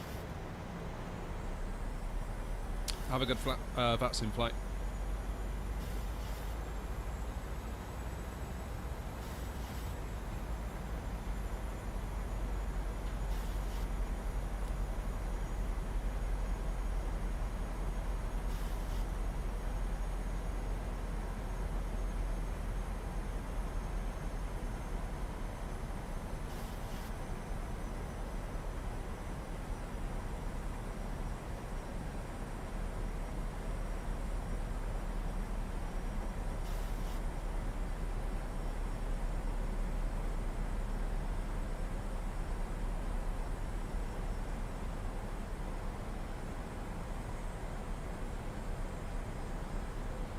Yeah, Macam, yeah, we had a little chat the other day in the Discord. We were talking about all manner of different things, actually.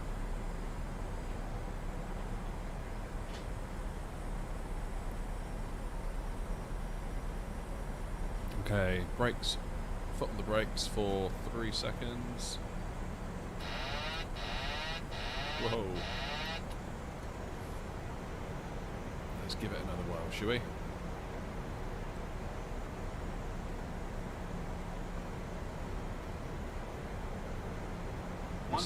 We seem to be way too high according to the ILS here. Way too high.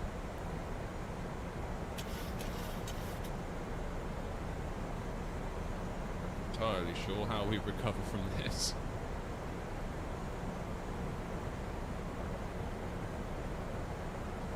Goodness gracious. Yeah, there it is, look, over there. 500. 400. Alright, let's do a circle to land. 300. Everyone ready? Sync rate. Sync rate.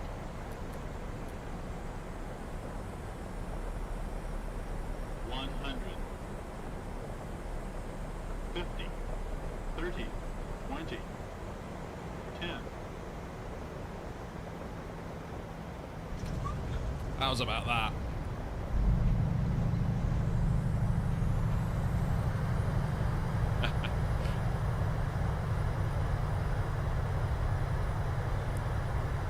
And that is how you do it.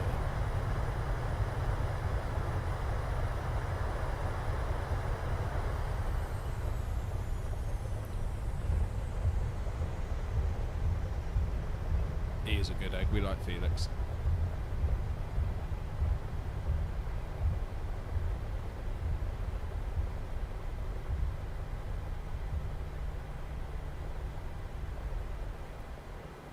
I don't like this weather. It'd be nice if we could actually see.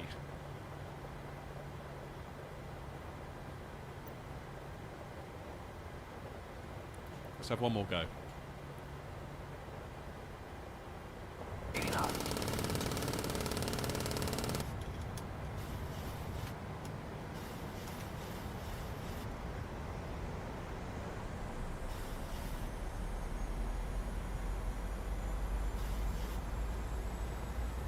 Yeah, I mean, to be clear, that is definitely not how you do it, but it's a bit of fun, so.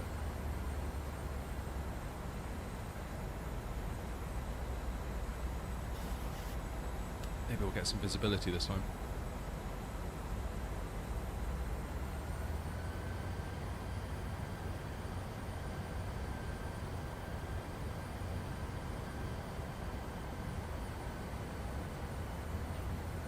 Alright, here we go again.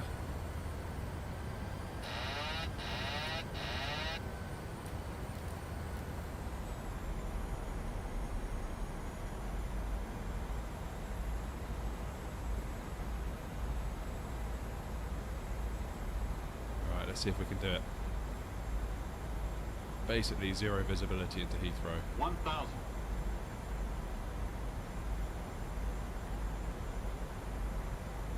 So the flight directors are not being helpful at all.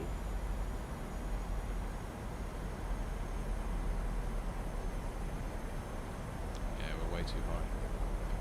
So I was following the flight directors there, and they've completely just led us astray. Like, completely. Which is a bit of a shame.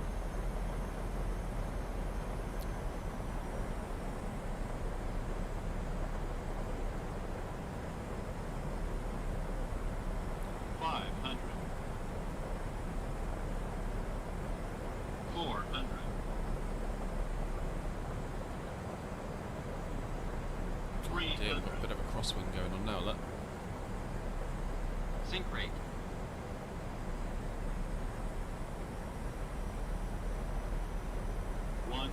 Sync rate. Sync rate. 30, 20, 10.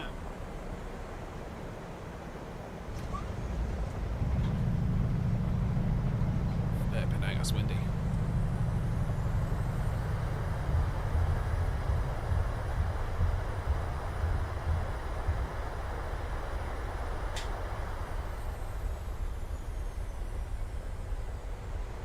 Newcastle could be fun, actually.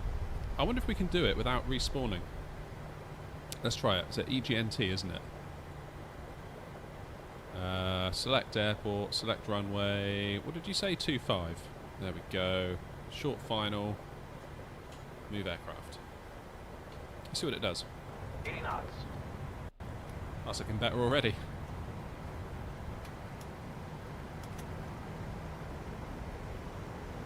Yeah, what I like about this system is that you don't need to like restart the flight, you don't need to bounce back to the main menu, you can just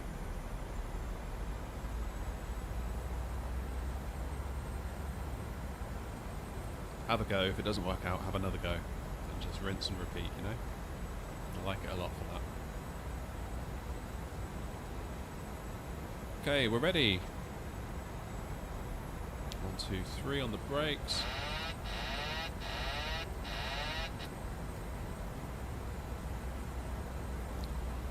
See if we can get ourselves aligned to it. Blimey, it's a bit windy here, isn't it? Whoa, whoa! Go on in. Let's see what it's all about.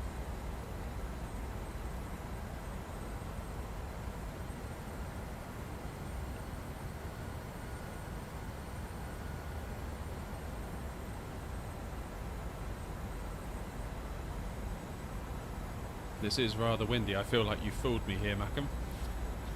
Come to Newcastle, it's great. Yeah, whatever.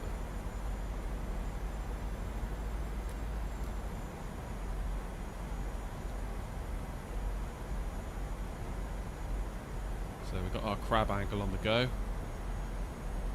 500. 400.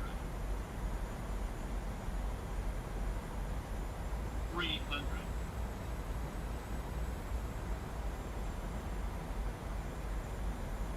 200.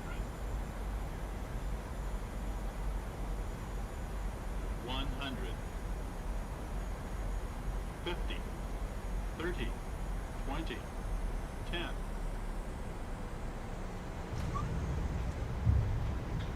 Oh, a little bit off centre. But I will definitely take that. Especially as we're in the wind.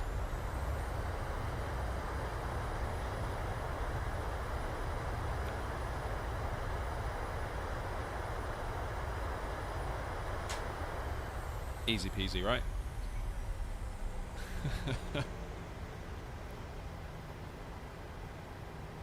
Lovely job.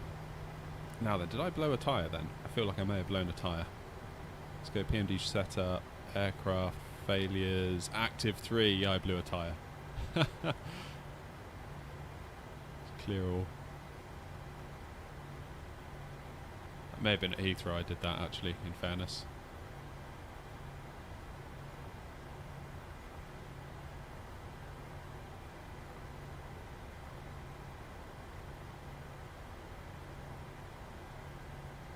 Southend.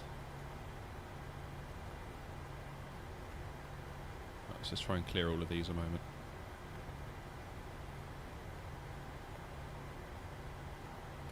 I do like Southend. Spent my fair share of time there many years ago.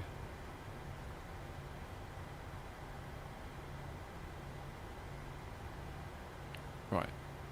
I feel like I've got to loop through all the tyres.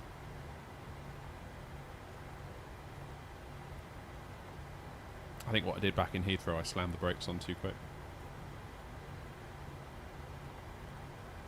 Mostly because I was being careless and not paying full attention, because it's like, we're just playing around. It doesn't matter. Man. Surely this has to be almost it.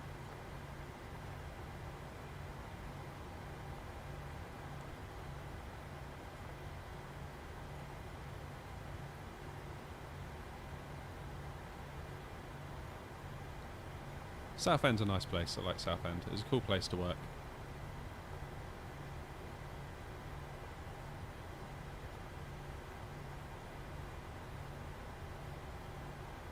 Right, how do I clear all of these? Clear all. It comes back. Alright, let's just restart. That's my fault.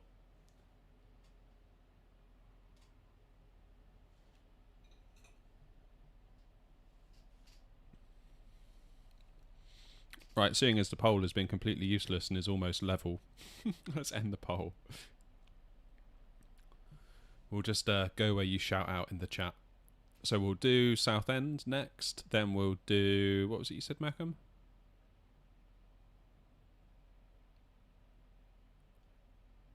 Sure someone said Stansted. Oh, Standard at Newcastle.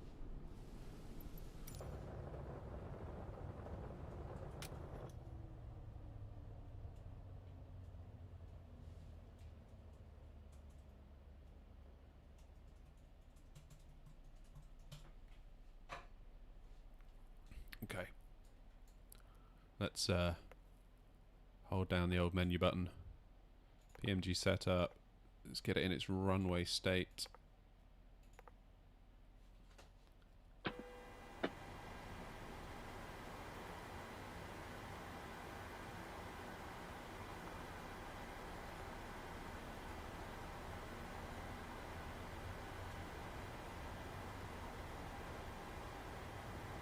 What's the airport code for Southend? Is it EGMC? It is, isn't it? Fairly certain it is.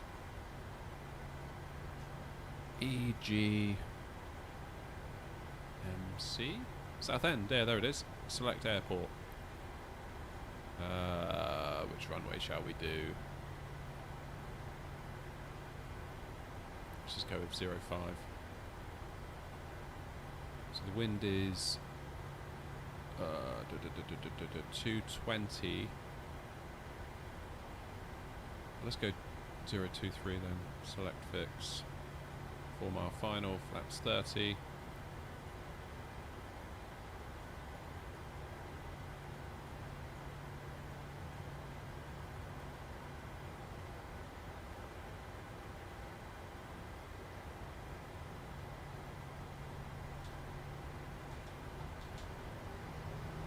For some weird reason,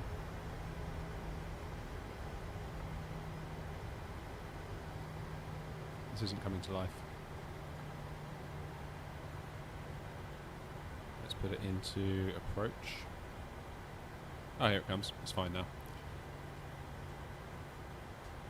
Right, let's move the aircraft. Set maximum landing weight. Happy days.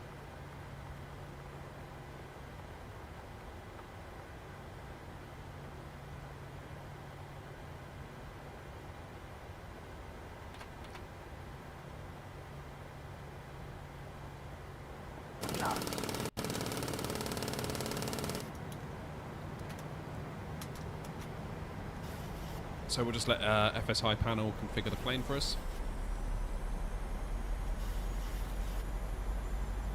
Hopefully it gives the scenery a chance to load in as well. There it goes, let's get in there.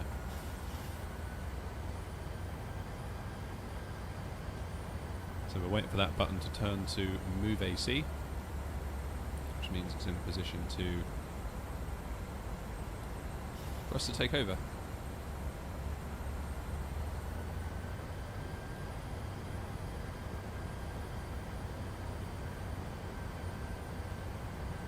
There we go. Okay, if we hold the brakes for 3 seconds, 1, 2, 3, no, it lets us take over.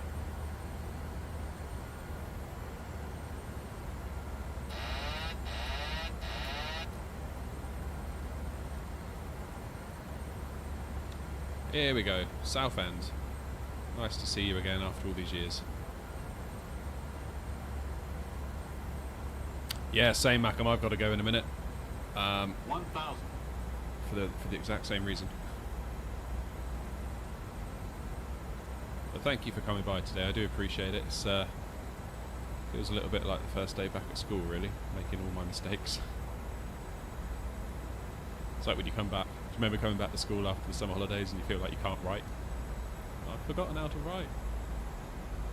You can't do it, miss. Yes, you can. Get on with it. Oh, alright. Oh, too high.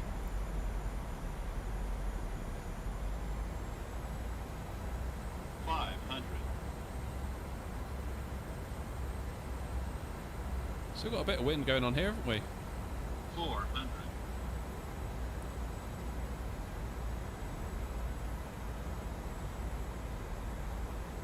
It's going to cost us. 200. Come on. This is quite a narrow runway too. 100. 50. 30. 20. 10.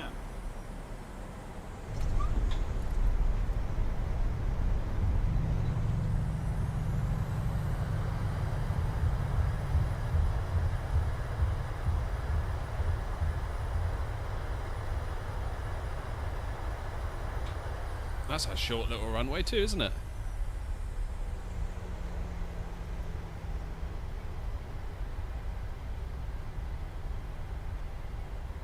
Not in the Phoenix, traitor. I must admit the 737 pulled me in today.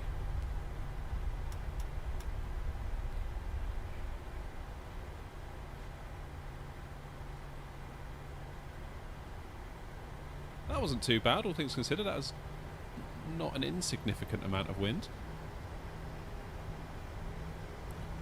This is great for content for my YouTube shorts, by the way. Every time I land one that's semi-decent, I can press a button and it makes a vertical for me to upload to TikTok and YouTube shorts. Right, where should we land next? I've got time for maybe 2 or 3 more.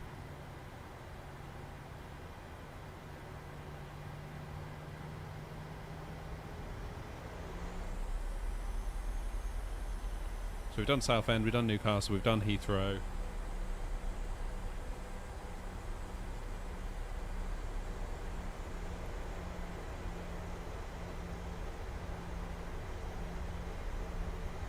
You have to hit the markers? Not necessarily. There was a time, Daniel, where I would obsess over that stuff. I think as long as you're in the whole where the touchdown zone is, I think you're okay.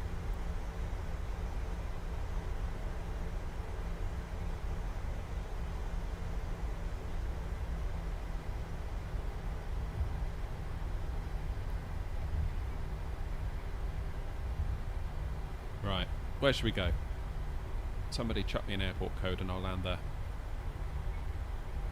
Fort Ventura. Good idea, let's do that.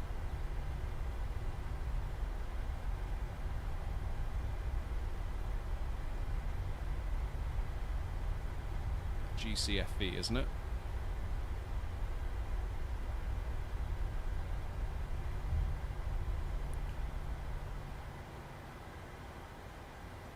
I have not done the city update yet, actually. I must admit, I've been a little bit slack on that.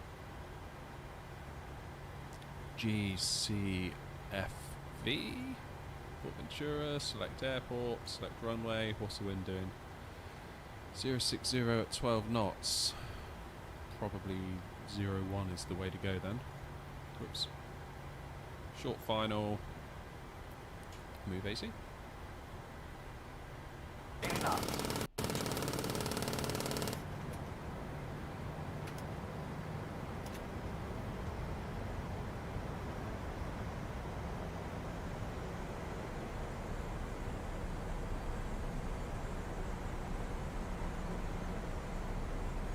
Positive rate of climb.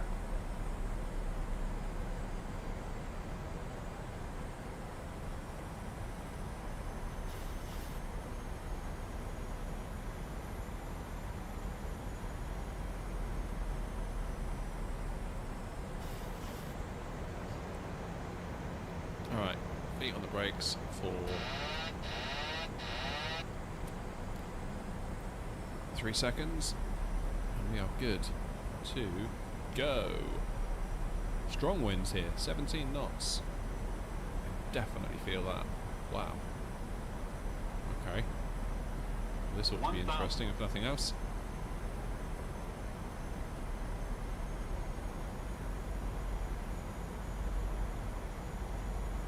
Lordy lordy.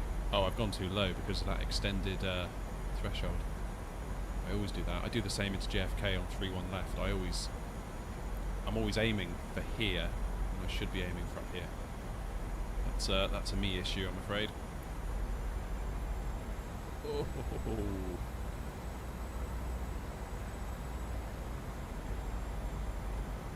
Got our crab on, that's for sure. 500.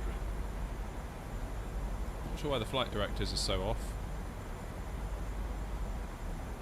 considering what the 400. ILS markers are telling us.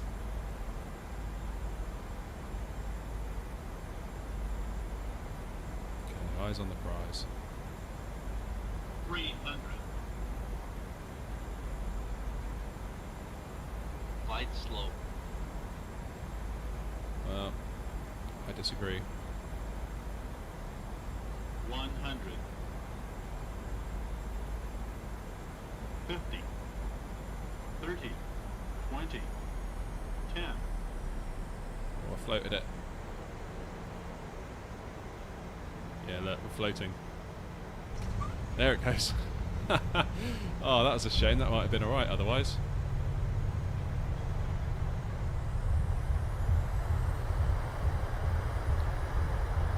Still 51 feet per minute, so mustn't grumble. Let's try again. This is the beauty of this software. If you mess up, you just try it again.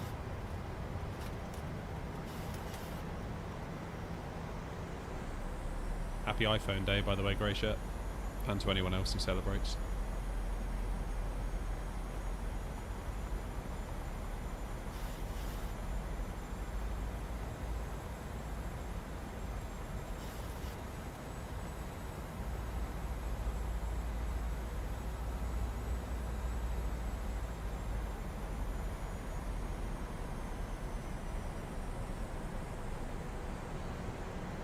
Alright, let's go.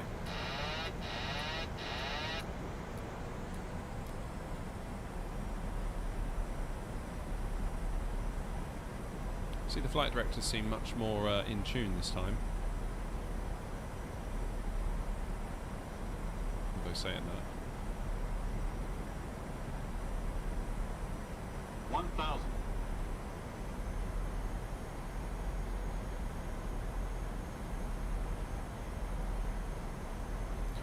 Yeah, same here with my iPhone 10.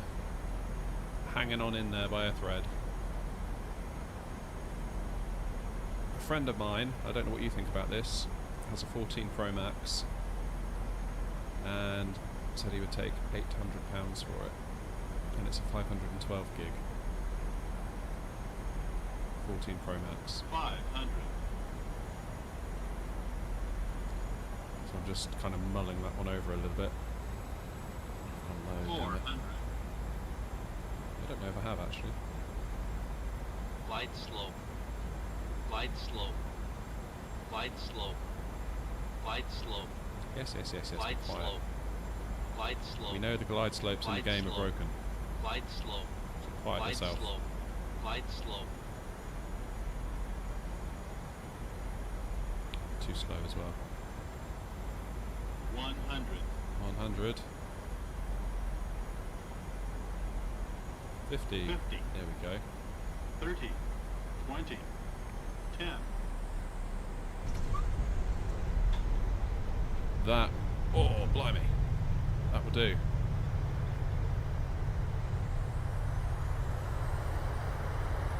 There's a bit of a twist there, wasn't it?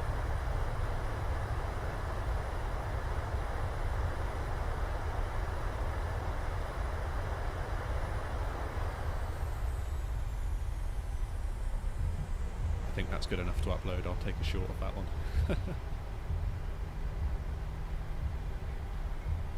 Happy with that. I wish they would fix those. I mean, that is just a perfect example of how busted they are. I mean, I wasn't perfect on the way down. LPMA. Go on then, where's that? I've got to be honest. LPMA. Ah, Madeira. I see what you're doing. Okay, what runway should we do? Which is the one that... Which is like the famous one? The one where you sort of turn in.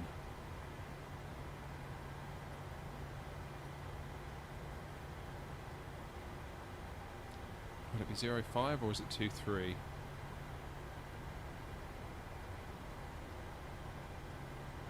But yeah, I think that was a really good example of how busted the Pappies are. Like 50 feet over the threshold is where you should be, basically.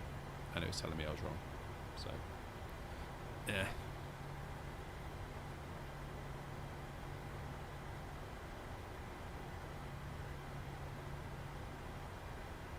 Let's try 2.3. I think it's 2.3. Someone else says 0.5. Well, let's try 0.5 first. Short final. Is short final going to give us a weird... I fear that this may start us in like sort of the wrong place. We'll give it a go. We'll see. 80 knots. Yeah. See, we should be over here turning in, shouldn't we? Alright. So in that case, can we do right-hand vectors? Terrain, terrain. Pull up. Terrain, terrain. Pull up. Terrain, terrain. Pull up. Terrain, terrain. Pull up. Terrain, terrain. Pull up. Terrain, terrain. Yes, pull yes, yes, up. yes, yes, yes, alright. Terrain, terrain. Pull Go on, up. please relax. Terrain, terrain. Pull up. Caution, terrain. Caution, terrain. Caution, terrain. Terrain, terrain. Pull up. Oh yeah, okay, downwind's Terrain, probably a good terrain. shout. Let's do Pull that. up. It's going to be right-hand, isn't it? Terrain, terrain. Pull up. Positive rate of climb. What?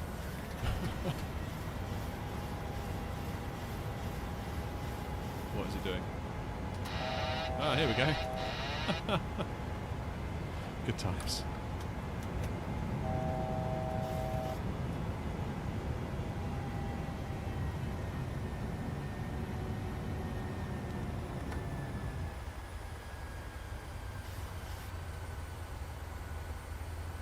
This is such a cool piece of software. I'm really glad I bought it. 2,500. Hiya, Johns. Thanks for joining us.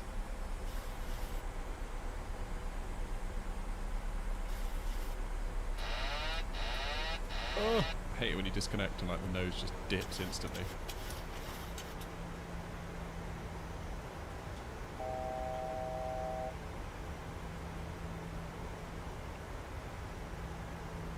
Right, where's that runway?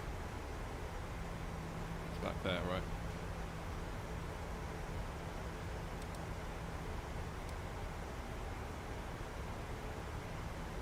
Okay, I feel like I'm making a mess of this.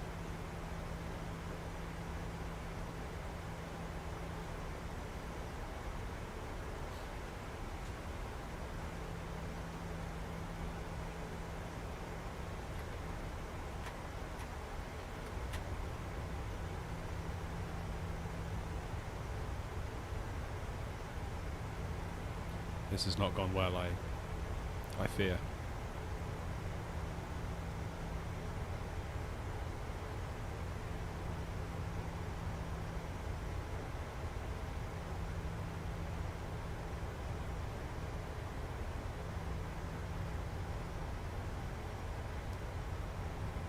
Caution, terrain. Yes, yes, yes, I know.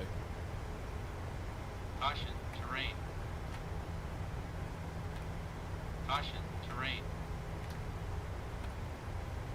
Caution, terrain. Terrain, terrain. Pull up. Terrain, terrain. Pull up. Terrain, terrain. Pull up. Terrain, terrain. Pull. Sorry, I'll get into that horrible noise just for a moment. Right, where is this flipping airport?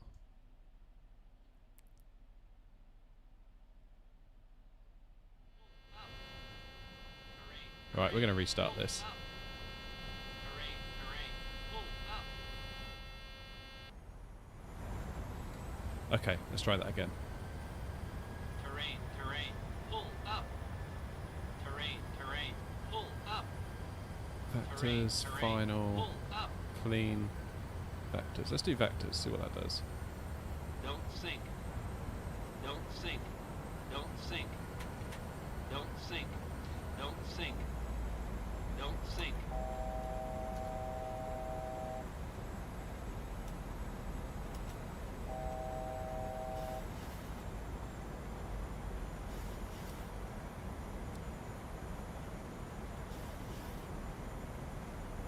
Oops.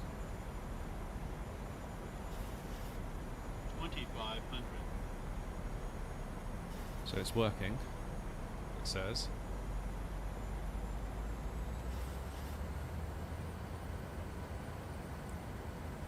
What would be really nice is if it had like if we could fly a star, and I think you can do that somehow.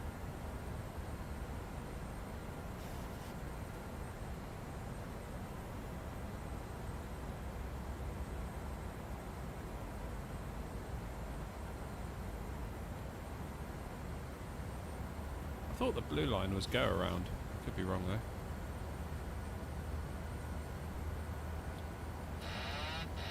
Right, now we're way too high. Okay.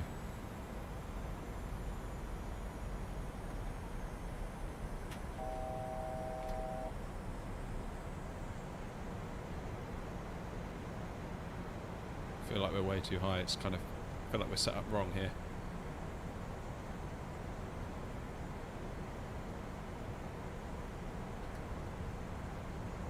Okay, speed brakes.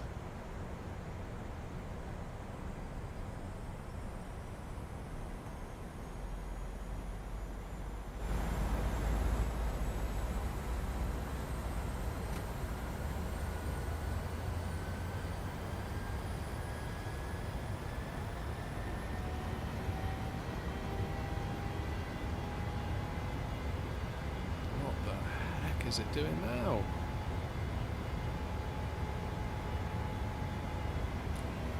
What on earth? Okay, we'll try it one more time. Otherwise I'm giving up.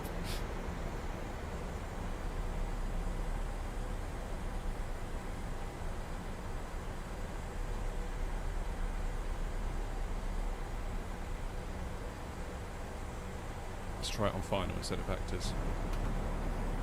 Caution, terrain. Caution, terrain. Caution, terrain. Caution, terrain.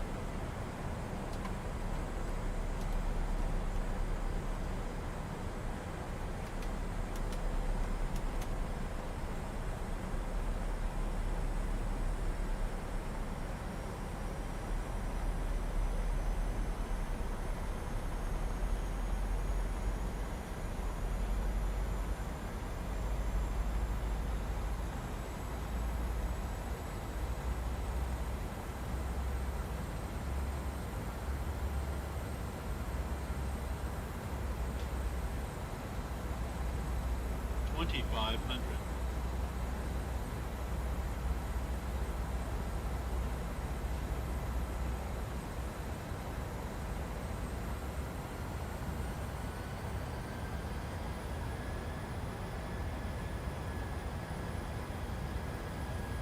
Okay, it still says it's working.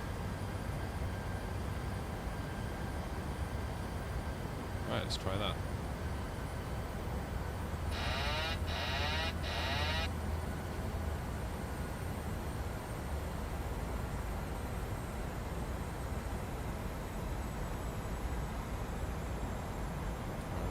I feel like it's just started us in the wrong place again, really. Which I guess is fine for a normal downwind approach, but for this one, maybe not so much. This is why landing is restricted to experienced pilots. Yeah, see why.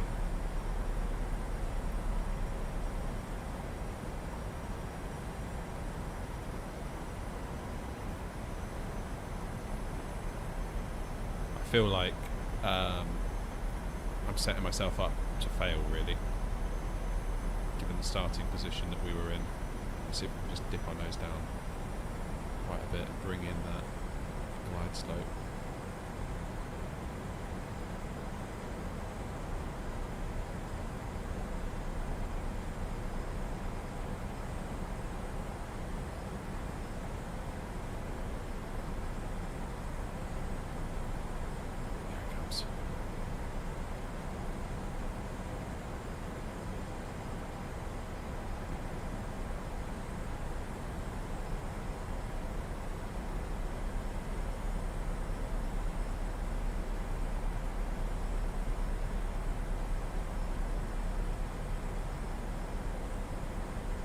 Yeah, we're not looking bad here, are we? All things considered.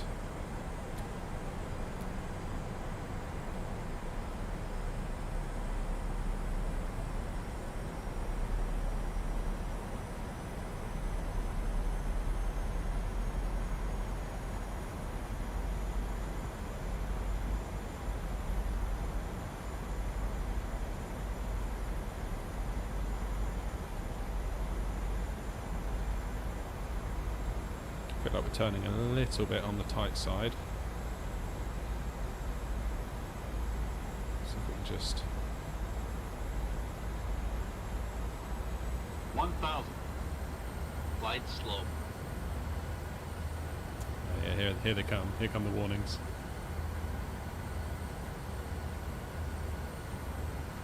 My Glide goodness. slow. What an incredible approach, though.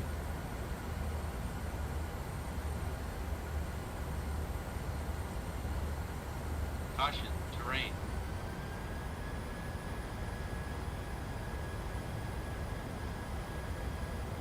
Caution, terrain. Glide slow.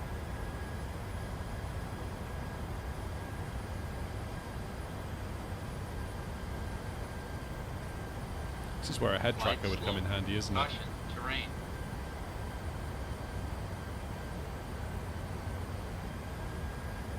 I feel like I'm just on the Caution, inside terrain. of where I should be.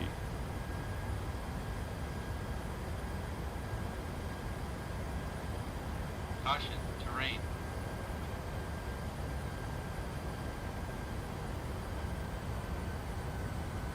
Caution, terrain.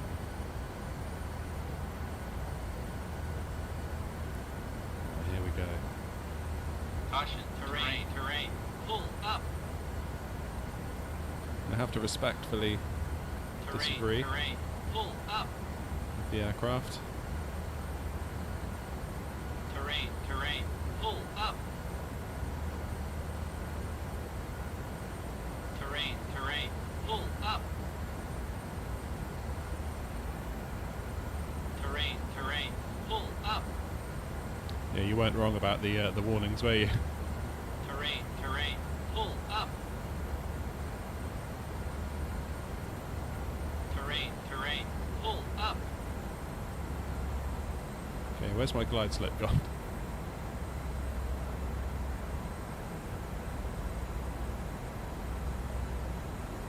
Oh my goodness.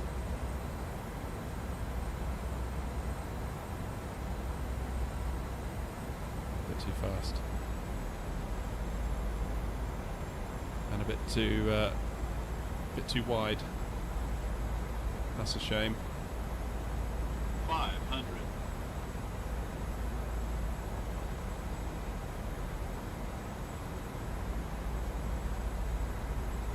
Oh no, maybe I wasn't. Wow.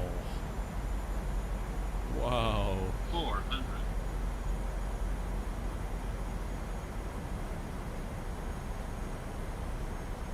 Whoa, this is so crazy. No wonder they reserve this for the experience capsules. 300.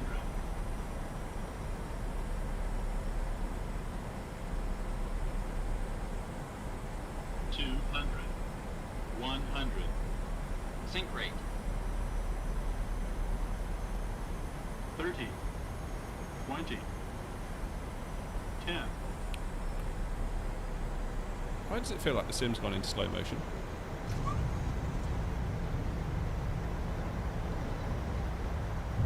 Anyone else notice that?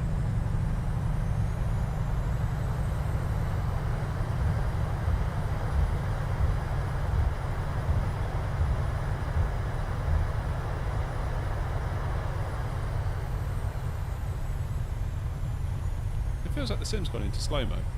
Like, for real. We're doing 100 knots, it doesn't feel like it.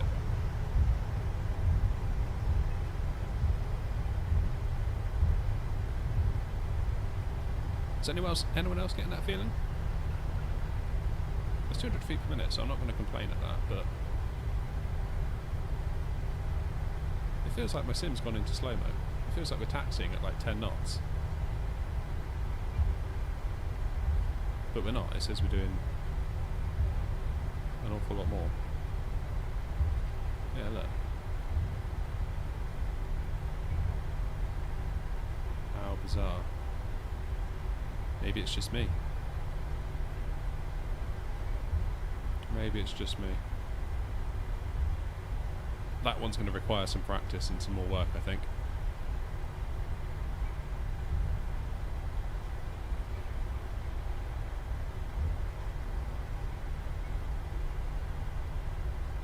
Wow, wow, wow. What an incredible, incredible approach. That was a lot of fun.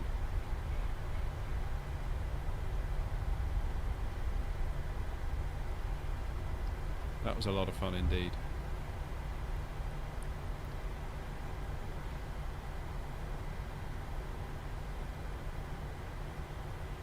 It really does feel like my sim's gone weird. It feels like it's gone into like some sort of slow motion. I've got these buttons here mapped to think.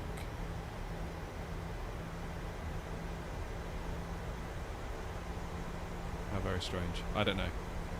Anyway, folks, it's been a lovely morning and afternoon of flying. It's getting towards that time where real life needs to kick back in. Thank you all very much indeed for your company. It's been great to be back. As I said, summer's been a funny time really for the channel. It's been very hard to fit the channel into everything else that's taken place this summer with like kids being off school and all of that stuff. So today kind of marks the coming back, getting back to it. So it's been a really nice morning. We've flown from Gatwick to Malaga. Then we had, where's the report? I think it was 193 feet per minute, Andy. That one.